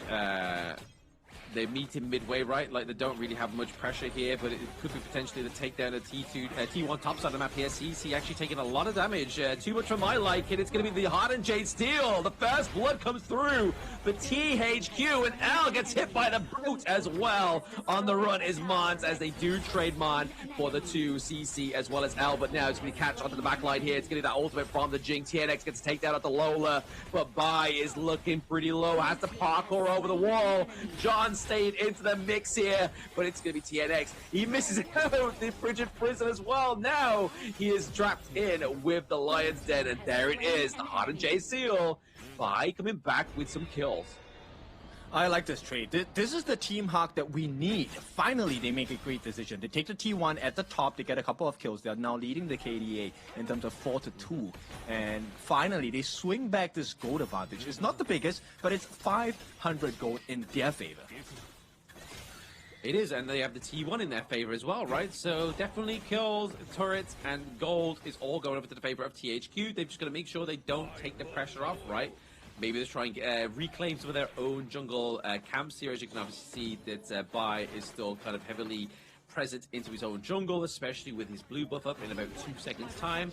Wants to make sure he secures those before he goes in for a team fight potentially. But we talked about the game changers, and that really was a clash game now, right? So John actually has a gold advantage against Tufts. Now they want to put pressure on this Crimson Golem. DMT, they cannot allow this though.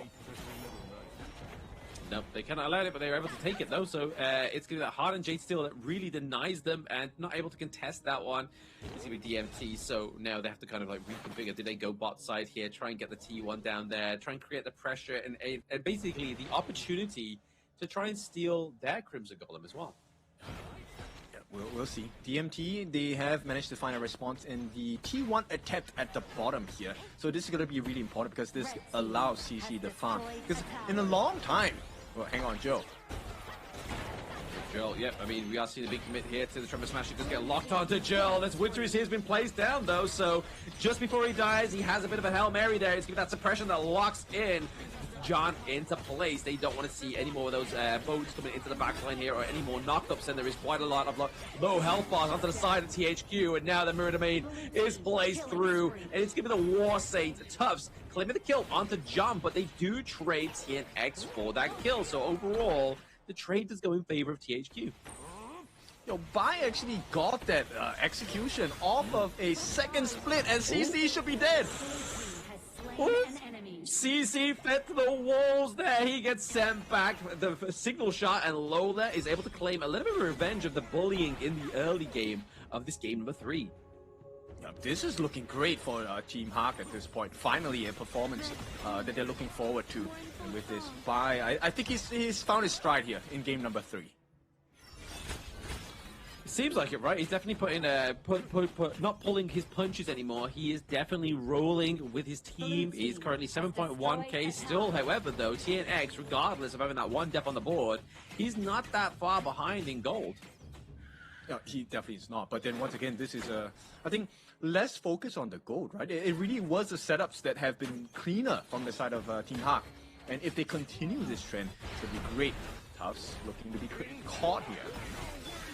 Yeah, Tufts in a bit of a tough situation here. It's giving that 3v1 once again, and the Hardened Jade Steel comes through. But can they claim anything here into the mid lane here? They're able to get the knockdown onto Lola. So, marksman for Clash Lane, I'd probably say that's a decent trade here, especially when the neutral objective is now come through. Nobody to really protect that bot side of the map. So, will we see a trade? T2 top side for T2. It's the farm lane. It's looking like it. Yeah, better for Team Hawk at this point. Yes, you lose that Tyrant, but you get a T2 very much early in the game, right? 9.5 minutes, this is a perfect time. If they win another team fight, this essentially... Oh, the boat! L in the wrong bush! He gets taken down. The suppression off of the gorge here for the side of DMT for now. Obviously, the Hardened Jade still being used here as well. Just maybe just try and drive them away, but it's going to be Nua. This is so going to let out damage. So he's able to get the takedown of the TNX in that a trade here, but also potentially that T2 maybe falling as well. CC's looking to reclaim that Azure Golem. Yeah, I mean, DMT at this point, they're very lucky that CC is alive, because if CC weren't alive, I think they probably could have taken that T3 at the top here. And Team Hawk is on fire this game. Oh, absolutely. He's definitely on fire in terms of the kills here. 10-minute game. Now onto the gorge as well. So late game is where Lola should be starting to see a little bit more impact into these team fights. A little bit more damage from the Chano, the pack leader. Yeah, and perfect timing from the side of Team Hawk at this point, because 10 minutes in, Shadow Tyrant in their hands. They can also potentially stop the attempt from DMT if they want to go for the Shadow Overlord. TNX. Yep, TNX using the mirror domain here. Not quite having a fruitful performance here on the Jing, but I remember the last time he picked up the Jing, he actually didn't do too well. He had like a very high death count as well, but maybe that's the case. Maybe TNX is just going to be a little bit of a distraction here. Yeah, because the true combination has to come from Joe as well as L, right? And for now, oh, nice catch. Speaking of which, Mon goes down. They're looking for the kill onto the War Saint as well. Oh. Tubbs goes down into the back line. John with the access. He's trying to take on the 4v1, but gets taken down by CC. That's a nice little double kill going over to the Ollie right now. And definitely going to surmount that lead, but that T3 top side is where things really start to become a little bit shaky here for DMT. Yeah, and right now we're at Team Hawk. Really? Oh! Wow, TNX, he gets the perfect opportunity, gets a takedown onto Lola, but can pay back the dividends here. He's looking for CC, he's looking to try and get the Hardened Jade Steel off. Oh, he gets a takedown onto Noah, but then CC falls as well. I mean, support for Marksman there. I mean, forgive me, Kim, but I don't think that's a good trade here.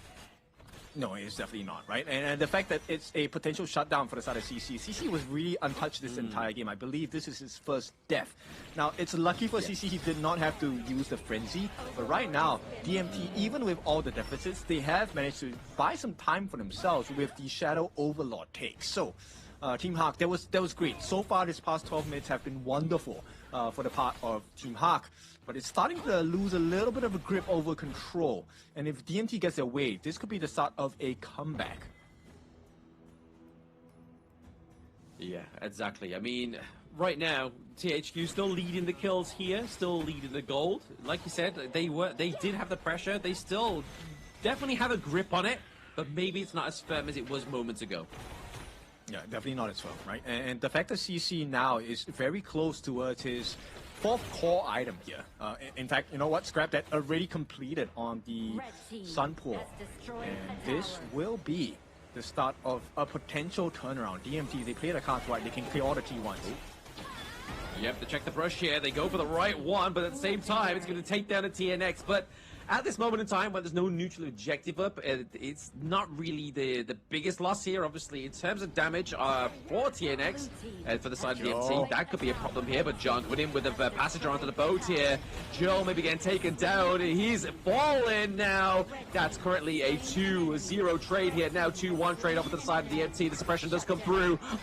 Falls as well. He is going to be the lead in charge, but now it is going to be Lola and Noah with their tails between their legs, retreating as their T3 is being battered by the Vanguard. Yeah, this is all for the side of DMT here. They can't TP back home. There's not enough time. So Lola and Noah, they have to save the game, but the T3 has already been lost. And DMT, this is what we're talking about. They can lose the fight, but now the base is open. It's a bleeding wound at the bottom side of the map. And if they lose their lives here, it could be over. It could be over indeed. CC put a lot of damage onto Nua as well.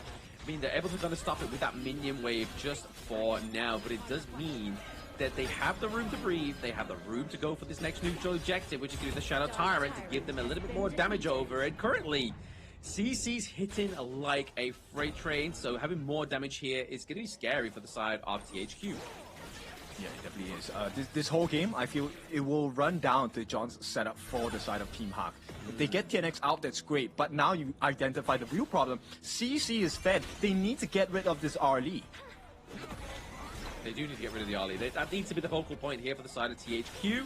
But whether they can actually catch this slippery Parasola is another question, right? Like, that's what we need to see the answer for here for the side of THQ. Right, this is all about the rotations here. Definitely Tubbs is going to be a big distraction. But TNX, he's going to try and see if there's any opening. Because right now, DMT, they're starting to even out the deficit at the top side of the map. If they take the T3 at the top, DMT, this game suddenly becomes in their favor. Absolutely. Gets to neutralize that lead from THQ. I mean, they definitely neutralized the lead in terms of the gold lead right now. But, I mean, we're so late into the game that the gold lead starts to kind of, like, fail in comparison that it was literally, like, 5 minutes ago. But most heroes on these teams will be looking at their finalized itemizations very soon here. But then it all comes down to the execution of these compositions. Look, they swung back 4,000 gold in their favor on the side of DMT. That's a huge lead being taken away. Yeah. So Team Hawk now, they have to get this next initiation crystal clear, super perfect.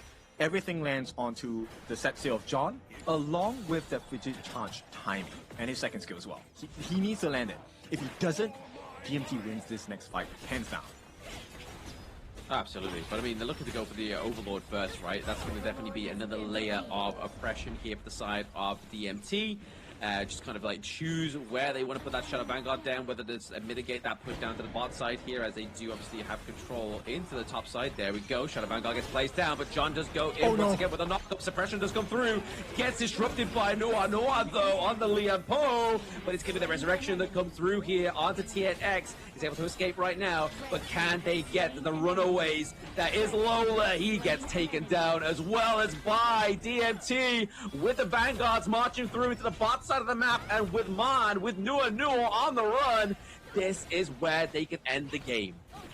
Yep, they definitely can, right? With the Shadow Overlord flying down on the bottom side of the map as well. DMT, they see the opening. All they have to do is to clear the ways and allow that Shadow Overlord to come in. They don't really have CC, but they should have enough damage. Yep, there's a suppression. Mon goes down. It's just going to be the distraction here from Noah on the Liempo, but it's just not going to be enough. The damage to take down onto the Shadow Vanguard just is not there, and there it is. He tried to slow the burn. John comes back, but it's going to be game 3 going over to DMT. Clean sweep from the boys in IKL. I mean, they were the past IKL champions here, and a strong, dominant performance by DMT in this final day before we head into the knockouts. Yes, final day into the knockouts here, and obviously DMT do get to cement their place as the top team within Group B, so they get to choose either 3rd or 4th place of Group A, which obviously we do know now is either Blacklist International or Nongshim Red Force. Yes, so this is going to be an important marker to find success in the rest of the tournament for the side of Dominator Esports. Now, let's talk about Team Hawk before we move on. Team Hawk, I like this improvement in this last game, number 3. There is potential for them. We can see it, right? And I really need to praise John and Bai for this performance. Yep. Yeah, definitely they showed up on this last game, but I feel like it's just... You should have showed up earlier within the series, right? Like, that's where you kind of need to make sure that the mental doesn't kind of, like, collapse to the point where you are trying your best on the last game of the series, right? But maybe it's the kind of, like, other side of the coin. Maybe that's their true potential, that they're going to be taken into the knockout stage, and we'll actually see a lot more of a stronger THQ when we come back from the break of the knockout stage. The setup was definitely much cleaner on the side of Team Hawk in this one. And you could see there were a couple of times where Dominator Esports kind of struggled a little bit, and it was purely because CC survived that Team Hawk couldn't finish the job here. They couldn't really get the turrets that they wanted, but a valiant effort nonetheless from the side of Team Hawk. DMT, once again, congratulations for topping Group B. I don't think with the result of Kick and Dragon's Boom later, it's going to make any difference. So with that, Dominator, let's see, what are they going to achieve in the rest of KIC4? Yeah, it's very fruitful, right? Especially, like I said, in the introduction of this stream as well. Like, the home ground buff here for the IKL teams is definitely showing. I mean, obviously, Kagendra seems to be a little bit of a an anomaly here. Obviously, generally a different change-up within their roster, not quite gelling as well. But still, it's the potential that is there, right? Kagendras definitely have a bigger potential that they did have compared to 2025 or 2024, as they were always kind of like bottom of the board. Now they kind of find themselves midway. Let's hope that that's the beginning of a progression for this team, right?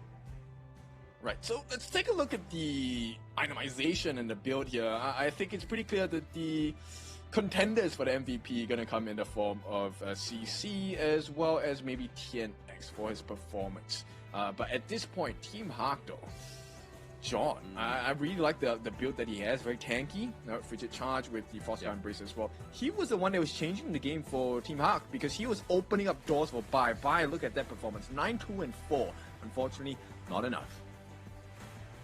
It wasn't enough, but it was enough to get the catches, right? So, yes, we started to see a little bit of a blunder here from DMT. I mean, the fact that THQ was able to open the top side of the map, which is something they didn't able to do for the first 2 games of the series, means that there is a untapped potential between some of these teammates on the side of THQ. So maybe, like I said earlier, it's going to be the knockout stage that answers that for us, or maybe it's only time will tell as they continue to progress. But just look like you were saying, Bye there with the 924 with 103k damage dealt. Crazy. Yep, it was good, but not good enough, because if you take a look at the bottom of the screen, CC 131,000 worth of damage, hero damage dealt over to the side of Team Hawk. He was responsible, and with this scoreline, I feel like the stats have given us the inkling. CC will be your MVP later. I mean, if I'm wrong, I'm wrong, but what a performance, man. I mean, it's not like King's never been wrong before, so I don't feel like there's anything much on the line there for for the accolade. But the fact is here, you can see within this gold graph is completely different to any other game that we had with THQ against Dominator. They actually had a little bit of color on their side. Yes, I wouldn't call it a sizable lead, but, you know, respectfully, with the performance they've put up, having a close to 4,000 net worth advantage, this shows the growth of Team Hawk here.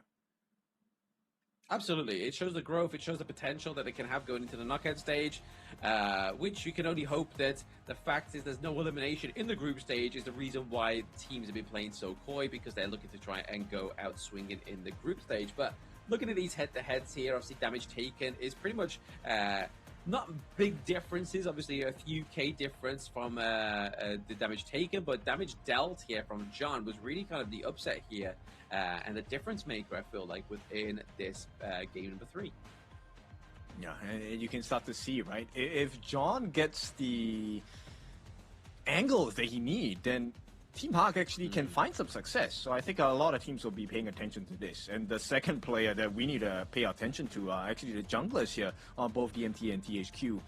By actually showing us a pretty impressive playstyle in this usage of the Featherfoot Fade. Meanwhile, DMT actually did fall quite a couple of times, but still, the damage that he dealt for the side of Dominator Esports, super respectable. Absolutely. Like I said, within the game, like the last time we saw for TNX, it was like very high death, but still they're able to get the kills, they're able to get the win as well, which is more important at the end of the day, right? I mean, yes, you are playing a carry hero into the jungle, and you want to kind of show your pizzazz and your style in the jungle, but if it means you still get the win, you can kind of like, that's where ego starts to kind of like disappear, right? For sure. And now this is the difference of the roamers here. Obviously, Nono was trying his best to tank for the team, get the setups as well, but every single instance, L just provided the outplays as a team. So much space, and of course, the guy that benefited and brought the team back from the depths, your MVP, Mr. CC, on that Parasolar R. Lee. Exactly, yeah. Fantastic performance here. I don't feel like he got caught out. Actually, no, got caught out 4 times. I mean, there was one time in the whole game where he actually was untouchable, but towards the end there, with the combos from the likes of Nua just constantly kind of like stalking the back line, and then obviously John with those fantastic engages with the boats on the Seafarer, as you're going to see in these highlights. Yeah, I mean, credits to John and Vi, because they were responsible for most of the kills onto CC. And look at this, John. The way that he gets into the backlines on the side of DMT, really impressive. So I think this is something that Team Hawk can kind of learn to lean upon. with the play from John. Meanwhile, DMT, my goodness, CC, just keep doing what you're doing. Exactly. CC just needs to be like, hey, just choose whatever hero you want to go for. Doesn't matter if it's a Garo, doesn't matter if it's a Parasola, you're fine. We know you've got this. I mean, it probably wasn't his like most cleanest performance in terms of lack of deaths, but in terms of being the kind of like the true difference maker here, especially when TNX has fallen so many times, was definitely showing that CC can pull himself up from the bootstraps. Yeah, and of course, a big shout out to the side of L on this Liang here. He actually saved the game a couple of times because he was waiting for the jump from Bai, and once he got Bai down, CC was just ready to lay the pain here. And once you have the numbers advantage with the ace as well, beautiful moveset from the side of DMT. Respectable performance from the Team Hawk boys, but it's not going to be enough today.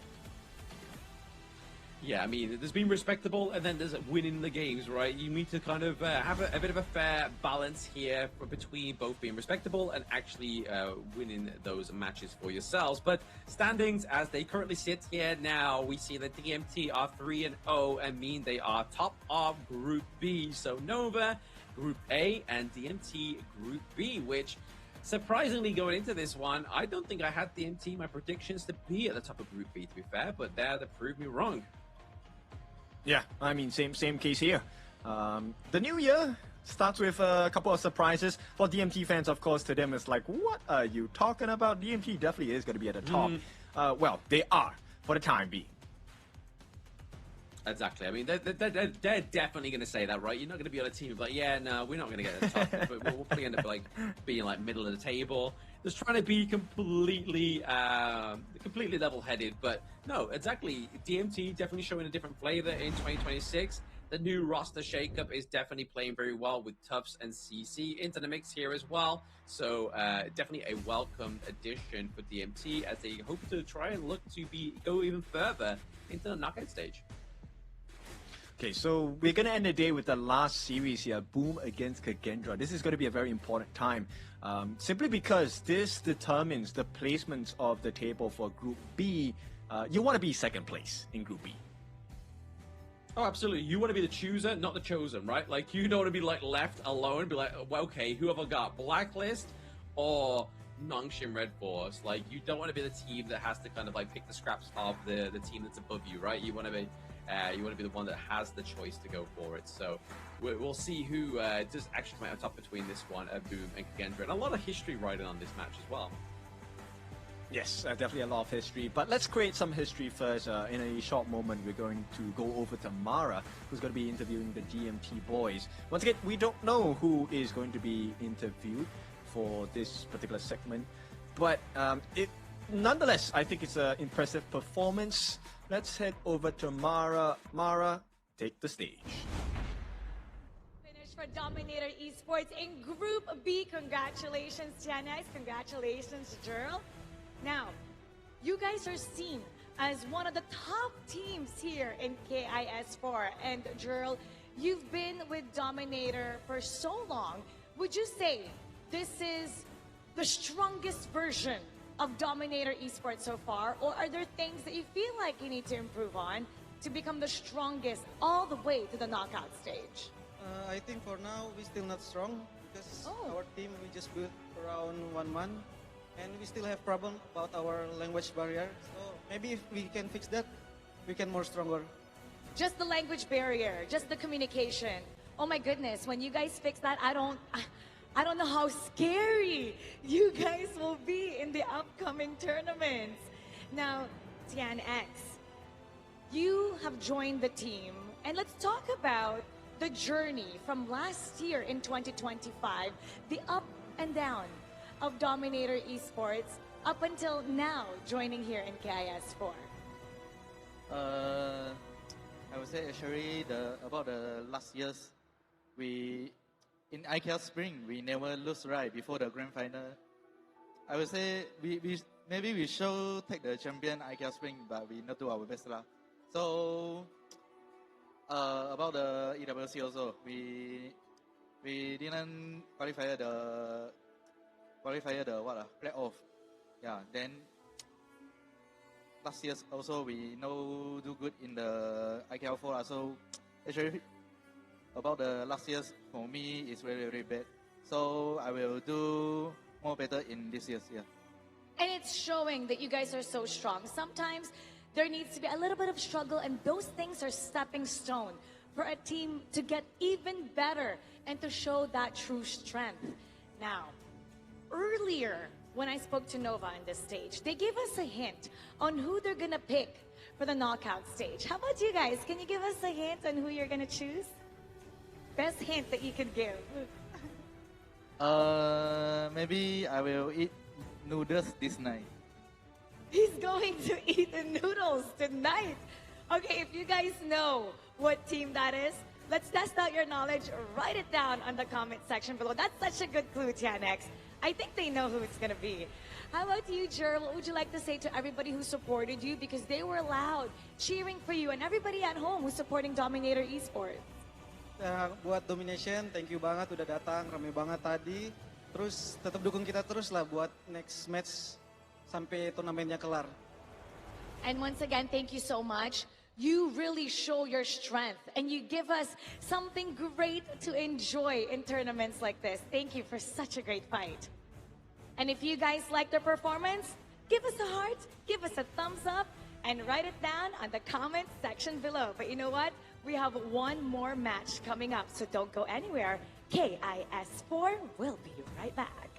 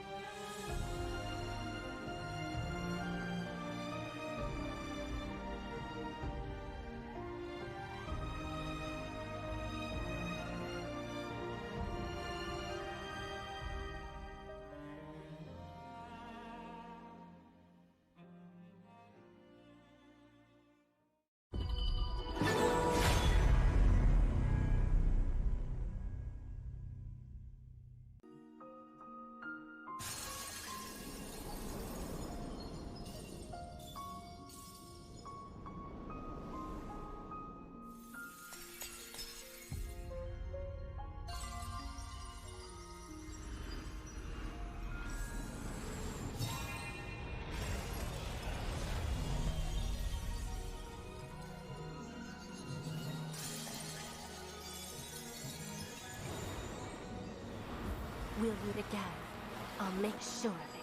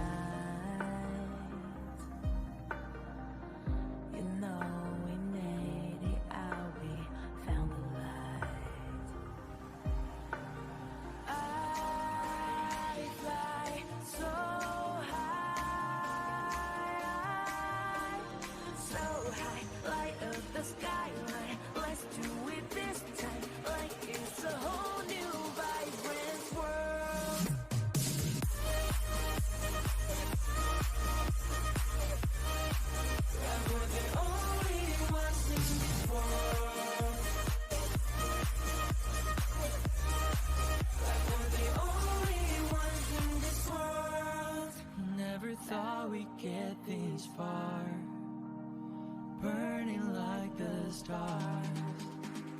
How we get this far, like we're the only ones in this world.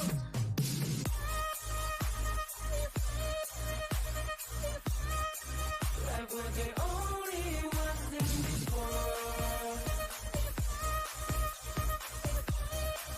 Like we're the only ones in this world.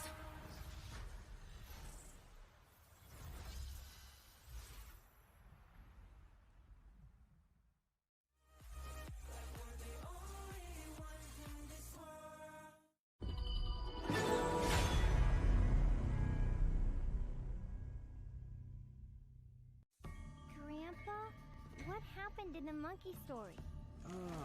Anoman. Yes, he made a promise to bring Cinta home. Was he lucky? He got caught, and flames rose. A huge fire.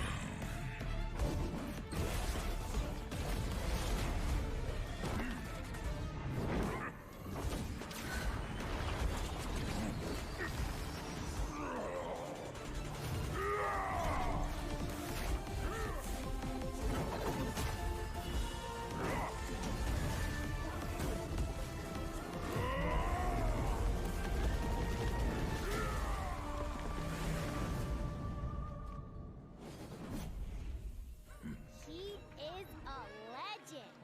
Yes, a man will always admire.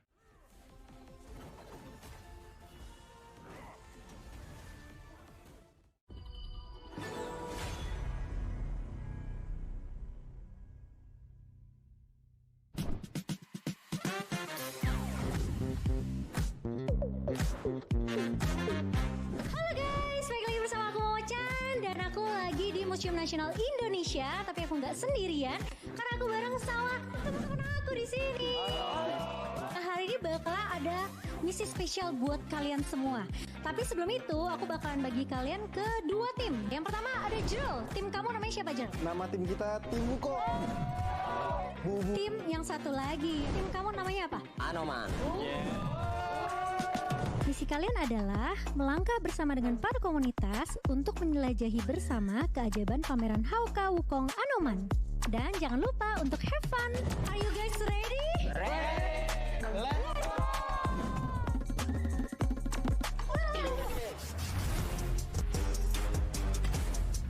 Loh, kok nggak boleh masuk? Kenapa ya? Kayaknya kita harus buat konten dulu deh sama mereka. Konten apa? Kontennya kayaknya harusnya gampang sih. Tapi kalian siap gak? Let's go!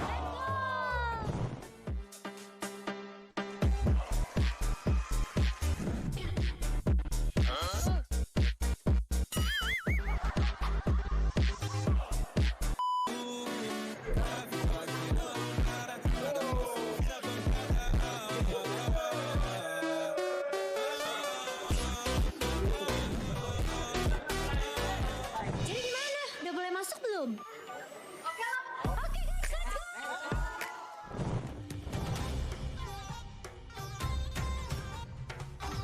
Ini sejarah tradisional Indonesia, ya kan? Apa namanya? Wayang. Wayang kulit. Tapi kalau kalian tahu nggak kalau wayang kulit nih aslinya tuh terbuat dari apa? Saya tahu. Apa? Kulit sapi. Kulit kerbau.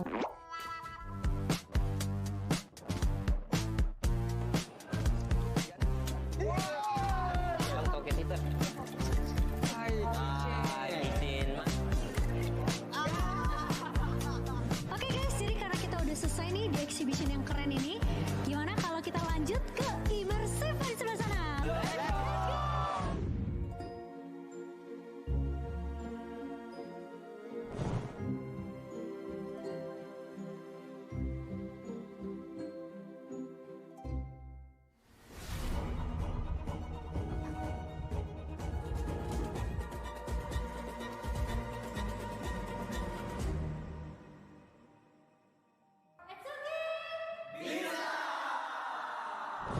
Oke guys, jadi itu dia hari ini kita udah selesai turnya untuk special HOK exhibition juga. Gimana, seru banget gak? Seru! Keren, aku mau ngucapin terima kasih buat waktunya kalian juga, terutama untuk Ace Community. Thank you so much. Dan kita punya hadiah sedikit. Ini spesial karena ini merchandise eksklusif Wukong Anoman. So aku mau ucapkan dan kita pamit undur diri dan kita bakal ketemu lagi di video berikutnya. Bye-bye.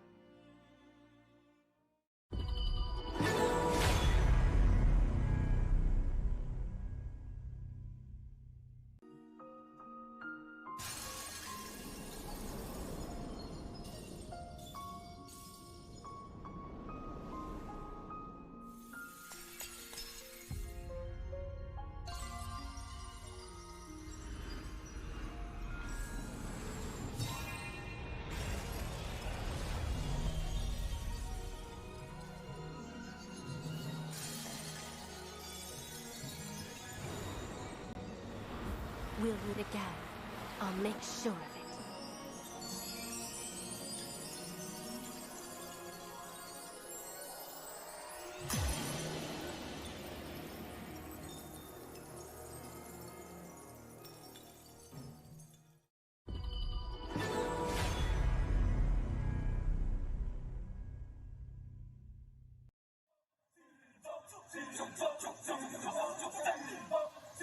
Kings Invitational Series, let's go.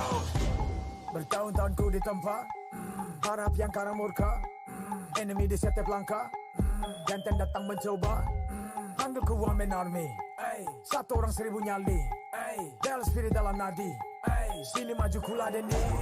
Langkah sudah jauh, mereka pikirku mau mundur dan buang sau. Kehormatan yang utama, di puncakku pertama, berdiri hantam balik semua yang halangi arah. Pikir-pikir lagi kalau kau mau halangi, genderang perang sebab bunyi sini hadapi. Old school tank mentally, dia takkan berhenti, bukan instan imitasi. Coba kau lihat sapu cara bermain agak lain dengan strategi yang saya desain. Aku lah mastermind di balik kekacauan. Satu punchline sapu ku mundur semua lawan. Insting tepuku deteksi ancaman, enemy ku libat seperti Anoman. Show satu pukulan tangan kosong, musuh jatuh runtuh panggil aku Wukong. Power hantam lawan yang menghadap, sapu cakar lebih tajam lebih dari kopong pedang. Yang saya incar turawana bukan tata singgah sana, maka wajar apabila dong bilang sampai di sana. Siapa yang berani mendekat kemari, sayang kesana atau kau yang kesini. Jutaan kalian pun satrakan lari, seranganku cepat sulit kau hindari. Dominasi ku kendali, berotasi ke tiap sisi ku ambil alih. Saatnya kita untuk eksekusi for my party. Push, push, push, push, push, push. Everybody move, move, move, move, move, move, yeah, move, move. Saat datang dengan mode brutal, kendalikan setiap titik vital. Damage magic, serang mental fisik, 1000 taktik, kau kalah cerdik. Mau coba jatuhkan sama mana bisa, siasatmu sudah saya analisa. Terdapat selak, gerak, geriku sulit tu dilabrak. Game over, hancurkan semua tawa. Kombinasi skill dan power, teleportasi ala Enoku yang LOK. Kau tahu ku tak bisa redam, bulat tekadku yang takkan padam. Tuh kehormatan yang tak bisa dibeli, saat saya genggam dan harap kembali. Adu mekanik tingkat tinggi, siapa paling berani, aku paling gigi. Pedang raja yang kuhulus, tebasannya bak angin menghembus. Long life the king, akulah raja, dentuman zira, ini mental baja. Akulah hukum dalam wujud nyata, seni tempurku susah tuh kau baca. Y'all better run, I've already won, nowhere to run, your time is done. Tidak bisa kau atasi, berat untuk kau hadapi, kalah pedangku menari, kau balik kanan dan lari,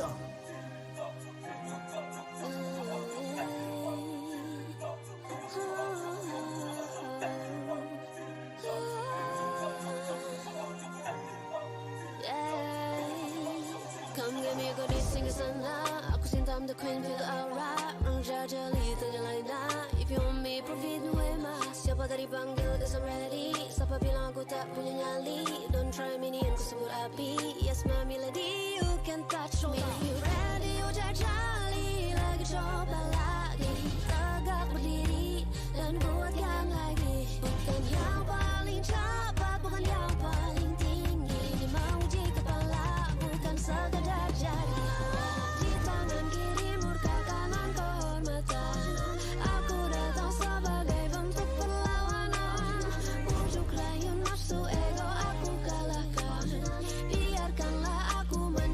kemenangan. Di tangan kiri murka kanan kehormatan. Aku datang sebagai bentuk perlawanan. Bujuk rayu nafsu ego aku kalahkan.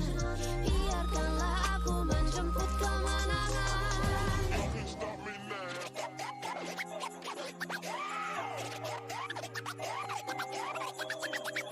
I was born with the crown. For the kings. Fortune on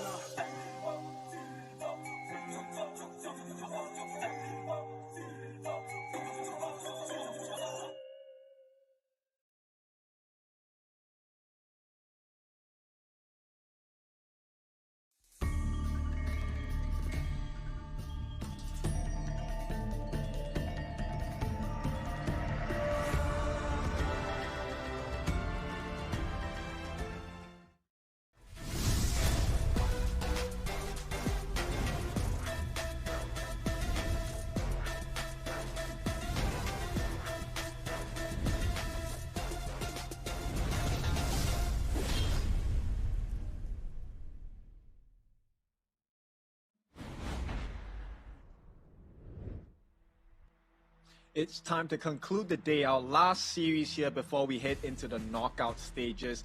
It's your favorite kind of Tofu Kindofu, and with me once again it is Blam the Man. How do we feel about this last series here? I mean, there's a lot of history, like I alluded to before the break, right? So, Boom and Kagendra only really played each other literally at KIC 2025, but Boom beat them twice and actually stopped Kagendra qualifying for the knockout stage. So, Kagendra either trying to revenge this one so they get to the second part of the Group B, or Boom are going to deny them for a third time in a row. And they always say third time's a charm.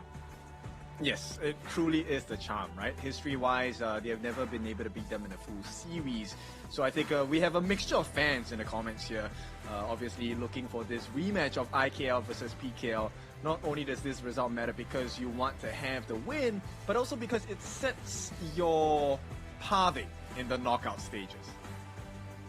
Exactly. I mean, also you've seen how crazy people are at the national clash as well. So generally between Philippines and the IKL as well. So that's always fun to see these fans interact. But most importantly, it's going to be seen which team actually does come out on top this time around. Right? Obviously, Boom, they've been having a little bit of a.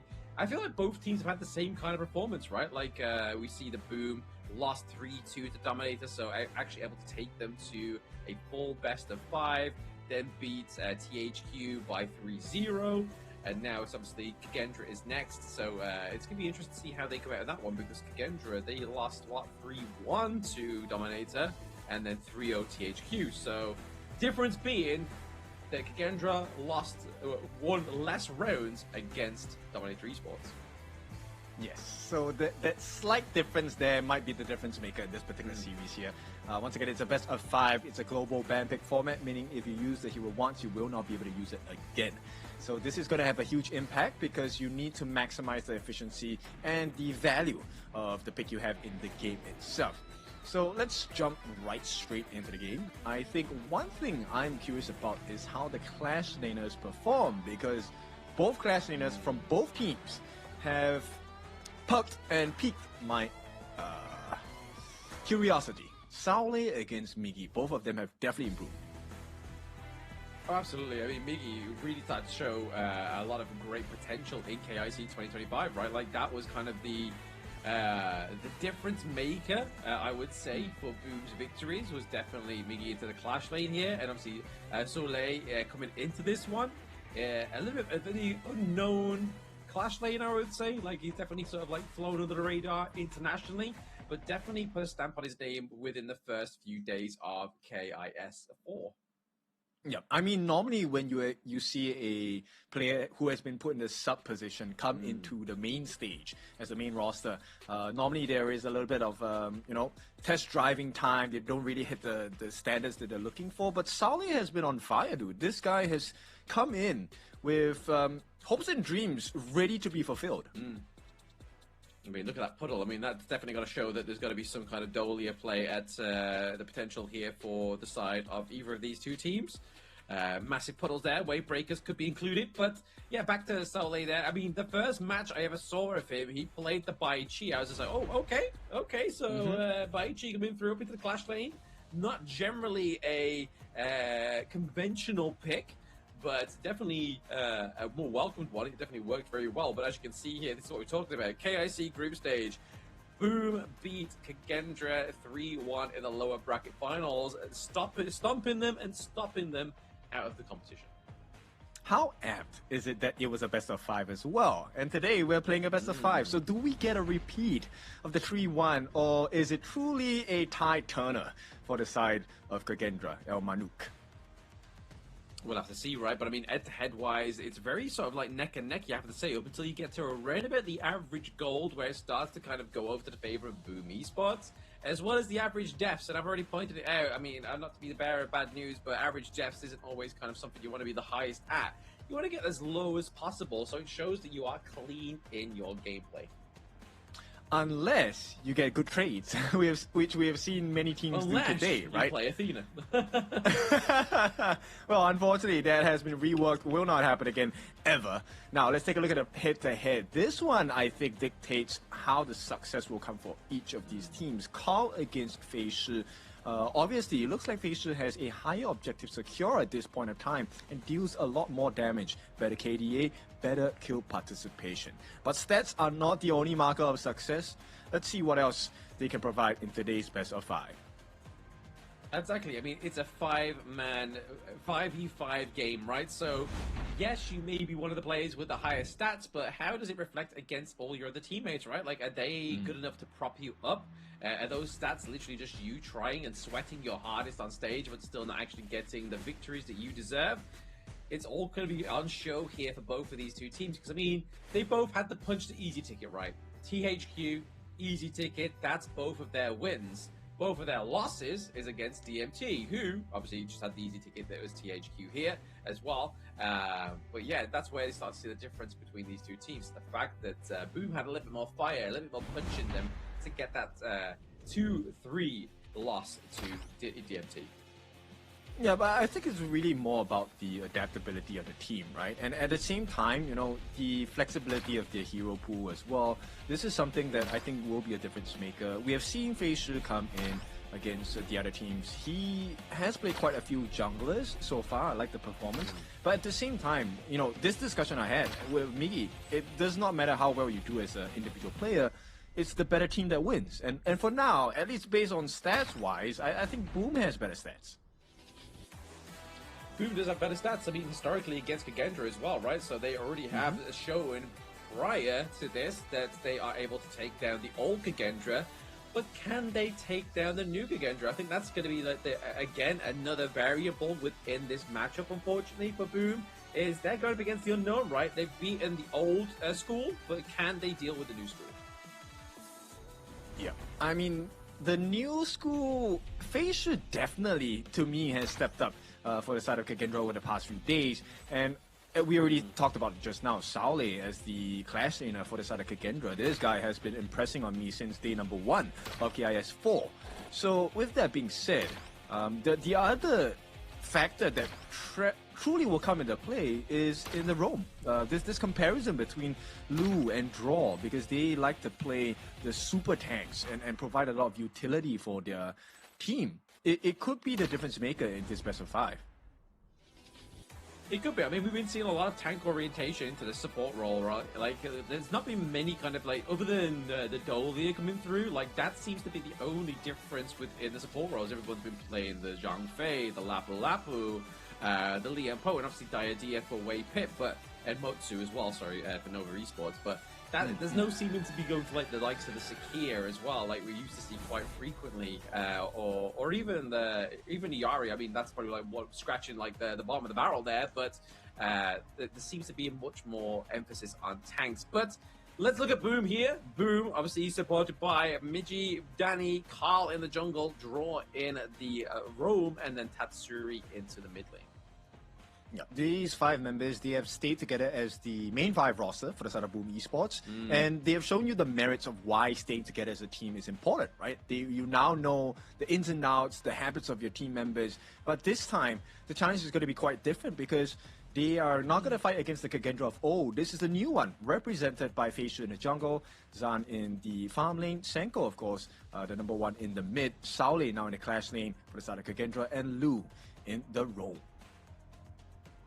Exactly. This is going to be the new faces of Kagendra. Obviously, we normally see the likes of Weeraw, who is now substituted thanks to Feishu being part of the main roster here as well. Definitely kind of hold a little bit of a different flavor, right? Like, he's definitely a player to keep your eyes on here. He knows what he's doing, but whether it's just kind of like the teething issues of being part of a new team could be potential downfall here for Kagendra. Yeah, and let's talk about this support coming in. From Jolo. I will not pronounce the last name here, but Go Fight Philippines, all-out support to PH teams, show them true strength, diverse strategies, and PH heart in every clash. I'm going to conquer that one. That's Nacionales. Jolo Nacionales. Lang Laban Pilipinas. Kuya. Right, I'm officially now part Filipino in that case. One half fulfilled by you. Where's your Dobo? Where's your Dobo? At the red side, apparently now, because it's going to be Boom on the red side, and there will be the counter picks by a side. And we'll take a look at Reflect here for the side of Kagendra. Prior pick for Kagendra, IKL against PKL.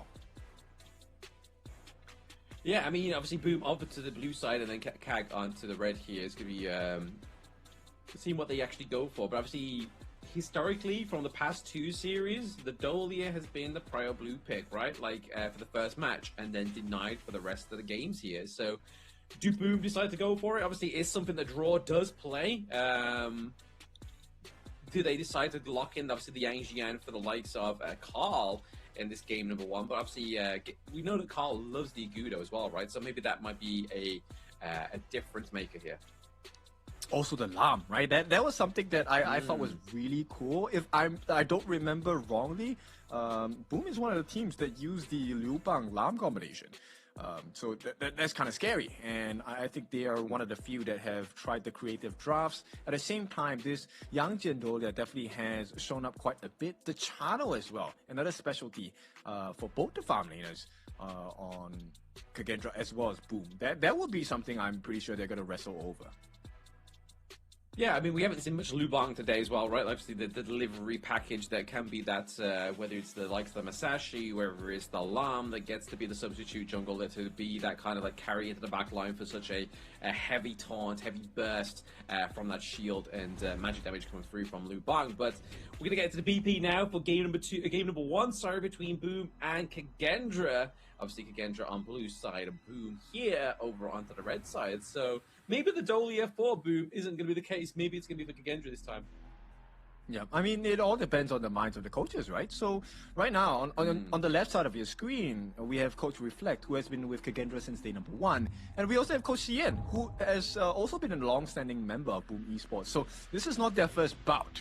And I'm curious to see what kind of mind games they're going to play. Kagendra take out the Lung straight away. I have to give props over to Coach CM, right? Like, when we was at KIC 2025, the staff didn't believe me that I was a caster, and he vouched for me, so I didn't get kicked out when SB19 got played. So, thank you very much, Coach CM. That's my little props to him. We have a bit of a connection there. So, hope to do good here for you guys over on Boom Esports. But let's look more at the bans here. Obviously, the Lung as well as the Haya. The Evernight Aspiration here being one of the prior bans for Kagendra. They don't want to play against it in that mid lane. Oh, they actually open up the Chicha for the start of Kagendra. And if there's one player I think you have to be concerned taking his hands on it, it has to be Saole here. But once again, this is a flex pick. The Chicha, or the Forge Maiden, can go into the jungle, the clash, or the farm. Exactly. Keeps them guessing, but it means that Boom's able to kind of like situate some of these more solidified picks like the Yang Jian, like the Parasolar here as well, right? So do Boom look to go towards Adolia into the latter part of the draft, or is this baiting them, basically just like trying to bait the Adolia ban here for the side of Kagendra and maybe potentially open up something more? But Kagendra right now, they're looking at that pay, they're looking at that buyer, and so it looks like it's going to be Zahn going onto the Forge Maiden here instead. Okay, I like it a lot because at this point, the early game jungling speed is not going to be very fast for the Twilight, right? Pei, on the other hand, extremely fast. We've seen this in game number 7s last year, where the Yangjin just completely gets destroyed because you don't get that early game lead. Now I'm curious whether Boom Esports, this Twilight, because of the way that Kagendra have drafted, might not even go in the jungle. Yeah, it could potentially go up into Clash Lane, right? Like, that is still a potential here for them, especially not pairing it with the Adolia within those first 2 picks, right? Like, that's generally the go-to if you are locking in the Yangjiang. But Parasola being the first one, obviously trying to give Danny over one of his big picks here onto the side of Boop Esports. Now, obviously, both teams are focusing at that mid-hero pool. The Yuan, the Xiao Xiao, the Yixing here as well, the Boardmaster, and obviously the Yukio being banned out, so they don't have that direct counter into the jungle. Okay, I like this pick a lot. Kagendra is definitely understanding that Boom Esports can definitely flex this Twilight into the Clash lane. And I'm curious to see what does Boom Esports decide here. They're going to go for more burst damage and longer reaching arms in the form of the Celestial Nuwa. Kagendra now have the option. What do you think is the best way to play this mid lane? Ooh, here we go for some control here. Obviously, they're looking for the Silk Weaver. Obviously, potentially, if there's going to be the dive there, or maybe even trying to get the pick up onto the likes of the Parasola. But ultimately, what they're going to try and do is try and pull their front line, the front line, into a fight that they know they're fighting on their terms on the side of Kagendra, right? Intertwined by fate. Yeah, for sure. They want to have that superior positioning, right? Especially if, let's say, this Twilight jumps, then it could be, death's door for the Boom Esports member, which looks like it is going to be in the hands of Miggy because they're looking at the feather foot of Fade, in this case for Carl. Very interesting here, looking to try and take a lead out of both TNXs and buys a pick up a book here, as they saw in the last game, Boom Esports. Looking to give Carl over the feather foot here, like you said. Twilight going up to the Clash lane as well for Migi, so a little bit 1v1 between the Spark Mace and the Twilight. Who takes that 1v1 for you? I actually think at the early parts of the game is definitely more in favor of Saole. In fact, the more members there are, I give this matchup to Saole just because of the kit, but not because of the player. I think it's definitely outplay potential for both sides. Okay, we'll have to see how Kuya Migi does into the top side of the map. The older brother of the team here, maybe. Obviously, I did watch your interview. He obviously admitted to that he was the shot caller before, but no longer the shot caller here now. So it's gonna be interesting to see how they played this one, right? Obviously, all listening to Carl, I would say. Yeah, I think it's dependent on what the style of play is, right? Because when we spoke to Miggy, he was very bent on, I want to win that 1v1 matchup.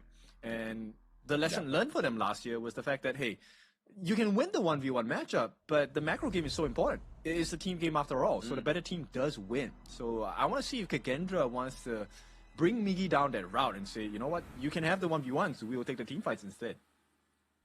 Yes, let's see what they do here. Obviously, both of the coaches now just fist bumps here. And fist bump fists. There we go. As we go into game number 1 between both of these two teams. The IKL representatives going against Boom Esports. Both of these two teams within the spring, I believe it was. Actually, no, Kagendra was in the fall champion. And then, obviously, Boom was the spring champion. So both were champions within their own respective leagues. Right. We'll see this initial rotations, right? Kagendra, we know about the strength and we know about the rotations of the Pei and Byron gameplay, right? It's mostly focused on the Clash lane and trying to secure initial advantages with the Space Sprite so they can get the teleportation portal and get that rotation coming in. But it looks like the gameplay is slightly different this time. Both teams looking to put trio lanings in the mid lane.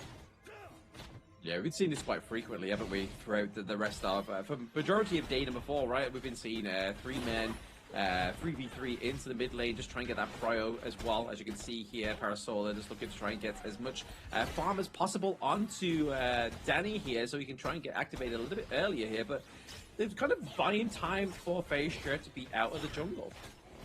Yeah, this is a little bit better at this at the point for Kagendra, right? You want to wrap up the farm for Faysure, but boom, they play the same kind of cards as well. It's all about making sure that Danny gets a good game. Yes, exactly. I mean, they did trade, obviously, those both side camps there. I believe that did actually go over to Sule. The one down bot side, obviously, was able to get hit by last hit by Tatsuri as well. So both of those denials actually didn't go into the favor of either of these two teams. They were actually neutralized. Yeah, so even Stevens at this point, Faysure already working on his Azure Golem here. And I think the later this game goes, I think it's definitely in benefit to the side of Boom here. Exactly, yeah. I mean, we can see that Pei will obviously be great early to mid game. Obviously, does fall off around about the 10-minute mark, but still has enough impact, especially with the squishy heroes like trying to get the lockdown onto Danny, onto Tatsuri as well. Yeah, at this initial start, potential first blood, but not gonna happen. Not going to happen. The Spark Mace is just a little bit too late on that one. I feel like if he was a little bit earlier, Draw may have been taken down there as well, but now we do see that Miji is looking to rotate down to the mid lane here as well, give aid over, but no, just trying to be there for the rest of his team, right? Just trying to overturn these odds and looking to try and, like you said, trying to gain that first blood.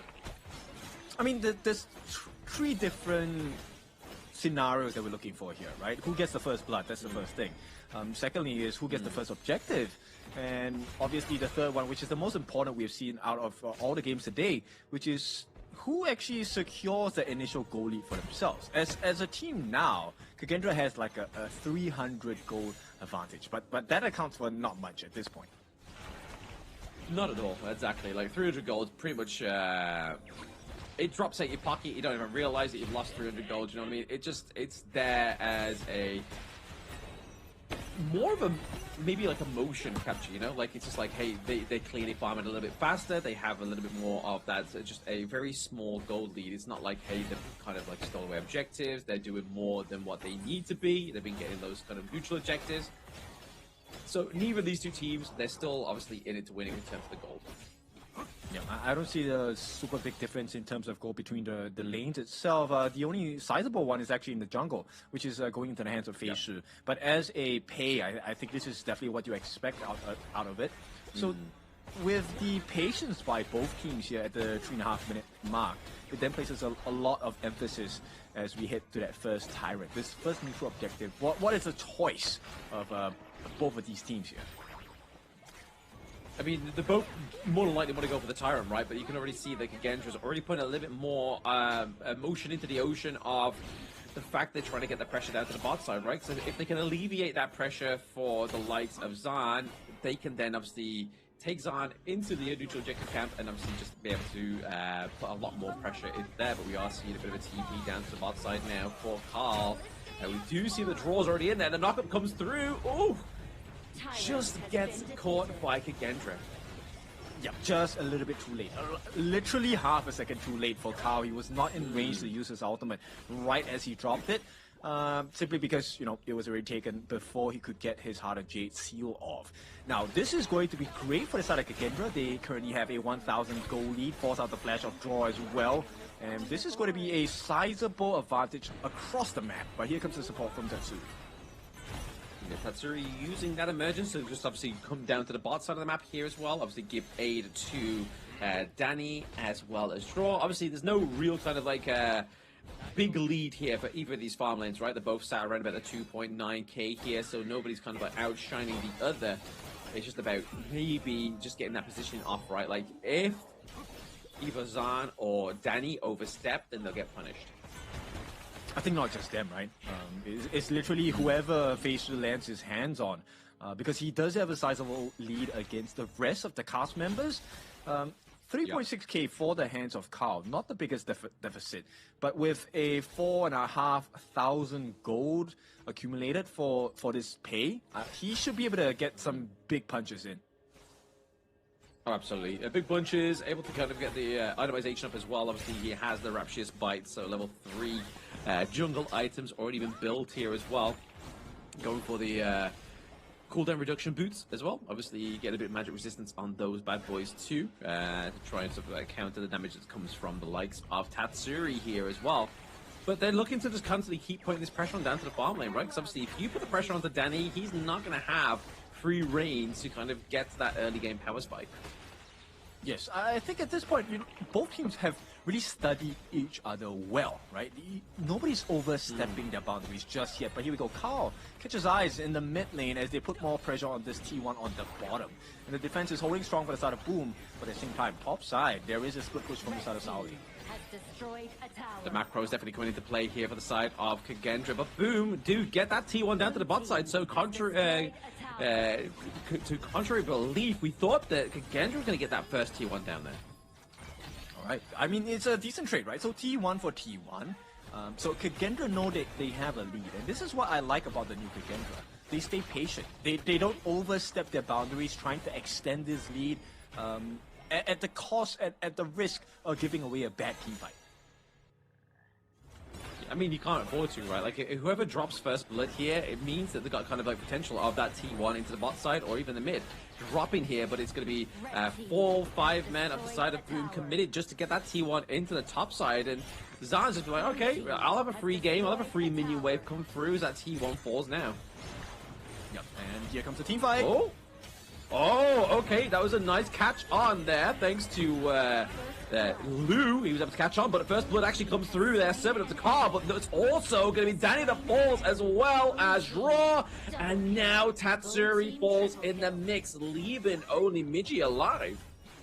And there we go, this is what we're talking about. 4 kills for the price of 1, and that 1 is a rogue. On the case of Lou here, Miggy will not be able to defend against that, and he might have to give his life. Ooh, oh my goodness. That is a team wipe there for the side of Kagendra as they open up top side, open up the mid as well. They came for blood and got so much more. Yep, a lot of value, taking all the T1s and some healthy damage on the T2 on the top side as well. So this is going to be, at this case, similar to what the CD key is. Hot blood, go and clean that right now because Boom. They're looking for some form of recovery, but that is not going to be presented because next Tyrant already Kagendra starts on it. Yep. Next Tyrant is already gone. That's the beauty of the pay as well, right? Facia just able to kind of melt down, especially with the help of Zahn on the Forge Maiden as well.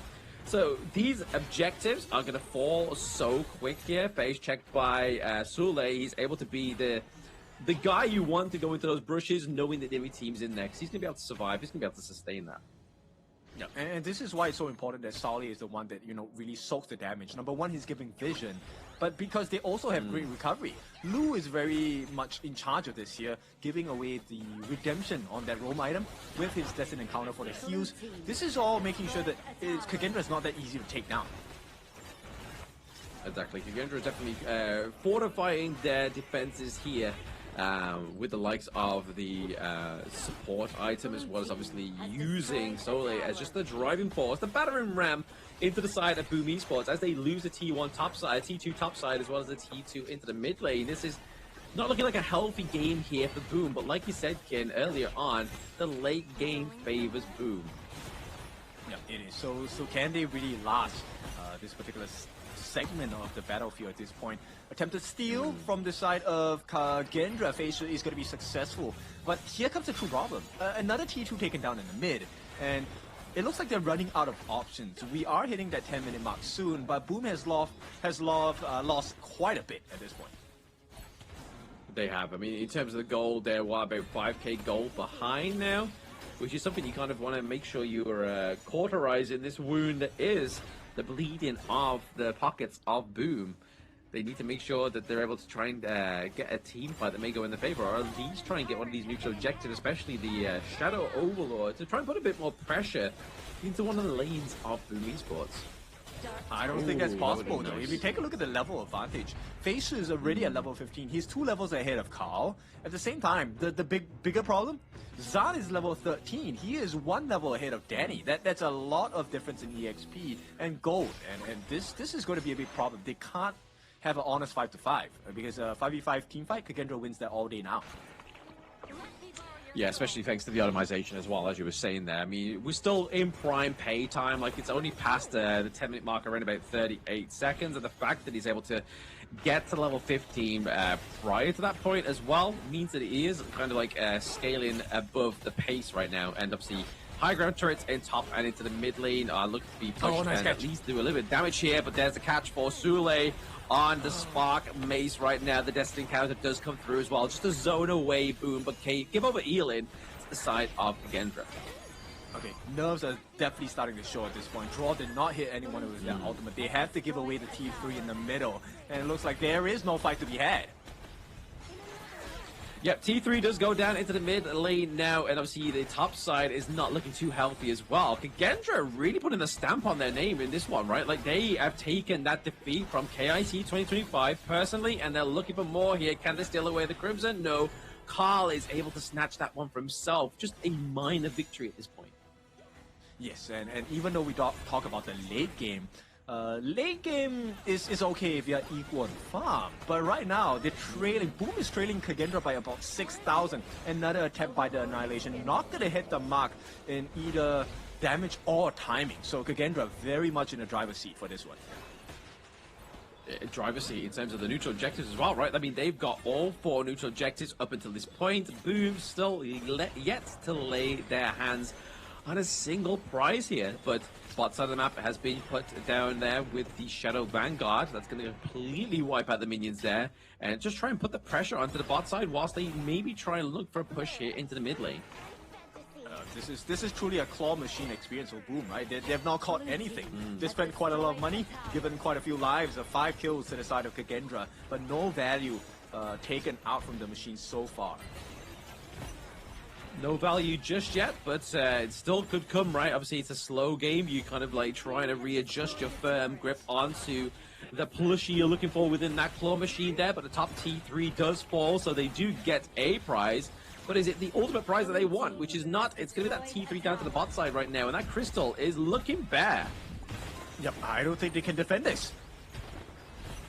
It's going to be a hard defense if they're able to do it here, Boom, but obviously they have no minion waves now, and it's going to have 3 Vanguards come through. Into the back line is going to be Midgie, just trying to drive them out of this crystal territory, but you got the Vanguard slapping the crystal at this point. All you need is Kagendra to get a few kills, and there it is. Draw goes down, and first game goes to Kagendra.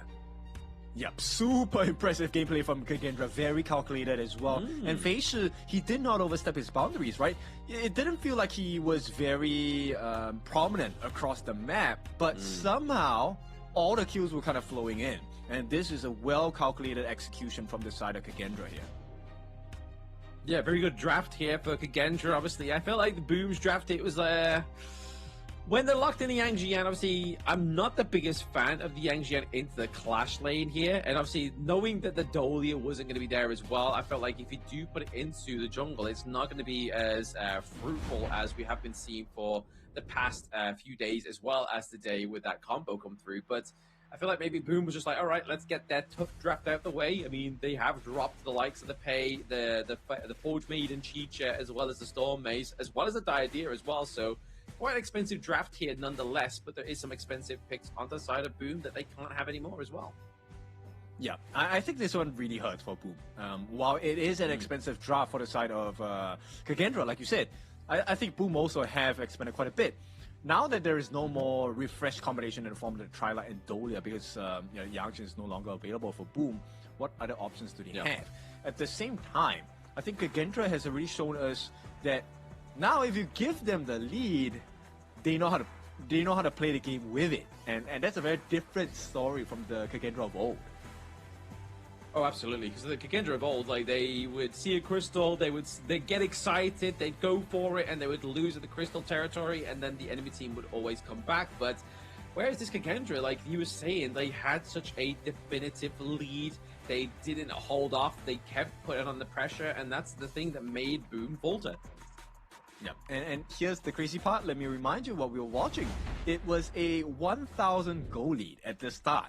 And they just made sure, because they had that 1,000 goal lead, and where was their lead? It was in the hands of Fei Shi. This guy on the pay, he was silent, but he was deadly. 4-0-2. You don't need too many kills. Once you have the advantage, just start working around the edges of the map, and that's exactly what Kagendra did. Exactly. I mean, that beautiful opening up of those 4 kills was probably the most perfect thing that they could have really hoped for here on the side of Kagendra, because at that point, it was pretty stalemate. Like, nobody had a first blood, but rolled through the first blood, then dropped another one, dropped another one, dropped another one, and then that was it. Like, there was so much opportunity and potential for Kagendra to open up the map, and they did exactly that. Yes, and of course, props to this guy, Senko, as well. On this Shi here, a lot of people did not kind of expect that he would be so effective. Like, we know him as a very strong contender, steady performer in the Kagendra lineup. But today, he's been showing off his ability to foretell the future. The Silk imprints have been on point from Senko. Oh, absolutely. Definitely feed it into the kills, into his team as well, right? Like, really just kind of stopping any real composure of Boom. And that's the beauty of the Silk Weaver, right? Is the fact that you compose the team fight yourself rather than waiting for the crucial first step that's going to be the way in for the enemy team. You just bring them to them, whether it be Carl, whether it be Draw, and just completely take away that front line. Yeah, in fact, I think it was more important that Senko actually caught Draw quite a few times, right? Because once Draw is out, you don't really have a big tank anymore. Yes, you have the Yangtian, but how long can he set up for you? He doesn't really get the perfect, 5-man stun that you're looking for, that Draw can provide. And that's exactly what Senko was looking out for. Exactly. He did it very well. He was looking for that prize. He was waiting for the shiny moment, and he secured it multiple times. But looking at the head-to-head right now, obviously, damage taken between these two Clash laners is pretty much far a few in between, around about 5k difference there. Same with the damage dealt. Yeah, of course, different values provided down here. For the side of Sauli on the Byron, right? Once he uses his ultimate, the Force Field Suppression, he gets extra shield as well. So he is a constant sponge for the side of Kagendra, which opened up the room for Senko to have the clarity to catch the actual prey that he wants from the side of Boom, and also provide so much space for Fei Shi on that Pei, as well as Zan on that Forge Maiden. The Chicha never really used the ultimates on the team fights. If you notice throughout the gameplay, the ultimates were used to melt down turrets. Such a smart and creative use of the Chicha here. Oh, absolutely. If you're going to use that as a split push potential, as you can see with that top T3, bot T3 there, just using the ultimate to run that down to make sure it's just catching Boom off guard, right? Because obviously they probably weren't even suspecting that the Chicha was going to use the ultimate to take down the turrets, right? There's probably waiting for it to come online within the team fights. It just never happened. She's like, oh, she doesn't need it. She's just doing far too much damage anyway. Yep, and this is a PKL weakness, I would say, right? Kagendra exposes it once again, which is, okay, let's play the macro game. You want to fight? We will fight when the crystal is available for the taking. Exactly. Eyes on the prize, crystal within their grasp to take down, and then obviously just take the team fight from there. But I feel like there is only one MVP worthy in that game number one, and it's definitely very sure here on this Pei, showing you how it's done, whipping out the two guns, 402 KDA, dealing 63k of the damage. But ultimately, it was that XP lead, it was that gold lead so early on that was so oppressive onto Boo. Yep, and because of the threat that he was ahead, knowing that he could easily take any of the members, even Carl at one point in 1v1, this forced Boom to be in a very scary position here. This initial catch onto Draw, I thought it was looking good for Boom at that moment, but then the amount of catches and help of sustain coming from Sauli, especially with the Pure Sky usage and the Flash Storm Strike combination, allowing Fei Shi to stay alive, get the burst damage in as well. Yeah, I mean, it was all, you have to give it over to obviously Senko, as we already have, gave props over to him, right? Like, you can see these pulls coming through. He's just a pure setup here. Yes, he got 1 kill, but 4 assists as well into that one, so you can really see here that he's able to kind of slow the pace of the draw on the Lapu Lapu, and then also stop the kind of potential from Carl on this Featherfoot. Yep, and look at Saule, right? I like this play by Saule. This shows you how much improvement Saule has done. He was constantly soaking in the turret damage from the crystal. He was also making sure that the skills being used, he was the one in front of them. So he was a sponge for Kagendra, and this made life so much easier for Kagendra. Once you give Senko, who is already pretty accurate on these aiming heroes, the Silk Imprint lands, draws out, you have no more tank, crystals open. It's a job well done. Very well done there for Kagendra, taking game number 1. Obviously, they did have a bit of a shaky start to the Season 4 Invitational, obviously losing 3-1 to DMT. Even though they were looking like they were going to be the favorites in that series. I even predicted Kagendra to take that series of 3-2, but they obviously fell at a 3-1 loss there to Dominator Esports. So they really got something to prove here going into the knockout stage. They know what's on the line as well, so they know if they don't win this one, then they are going to be that 3rd and 4th seed that may be either Nova or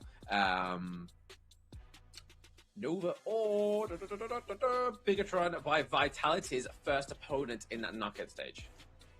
Yeah, you know what? Kagendra has been my kryptonite in KIS4. Every result that I predict of Kagendra has been wrong.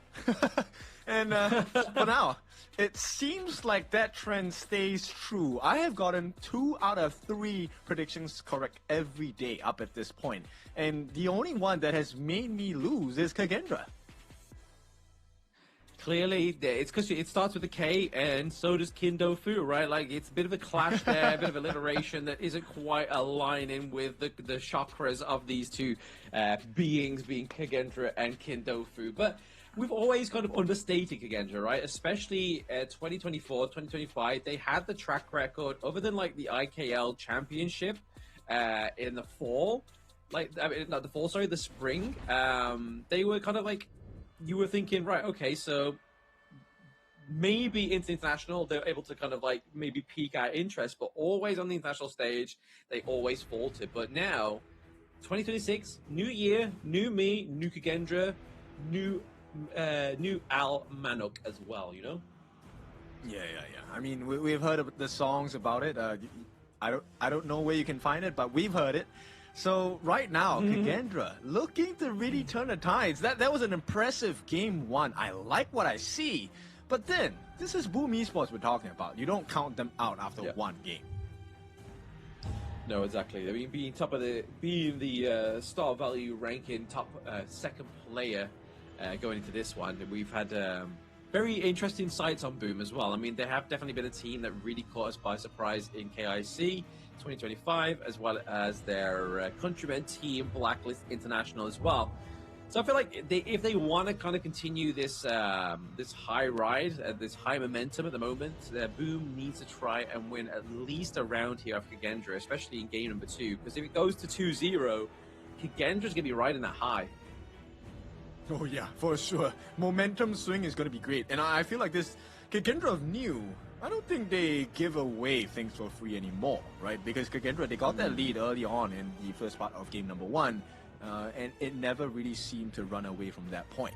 So Boom Esports, they need to start figuring things out here, and they will try with the first few bans going on to the Lapu Lapu as well as the Long. Yeah, typically as they've taken the Forge Maiden off of the Gorge already and used it once for Kagendra, they're looking to keep banning that one out as well, as we've seen from previous match behaviors also. So the Oyin as well as the Lapu Lapu, the Reapart, that too being banned out here, as well as the Spark Mace Byron. They want to make sure that they don't get the Pay Byron combo going for themselves on the side of Boom Esports. Interesting. I actually feel like Boom Esports might try to go for the channel this game. But here's the thing. I think even if Boom Esports goes for the channel, I think Kagendra are ready for it. So they'll start off with higher here, though. The very first moon. The higher coming through, obviously, didn't quite give the victory for the side of THQ the other game. Man handling that one, but this time around, Kagendra, they do what I was expecting Boom to do last game and pick up the Dolia here, but also fleshing it out with the Martial Monk Dharma for Soleil.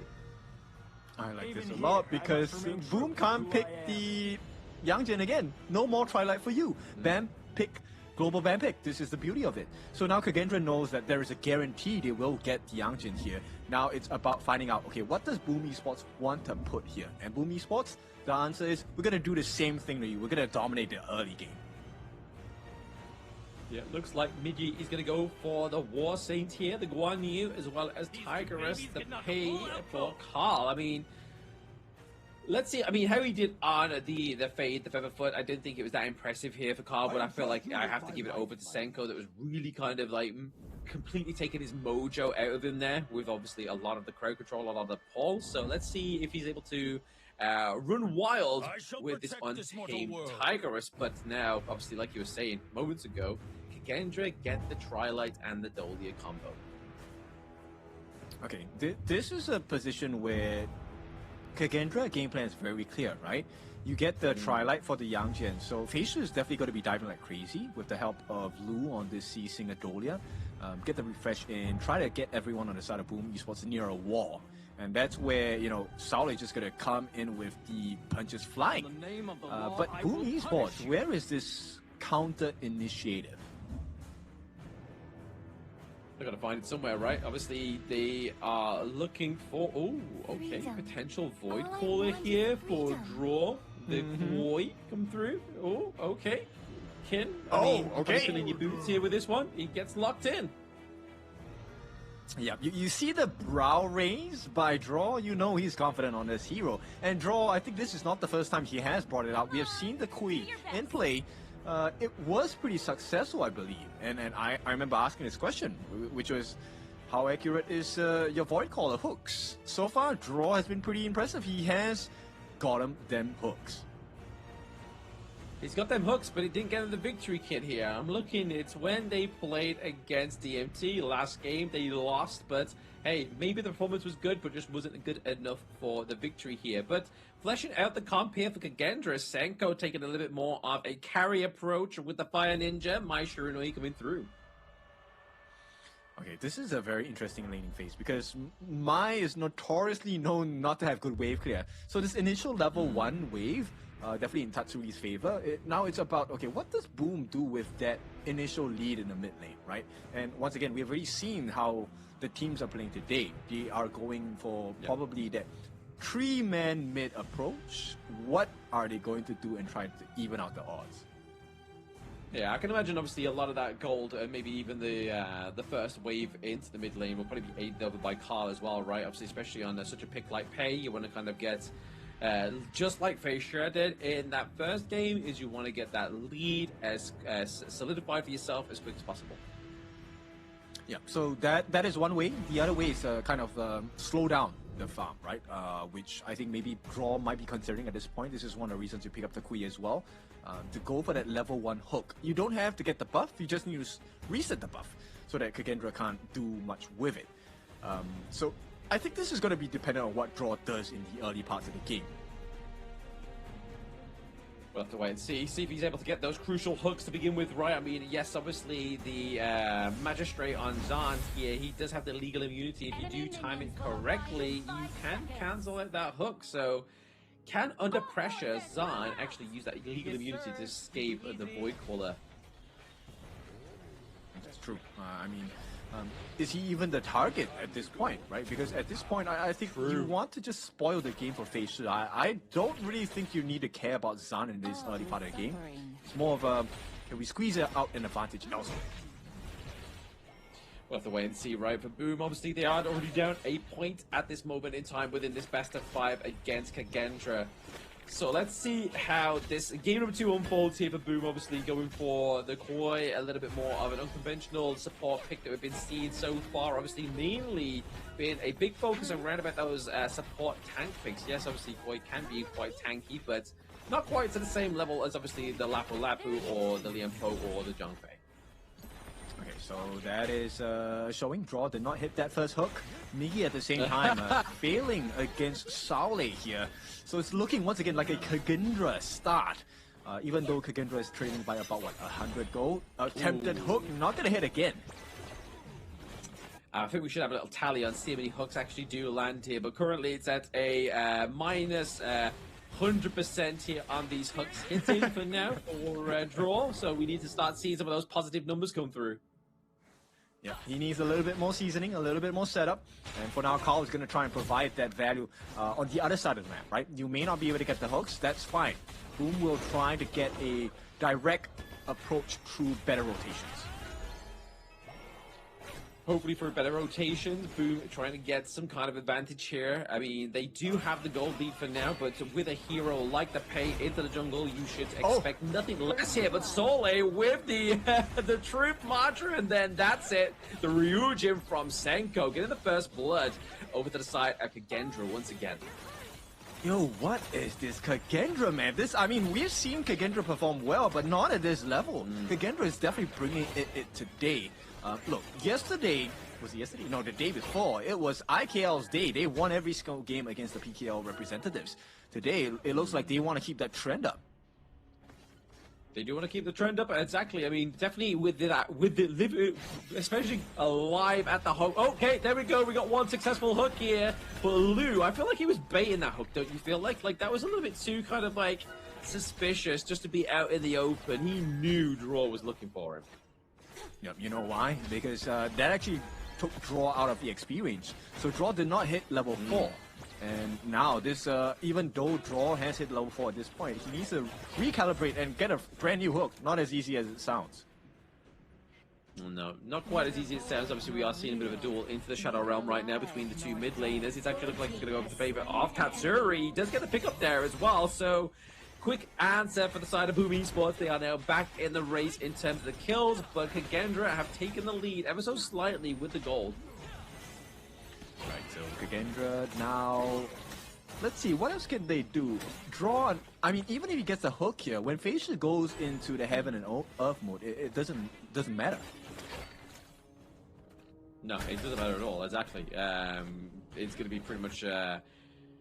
all she wrote there. But right now, obviously, we are seeing a bit of a push down to the bot side of the map. We haven't quite yet got that 4-minute mark, but just creating that little bit of premature pressure for the side of Boom Esports means that they could potentially go for that Tyrant. But Carl looking like he's a bit of a worse for wear right now. Having to use the get the shield away for that second skill. Not ideal at this point. So Kagendra, they have a decent positioning. They're not really up there in terms of gold just yet, but they have prior positioning over this Tyrant, of which they're just going to give it up straight away. Interesting.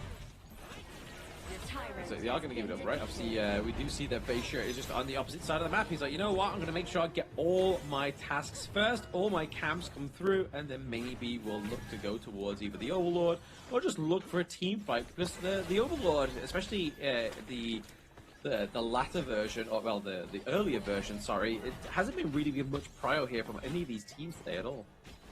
Yeah, because even if it's a slight advantage, right? The slight advantage is that it naturally wins against the wave of minions, but you don't really get too many hits on the turrets, if any.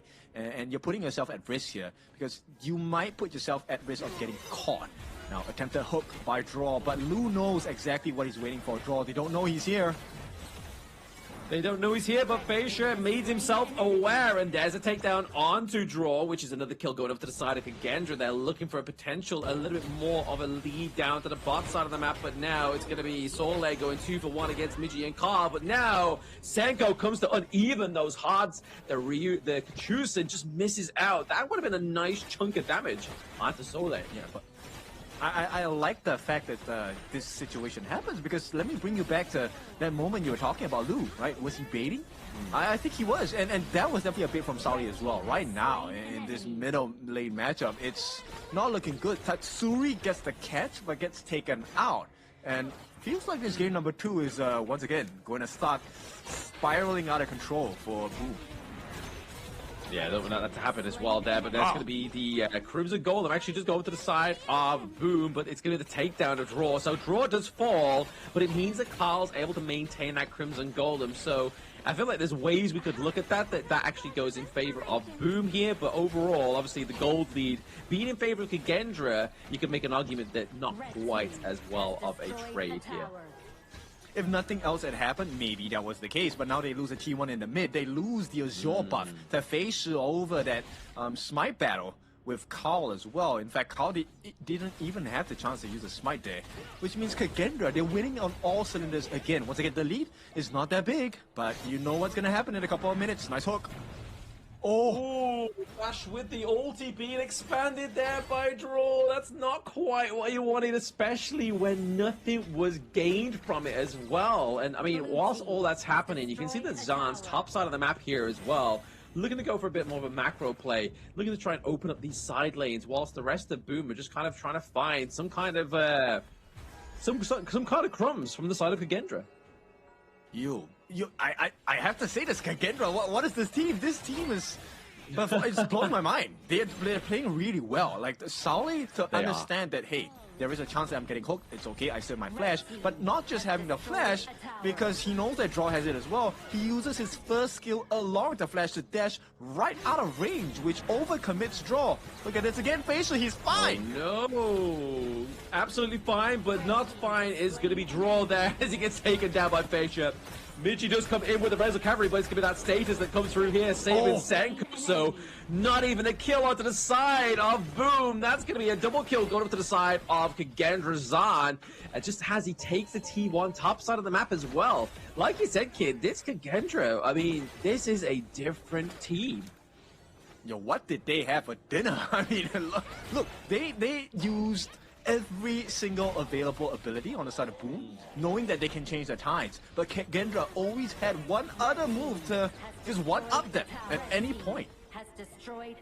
They did, and speaking of one-upping, they get the T2-1 down into the mid lane there as well. So once again, Kagendra have definitely sullied their place as the supreme team in game number 2. I mean, yes, there is ways that Boom can come back here. They're only behind by around about 2.6k gold lead, which isn't kind of like beyond the pale at this point. But what you got to be looking out for is that Carl is going to start to slowly fall off here, especially the fact that he's not able to kind of like outscale, out XP, or even maybe out gold Facial. Yeah, I mean, that was the win condition, right? That was what Kagendra showed us in the previous game for game number 1, right? When you have to pay, you need to make sure you're ahead of the Yangchen, because Yangchen doesn't farm as fast. But Kagendra, the way they play this has been phenomenal. This game number 2, they're showing you exactly how to play against a pay.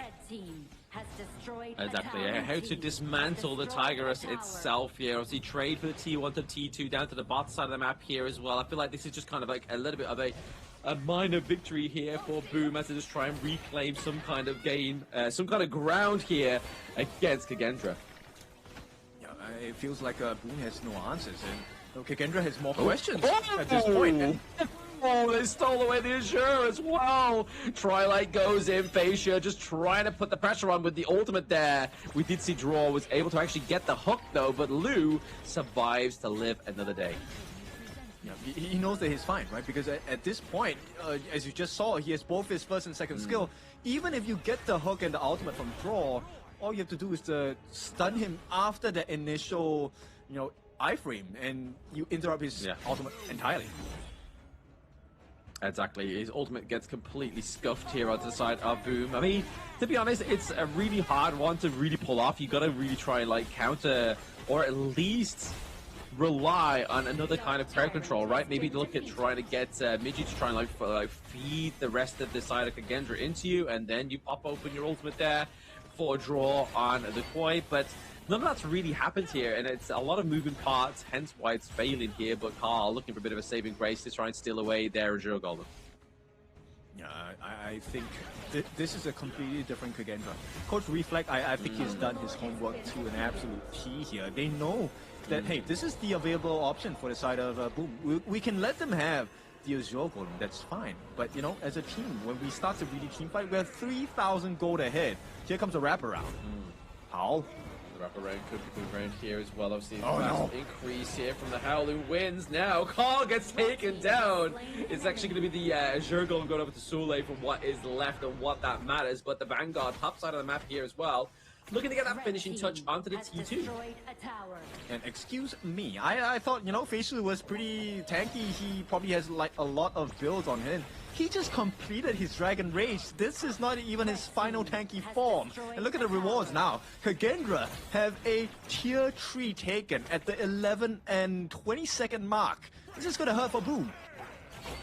Oh, absolutely. It's going to be a big hurt for Boom here as they try to defend the top. Actually, no. It's going to be Senko trying to get the push here onto the top side of the map with the Shadow Vanguard. But you've got 2 lanes being pushed in right now, King. Boom has to survive some kind of defense. I don't think they can do it. This is a 3T3 at the top. There is still more to be had. Still more to be had, but the pulling of the Vanguard was a really good call here by Draw, but it does mean that that team with 1-3 into the mid lane does get opened up, unfortunately. Not quite the result they wanted. They just wanted to wipe out the Vanguards, but now all they have is that crystal laid bare here for Kagendra. Kagendra looking to do this sub under 15 minutes. Yep, this is a very scary potential. All they need is a jump in from Solid to slam them against the wall, and the Hellhound as well from the side of phase 2. Let's see. Ooh, there he goes. He dashes out of the ultimate, flashes out the ultimate this time as well, but a very nice cancellation there onto Draw. Really mitigated the impact coming through here for Boom Esports, and Midgie going down. It means they're able to keep the base alive, but they're down a member. I mean, they've shown you that their masterclass at this point. Kagendra, every single option that Boom are exploring, completely shut down. They can't get Miggy. The hooks are on Draw. Oh! Uh-oh. There he goes. A lot coming through here. Solly's having to die here, but he's going to die for the victory. And Kagendra gets game number 2. That's really quick. I did not expect this. Look, I don't mind being wrong. And this, for me, this is a brand new Kagendra IKL. Oh, we have a new system in hand here.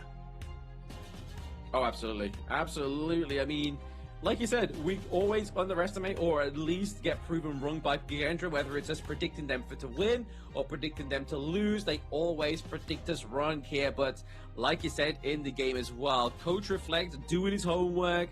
The new synergy of this team is definitely what Kagendra were looking for since the inception in 2024.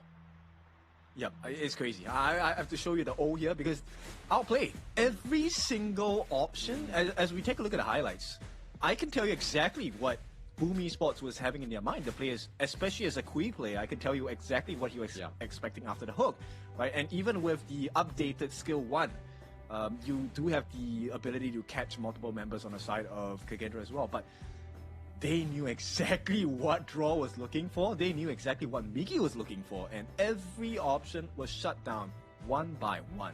This is soul-crushing for the side of Boom. I mean, the interesting thing here as well is the fact that, obviously, they drafted the Aaron here for the side of Boom, right? I mean, they didn't really have much of a solid front line either, so with the Aaron not really having a front line, just kind of felt like they were just leaving Danny to kind of like, okay, well, you had the likes of still big potential picks to come through, right? Obviously, they could have gone for the Magistrate for themselves. Obviously, I believe that they still have the likes of the Lung, even though it was banned.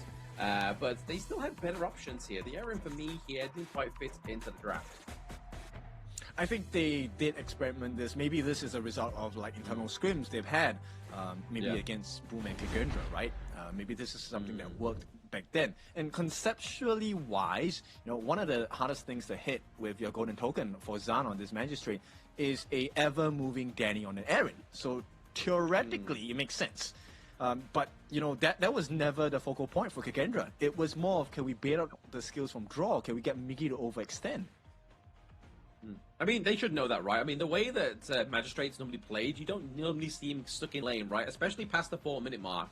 Like, once that 4-minute mark's gone and he's got a few of those on-hit items, like the Sparkforge, like the Doomsday, he's up to the other side of the map looking to go for a macro play, which is exactly what we saw there by Zan.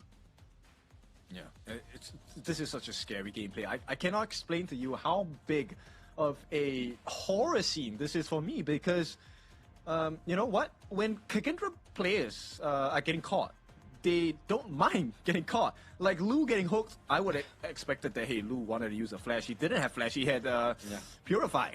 And at the same time, he hooked Phase 2 was like, okay, Heaven and Earth mode. And when he hooked Zan was like, okay, let me use my second skill, bye-bye. Yeah, literally, like they were baiting the hooks, right? They were like apex predator fish. The fish were trying to catch the fishermen, you know, and that's exactly what happened there. Raw got caught out way too many times for my liking. His ultimate didn't quite hit the pail as well. Obviously, everyone was canceling it with that kind of like high frame, just like dashing out. It meant that they could escape so easily. It just wasn't quite Boom's game, and currently it's not looking like it's Boom's series either, because they are down 2-0 at this moment in time. And that's crazy. The fact that we saw Boom able to actually take down Dominator by an extra round, even though they did lose compared to Kagendra's 3-1 loss to DMT, they're looking to lose even harder here to Kagendra. Yeah, it's insane, right? The initial kind of image that I had was like, okay, Boom is the fisherman. He's kind of fishing for more wins from Kagendra, but Kagendra showed up and said, hang on, this is no longer the pond. You are in the ocean now, and once you drop into the waters, the sharks are coming to hunt you. Yeah, it's definitely shark-infested water here for Kagendra. Their logo may be a Garuda or a bird, but it's definitely looking more like it should be a Dolia, or at least a more evil version looking of Dolia, because they are being baited by some kind of songstress right now. Like, they are struggling here, Boom. I mean, it hasn't seemed to be like a clean game for them either. Like, the way Kagendra is playing seems to be like two different divisions of teams. Yes, that is something so clear at this point. I don't think we've ever seen an outclass to this level. I mean, we've seen the games where, you know, Team Hawk as a new team being introduced. There's still some gaps. They're able to come back. Boom didn't look like there was an option for them. It was just, okay, how long does it take for your crystal to break? And the guy with the thumbs ups, he's like, you know what? I've not got the answers for that one, but I have got two things for you. 1 thumb, 2 thumb, and back-to-back MVP with a 1-gun, 2-gun on the Tri-Light Yang Jian. He gets the KDA of the 108. Damage taken. He was the front line here, soaking a lot of that damage, but dealing even more. Okay, now I am so invested. I want to find out. Right, this game number 3. Do we see like an even tighter game coming out from Kagendra? Because Kagendra has shown us both sides of the coin on this particular matchup, and I'm talking about the jungle matchup. Pei against the Yangjian, right? Tigress against Twilight. In both situations, Kagendra has shown you that this is the way you outplay that specific matchup. So this is really curious, because now as we head into game number 3, coaches are going to have to fight with a brand new composition here. And I feel like Kagendra have done the research. They have their number on the side of Boom. They do have their number on side of Boom here. It's definitely looking like a misdial here for Boom, as obviously some of these drafts, especially with the likes of the Aaron here coming through as well. And obviously the bit of the misplay of the Pei, right? Obviously, we saw the masterclass of the Pei from the game number 1 from Fei Shi. Carl tried to emulate that one, but it just didn't quite happen. Scary gameplay coming in, like any option. Every attempt from Boom shut down very clearly in pure dominance from the side of Kagendra. So with that being said, we will be coming into game number 3. First, you have to take a look at our faces here. I mean, I am gobsmacked. This is not what I expected out of Kagendra today. And boy, they truly are my kryptonite. They are, exactly. I mean, they're not even green. I mean, that's Vasaka Esports' logo, but they are yellow kryptonite this time around. So definitely we should be looking out for Kagendra more, as they are definitely playing a lot of a stronger suit here, a very strong game against Boom Esports. Because going into this one, I honestly thought, obviously, that it was going to be like a 3-1 potentially here, but I was favoring more Boom here. Yeah, same. I mean, I was like, look, I know certain birds like vultures, they can feast on wolves, but I've never heard of a bird eating tofu. And right now, they're eating up the tofu. It's a vegetarian bird, bro. Like, wait, it's 2026. Don't assume such a thing can exist, okay? You can have a vegetarian bird somewhere out there in the wild, but in the wild, on the Gorge, these are the heroes that have been placed on the global ban picks here. So for these two teams, obviously these heroes cannot be played again for each themselves, but they can pick those picks respectively. So the likes of Boom Esports, they could go for the Diadem if they really wanted to. If the cheat sheet doesn't get banned, they could go for that as well. But we have some support here for Kagendra. Not like they need it after those 2 wins right now, but they're still got their fans going for them. This is Kagazade saying, welcome Kagendra, new generation. Kagendra on the way, champion. Well, it definitely feels like this. If we isolate this particular best of 5, in the first 2 games, it feels like Kagendra truly are made of champion material. But this is specifically against Boom at this point. And, maybe we put the rest at the start of the year. This IKL, PKL argument, is starting to look a lot more IKL than I think a lot of PKL fans would like to admit. Oh, absolutely, yeah. I mean, the PKL fans, they were saying, obviously, day 1, day 2, that they didn't want the PKL teams to lose to anybody, but don't want them to lose to the Indonesian teams at least. So, but the IKL teams was like, all right, bet, let's give them what they don't want, and let's get them a loss. So right now, Kagendra going into draft of game number 3 here, looking to get that win against Boom Esports. Yeah, Christmas is more than 2 or 3 months ago, but hey, we have some presents for you, and you won't like this one. So for Boom Esports, this is do or die, because this is the series point for the side of Kagendra, and it's not looking too spicy at this point, because Boom, while they have taken away the Haya, which I think would have been a great pick for Senko at this point, they have taken out Chicha on the side of Kagendra, so options are limited for Boom Esports here. Yeah, Santa Sax looking for, they're going to get some explosive picks out on this one within this BP between Kagendra and Boom. I mean, looking like the Haya and the Parasola here both being banned out. On the side of Boom, they don't want to give that one over. But finally, Danny gets one of his better picks into the farm lane here, which is the explosive Aoyin Lung.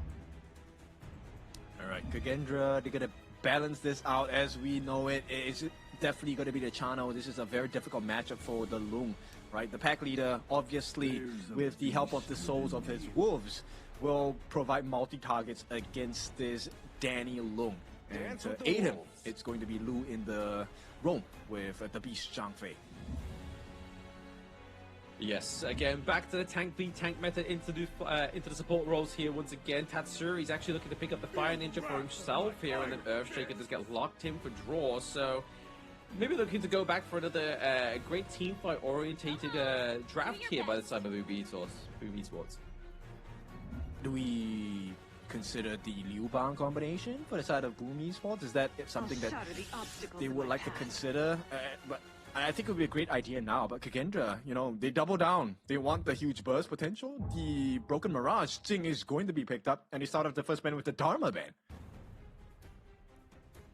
Ooh, okay, yep, Dharma ban. Obviously, Sule does not want to go against that one for himself, so obviously Clash Lane, what we're looking at cooking here as well, maybe potentially the Martial Genius rather than Martial Monk maybe here for Kagendra, or like you were saying, depends if they look to go for the Liu Bang here onto the side of Boom Esports.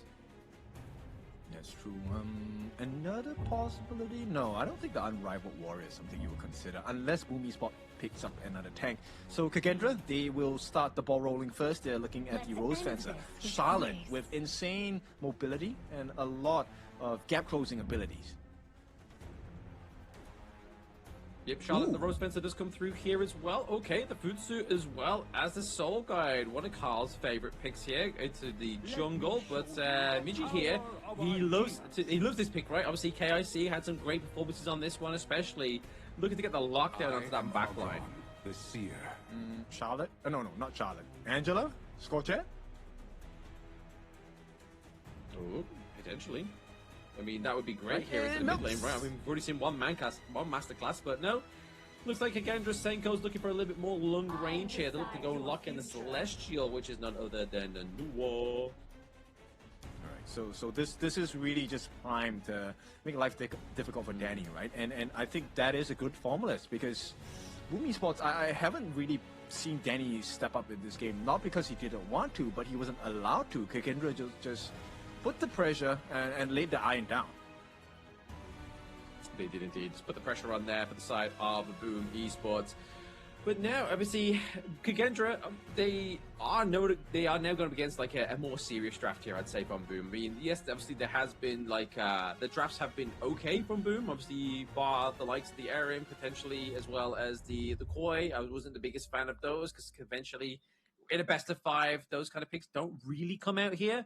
But now we're going back to a bit of basics here for Boom. I'm just considering this pick for the Earthshaker, right? The Lianpo. I'm not sure whether he will be able to catch out majority of the members on the side of Kagendra. That's my first worry for them. On the other side, here the main worry for me is how fast or how long can Senko in the mid lane last against this very aggressive lineup from the side of Boom, because you know Fire Ninja, the Mai, great aggressive abilities in the early parts of the game. Level 2, you have potentially unlock the killing potential of the Mai, and you have a very early game centric jungler, the Organ, coming in as a soul guy for Boom. Potentially here. I mean, yes, Soul Guide, we have seen it before. We were really hoping that it kind of came into fruition for some of these other teams, right? Obviously, when we saw Kong Lingpei on Nova Esports, it still got shredded through, right? So, yes, they don't have the likes of the Divine Enforcer or the D-Ranger, the Magistrate this time around. You're looking at maybe just trying to burst down the Orgren if you are able to, if you are Kagendra. Yeah, I actually think just based on the kit available, I think Kagendra might face some issues if they're behind on farm or even equal on farm against Boom Esports. So I think Boom Esports would do well for themselves to be able to get that initial goal lead or even the EXP lead. Exactly that, but it's going to be game number 3. This could be match point here for Kagendra if Boom does not pick up themselves from the bootstraps here, but it looks like Tatsuri is looking already to kind of just put a bit of pressure on into the enemy jungle, try and get a bit of vision on where the Jing is starting for his teammates. Okay, this is, at least in the mid lane, starting to feel a little bit more Boom-like. Put a lot of aggression onto Senko, which is what we expected. Meanwhile, Kagendra actually doing well for themselves at the bottom side of the map here, with the trading of shields and life between Lu and Zan. Yep, Lu and Zan just looking to try to get a bit of an advantage here, especially trying to get the Fire Wing into the bottom side of the map here, just give a bit more... Oh, okay, we didn't go over. It did go over to the side of Kagendra there as well, so they were able to actually maintain that one for themselves. And obviously, Space Sprite, top side of the map here, does go over to Boom. So just kind of like mitigating these small trades for these small camps at the moment. So you can kind of really see that Boom are definitely trying a little bit more harder with this game number 3. Yeah, they definitely are, but curiously, you know what, Carl is kind of slow down in farm against the likes of Facial. So Facial hit level 4 first. He's about close to halfway there to level 5. And until Migi gets that level 4, there is no catch. He can't do much. Nice knockup. Yep, bit of knock on there onto Senko there. He's got to be careful. Obviously, he's not going to be quite as agile as he should be, or as he has been on the past few heroes here, other than the Silk Weaver. But at the same time, you got to make sure you're just paying attention, because obviously the newer here, Senko's hero in this game 3, is more of a late game hero. So they're going to try and maybe pace Kagendra into the late game here if they're looking for that win condition. Very late game, by the way. Senko is still at level 3. Tatsuri, with all the steals that are happening as well, he is already hit level 5. In the meantime, you know, Senko, he's trying to provide a different kind of value, right? He may not win the lane and wave clear, but he can help to move the jungling speed much faster for Facial, who is currently at level 5. So, oh, hang on. Potential catch. Yep, Zule maybe getting 2v1 here. Top side of the map here. The Rose Fencer is going to be taken down. Tatsuri gets the first blood, but it may be traded out here for draw. But flash lane for the farm lane here, the support here could be potential. Oh, okay. Oh, he's just about to get level 4. Doesn't quite keep himself alive. And then the ride the wind onto Zan with the flaming palms. He gets melted. Okay, this is what Boom needs to do, right? And Tatsuri, he has eyes. This could be a huge burst moment. Could be a huge burst moment here for the side of Tatsuri, looking to try and get... Oh, they tried the steal, but Facia gets it.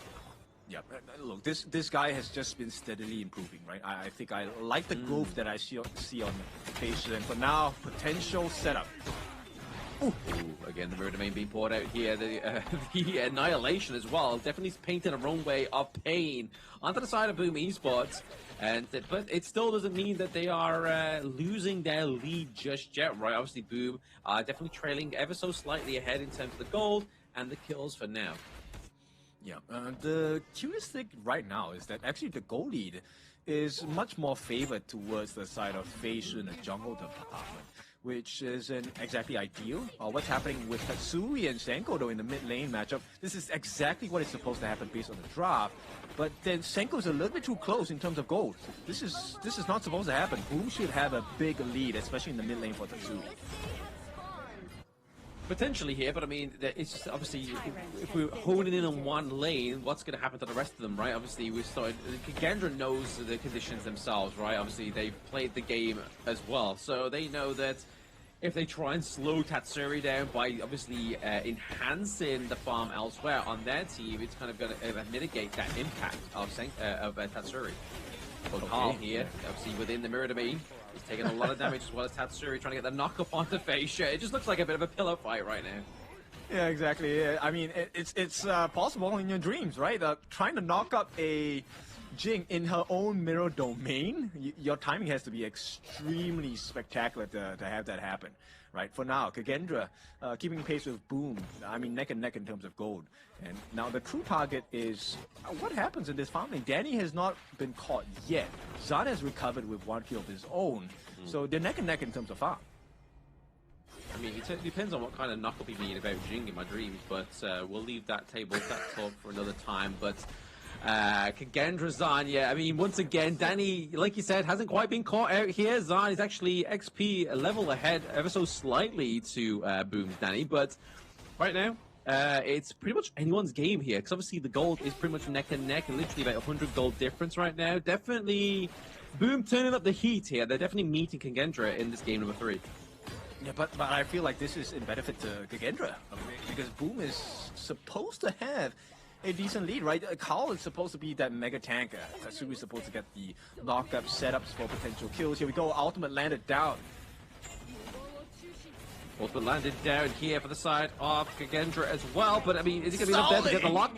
Okay, Solé outplays the 2v1 there with a bit of the help from the initiation there. The annihilation comes through, and the emergence from Senko is beautiful. Oh, different class altogether. Carl now will not have to give his life for this one, but he will be pushed back, which means there is a potential for the T1 take in the mid as well.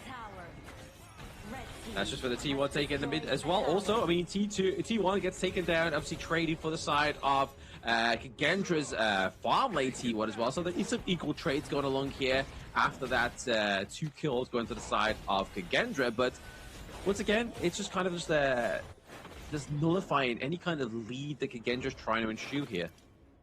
Well, I beg to differ for this one. We've seen what Kagendra can do with a lead, and let me remind you, this is a 1,000 goal lead. Exactly the same formula we have seen in game number 1 and game number 2. And if Kagendra has been, is going to play the same way they played in game 1 and 2, I feel like this is a great start for them. Trades are happening. T1, top for the bottom, so that's going to be even Stevens. Kagendra now. I think the next team fight will decide what the fate is for both teams. It looks like here that obviously they're just trying to go for the enemy's Crimson Golem potentially here, taken down from the side of Boom, able to get that T2 down to the bot side as well, trading again. They're just loving playing the game of even Stevens right now. Yeah, this is like extremely high level, right? It's not really about the big messy fights that Boom wants to have. Kagendra is more of like we'll play pace for pace, right? You want to take the T1s? Let's trade. You want to take the T2s? Let's trade. Absolutely. I mean, they're definitely in the work of trade right now, but Kagendra definitely up here in terms of the gold lead by around about 1.2k, so they have something going for them. Obviously, they're definitely maintaining that momentum of the 2-game lead they have for now, but I feel like this is definitely Kagendra's game to lose here. Tatsuri just trying to get a lot of damage onto Lu. Yeah, but it doesn't matter because the whole game plan is to force that ultimate out, right? Now, Facial has gotten his eyes onto this Crimson. May get the steal. I don't think he's going to go for the steal. I think he's going to go for the Tyrant here as well, whilst Miji's just kind of like paying, or at least trying to get the attention away from those neutral objectives, because as you can see, Feisha has made his way into the mid lane here, just trying to do a lot of burst damage onto Carl, but he's going to be that raid boss, and now the Unbridled Embers comes through, as well as the Annihilation, but still no pickup for either of these two teams. Yeah, but a lot of resources have been wasted, right? Carl actually used his ultimate there and did not hit a single soul. Kagendra now have a better positioning of that 10 minutes, no, it's not 10 minutes, but the Tyrant at the 8.5 minutes mark. So right now, Kagendra is back at fighting shape. Back at fighting shape. Kagendra with the Tyrant buff for the next 74 seconds right now. So obviously it's going to be like having the Crimson Golden buff, but across the entire of the team here with a bit of the Shockwave zaps as well as the enhanced movement speed. So I feel like now is probably the time here for Kagendra. If they are going to kind of up the ante or at least try and get some dunks here, it's now the time to play it. Miji's obviously trying to go and phase check here onto Soleil, but it's going to be met with Maker there. Not only Annihilation, but also the Mirror Domain, but I feel like that was a bit of a bait and switch. They're trying to get Feisha out of the gorge for this 10-minute mark. I mean, it's advantage to the Kagendra, right? By the time Migi comes back, if Kagendra gets started on that 10-minute Shadow Tyrant, he's not going to make it in time. Right now, it's all about Tatsuri. Can he find a knocker for the team here? They need an absolutely perfect setup. They do need a perfect setup there, but Tatsuri does miss out on that knock up there. But we can see top side of the map once again, Zahn just doing that macro play like he did in game number 2 here. Looking to try and get that T2 takedown into the Clash lane, but it looks like Miji should be able to save this one from its fall. Yeah, but who's going to save the Tyrant take? Nobody at this point. And at the same time, take a look at Zahn. He has information. Nobody's on the side of the Shadow Overlord for Boom, so Kagendra knows that a fight is incoming. They're going to try and reset this for sure. Or try and at least drag it to the closest way as possible. But there's the Unbridled Embers catching onto the backline of Tatsuri. Tatsuri has to flash out. Carl drops the ultimate, but is not able to kind of get any kill from the execute just yet.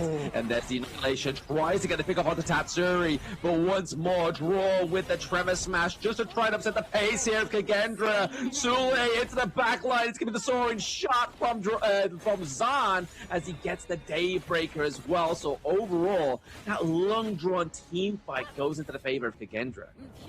Yo, I mean, so many songs are playing in my head right now. Kagendra is going for the push. And at this particular moment, Boom, once again, they are dumbfounded. There's nothing they can do. Feisha gets his own Azure Golem as we speak, and now, Boom, that initial growth that they had and potential to turn this whole game on its head, completely gone. Completely got indeed, right? Obviously, losing that tier 1 into the mid lane is definitely going to be a huge upset here for the side of Boom Esports. And not only that, they are obviously behind by around about like 2.3k gold at this point in the game as well. Obviously, that's slowly going to surmise here, but it's going to be the catch-out potentially here of Lou. He kind of wanders into the wrong brush.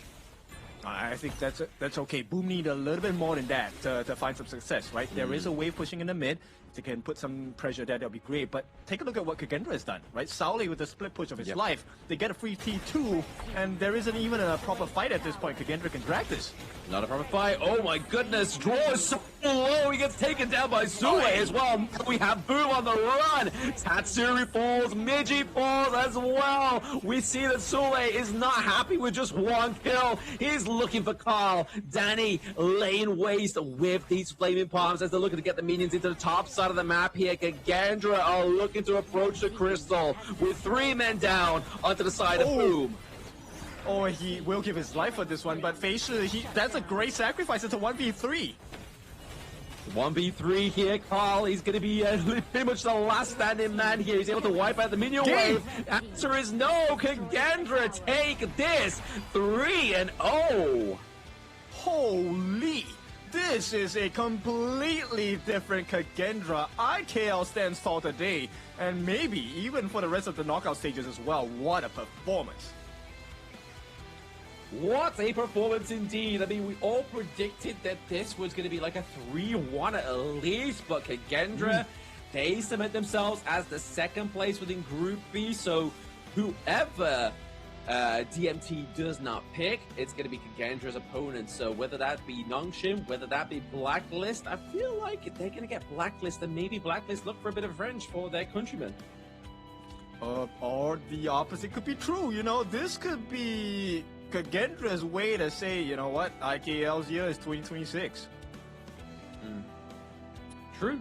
It could be the start of the IKL dominance here. Obviously, yes, we haven't had many of the MKL wins for the IKL. Yes, BTR was able to make a bleed yesterday, but this is definitely a good sign for the IKL fans out there. Yeah, look, a lot of people say, yes, there's a homegrown buff. That was not a homegrown buff. That was just coach reflect, the players have done their homework and they're acing the test right now. There is nothing that stops you from understanding that this is a piece of art and quality from the side of Kagendra today. Oh, absolutely. Definitely a masterclass here from Kagendra. Something we didn't quite expect from them after seeing their performance in day number 1, right? Like, they definitely seemed timid. They were a little bit like worse for wear, but as they've kind of progressed into day number 4, they're definitely starting to show their true colors as they step into the knockout stage. All right, IKL fans, you have to give me a jersey here, or I'm going to vote that, you know, Kagendra is going to win every single series from here on out. I voted and they lose. that Boom was going to take the win today, and boy, they truly are my kryptonite here. And, you know, the fashion in which they won this game, there was no doubt at all. Kagendra was all atop of PKL. Absolutely, top of the range there this time around, Kagendra for today. It's like he was saying, obviously, it wasn't like it was a drawn-out match like Kagendra. We are probably, like, notoriously the team within International that would, if they were looking for a victory, they would have to go, like, to around about the 20-minute mark, you know what I mean? Whereas this time around, I don't think anything fell past the 15-minute mark this time around. It was such a quick series for Kagendra. Exactly, and you could see the team pointing. This is the guy we've been saying since day number 1. Sally, dude, this guy is on fire. In this game number 3, he was making the plays. He was outplaying 2v1s against a Futsu, by the way. Futsu, Tatsuri, both of which, number 1, long drawn-out damage, very tanky, and Tatsuri with the ultimate burst potential. Still, Sally outplayed his way out of like what seemed to be disaster. Oh, absolutely. That 2v1 matchup, not a lot of people would love to be in that situation, but Sule was just like, all right, bet, I'll take it on with my strides. I'll definitely move forward with this one. And clearly all the experience he got when he was part of, obviously, Bigatron Vitality there, he was definitely showing his true colors in this one. Like, he is definitely not a player you want to bench. He should be in your roster, and he's proven why here on Kagendra. Yeah, I mean, this guy was a sub. What? I don't know why, but I mean, if this guy is performing, oh holy! This is the kind of gameplay we want to see, right? And Sally definitely has improved a lot. 59,000 worth of hero damage dealt, but it's not about the damage that he's dealing. It's about the attention he's pulling away and the stress that he's putting onto the Boom lineup. Which, in theory, right, Boom, me as well, this was a lockdown scenario. He was supposed to get the stages mic, the team was supposed to clean Sally up, and then Boom would have naturally the numbers advantage. They can start working their way across the gorge. But that situation never came.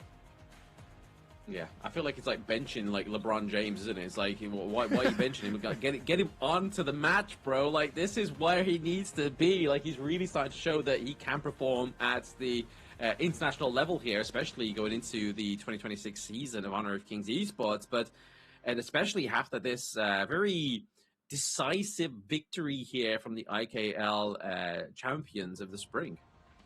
Yeah, insane.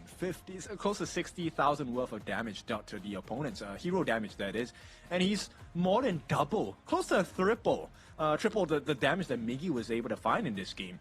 And GPM-wise, very high, 760 gold per minute, with just insane. Look, the kills don't matter. He had so much impact across the game. Sauli is definitely going to be your MVP. Oh yeah, without a doubt. I mean, if it gives up the face shirt again, I feel like I'm just giving it for the fact that it's like back to back. But Jing performance-wise, I don't think it was like the most dominant performance he's had within this series, especially going up against the comp that Boom had. Whether it was like a bit more of a squishier comp, then maybe he would have like shined a little bit more. But I mean, you see like the Burning Cape just to kind of like get the anti-heal onto Carl's Orgren, onto the likes of the Futsu as well.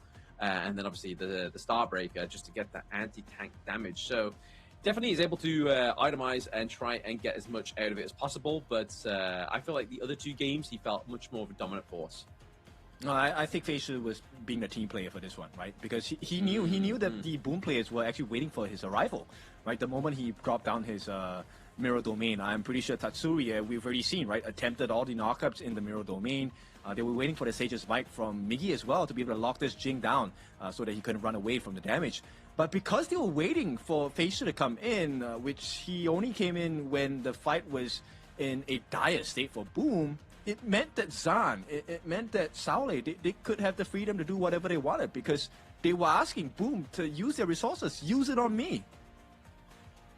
Exactly, yeah. Just literally just do everything for them. I mean, Zan, once again, I feel like he really opened up the map there for the side of Kagendra as well, especially with that push into the top side of the map that we've pretty much seen emulated 2 games in a row there. Just really just play into the macro playstyle rather than just constantly going for the team fights that we know Kagendra used to love, right? The Kagendra of old would never turn down a brawl, whereas this Kagendra's just like, all right, bet, well, if we're not going to get anything from this, we're not going to participate in it. We're just going to push elsewhere and get some more objectives. Like a businessman, like extracting true value, right? What's this business transaction? Does it earn me the value that I need? And Kagendra, oh my goodness, boys the men today. Oh, absolutely. Definitely a different color here for Kagendra coming through at the last day of the group stages. And there it is. Okay, completely throwing up everybody. It's going to be Senko with the MVP, telling you to shush, No, kid. He's like, hang on, you forgot about me, boy. You forgot about my annihilations. Yeah, I mean, okay, this guy was pretty good as well. Props to him, Senko. Well done. 1-0-7. I mean, okay, there's a good reason why as well, right? This guy has always been the core of Kagendra. He has been consistent, he has been stable, and he has been here since day number 1.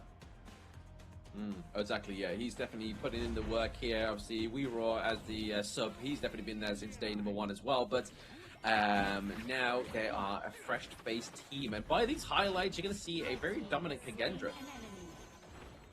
All right, I'll tell you why Senko is MVP here. It's because Senko was also involved in many of the backup movements coming in from the side of Kagendra. Yes, Sauli had a lot of individual outplays, but he needed the job to be finished. And here we go. Freebie from Senko. This is number 1. Senko also had a couple of other freebies coming in the later parts of the matches. And while the Annihilation was not really the killing blow most of the times, it did change the fight very much in favor for the side of Kagendra. No, absolutely. It definitely changed the pace here. Obviously, just getting that little bit of like love tap onto the enemy team. Like, it's just the saw there. Soule was able to get the kill on the draw just because that Annihilation kind of clicked his wings as well. And then it just meant that Soule had more time to play with his food like Migi as they're running down this base. But definitely super decisive gameplay here from Kagendra. There was no kind of like headless chicken gameplay that we're normally used to seeing with some of these teams. I like this a lot, right? This growth from Kagendra has been phenomenal at this point. I mean, they understood every single juncture, like what is the best decision available for the team, and they did it. So Boom, unfortunately, will be at the 3rd position of Group B here, which means they will now be one of the options that the number 1 spot in Group A, which is Nova, get to choose from. So it's going to be it's going to be Boom or Team Hawk that Nova chooses. The corresponding team that's left will be going up against BTR. Meanwhile, on the other side, Group B, DMT and Kagendra. DMT will have to pick between Blacklist and Nongshin, whoever they want to have as their opponent. Kagendra will get the remainder of the bottom 2 teams. Yeah, interesting matchups to say the least, to be honest. But I mean, like, it might just be like a switch and bait here from Nova. Maybe they don't choose THQ. Maybe they choose Boom and completely upset the motion, right? Maybe then BTR get THQ and see where it goes from there. But only time will tell, right? Obviously, we will get the knockouts draw very, very soon between these 2 teams. But obviously, first, we want to hear from the winning words of Kagendra, especially after such a dominant victory. Yep, of course, with that, we will also be saying our goodbyes as we take a look at the interview, and then we will talk about the choices that our top 2 teams, one of each group, Group A and Group B. So this will be Nova as well as DMT taking their picks on the opposing side. So the bottom 3rd and 4th, they are your options for the champions of their respectful group. We all have our preferences on what we want the matchups to be. We'll see if that's going to be the case later on. Exactly, and I think the thing that kind of makes it a little bit more exciting this time around, especially going into the knockout stage, is we upgrade from the BO5 to a BO7. So even if you do try and take a clean sweep, it's still going to be an extra round. That's an extra game to be drafting, so you have to kind of think ahead as well. So some of these teams have to definitely make sure that their hero calls and their hero definitely calls for the individual players is going to be where it needs to be. But we're going to sign ourselves out here before we go to the interview, ladies and gentlemen. It has been myself, Blam, and then with me has been Mr. Kindo Fu, the favorite kind of tofu. Obviously, if you have any words you want to sign out with here, Kin, you may well then go see them without. Drop that like, drop that follow, and we will go over to Mara. Mara, please take it away. Oh, not yet, not yet. Hang on. Nope. I just got the message. So, yeah, we will keep talking for a little bit more. And with that being said, I think we have preferences on what we want the matchup to be, right? So, yes, earlier today we did hear Xuan say Malaysia Bole, which is, yes, Malaysia can, right? And I personally hope that we get this Team Hawk against Nova matchup because I want to see Bigatron go up against Boom. That would be a nice matchup, to be fair. Bigatron go up against Boom. Boom to fall to another IKL team. I mean, they've just fell for... Against Kagendra, I mean, BTR definitely look like they're in the cleanest shape out of all the IKL teams, I have to say. Like, they have definitely been very impressive in terms of their, like, hybrid team between the goals of Saka and BTR. But we're going to throw it over to the stage now, so thank you very much, guys. Hope you enjoy the group stage and more to look for in the next stage. For Kagendra, congratulations, Zan. Congratulations, Senko. Senko, you finally got your revenge from KIC 2025. How does it feel to finally beat Boom Esports? Of course, very happy. And actually, before the match, Carl also asked me how the score, and I said 3-0. Wow! He said, what did Carl say when you said 3-0? Yeah, he just asked how the game will be. Okay. And you predicted correct. Yeah. And just like you said before, humanda ka. And that was a really good show of confidence. Now, we're gonna go to the knockout stage in just a couple of days. If you were to choose which team you can go up against, Senko, what would it be, Zan? I think we want to face Nongshim. Nongshim, why Nongshim? Because we want to face like Korean teams, and we also want to try that noodle. We also want to try that noodle. But you know what? I will give you a hint. Because when I interviewed Tian X earlier, and we asked them who they want to face, they said they want to eat noodles also. For both of you want to eat noodles. So if they choose Nongshim, that might mean that you're going to go up against Blacklist International.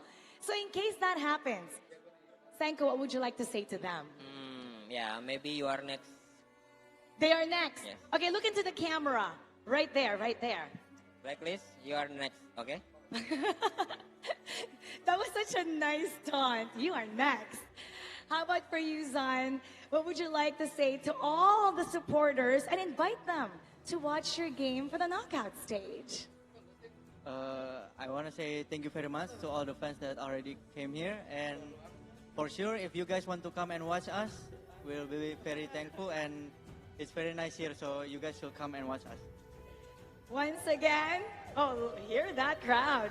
Once again, Zan, Senko, congratulations. That was so phenomenal, and we hope to see more of that in the knockout stage. Thank you so much. And with that, let's get to the exciting part. It's now time for the knockout stage bracket drafting. Now, here's how it's gonna go. The first place in groups A and B will get to choose their opponent in the opposing group that are placed third and fourth. That means Nova Esports can only pick Boom or Team Hawk. And Dominator can only pick between Blacklist International, and Nongshim Red Force. Now, let's call the teams that finished first in each group. Let's welcome them over here because their choice will determine the shape of the knockout stage bracket. Hello, Xuan. How are you? You're smiling. And hello, Jerl. You guys are excited to reveal who you're gonna choose? Very excited. We're gonna start off first with Xuan. Xuan, which team does Nova Esports want to face first in the knockout stage? Team Hawk. Team Hawk. Nova chooses Team Hawk, which means second place BTR will automatically face Boom Esports. And now, Jerl, which team does Dominator want to face first in the knockout stage? I pick Nongshim Red Force. Dominator picks Nongshim Red Force, which means second place Kagendra will automatically go up against Blacklist International. Thank you, gentlemen. Thank you so much. And this on your screen is the final bracket picture. These are the teams that will face each other, and all matches will be a best of 7 single elimination round. Time and date of the matches will be released on the Honor of Kings social media pages, so watch out for that detail. It's gonna be an exciting match of best of 7. And not only that, we'd also like to invite you to watch more action because we're gonna have the Honor of Kings Women's Series and the Tri-Nation Showdown. And that's gonna happen right before our knockout stage matches. With that, this concludes the group stage of the Honor of Kings Invitational Season 4. We'll see you next time for another exciting day in the Heroes Gorge. Once again, my name is Mara Aquino, and this is our game. Keep it good vibes, everybody, and we'll see you in the knockout stage.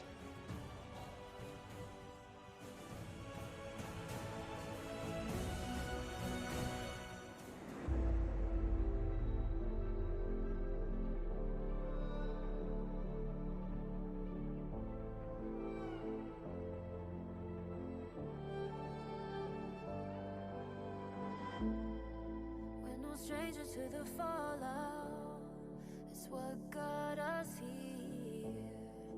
Ever changing, some chameleon, blood, sweat, and tears. We'll never make it if we fall to everything that brings us down. With a comeback is now. Blood, sweat, and tears. Fight for what we want. Doesn't matter the cost. Every day, put in work. Blood, sweat, and tears. Nothing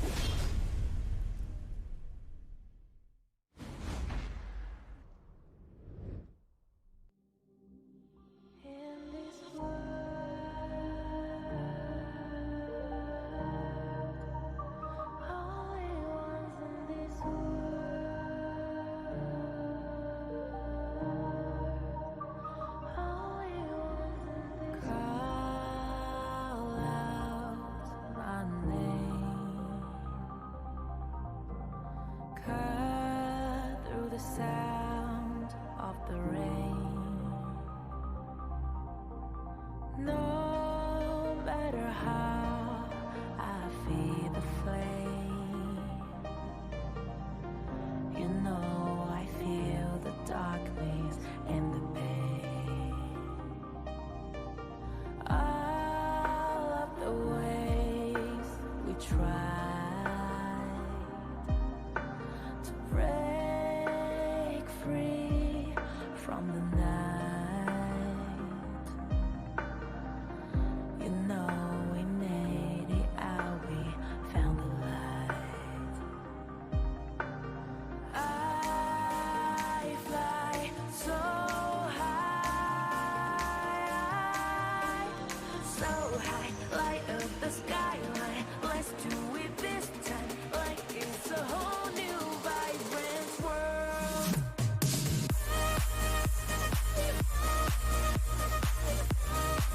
Like we're the only ones in this world. Like we're the only ones in this world. Now I see that I got everything I need. It's alright, I'm on fire, I'm alive, 'cause now I fly so high, so high, light up the skyline. Let's do it this time, like it's a whole new colorful world.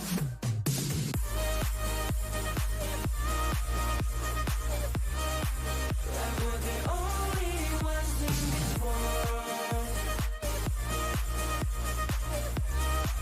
Like we're the only ones in this world. Never thought we'd get this far, burning like the stars. How we get this far, like we're the only ones in this world.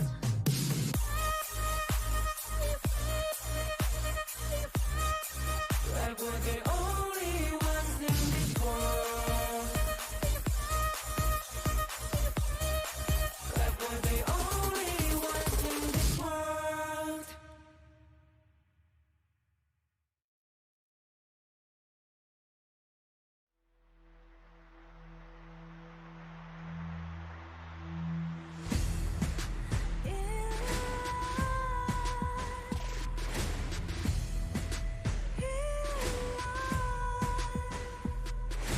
What's a life without its worth? Compromising with what hurts inside. When you let fear decide your fate, you don't choose which path to take in life. In life, I'm finally letting go of everything that still holds me. I'm against the odds, but I won't give up, 'cause it's my time to shine. Standing in the spotlight, and no one let me down. Destiny is calling high. I'm not afraid to fall.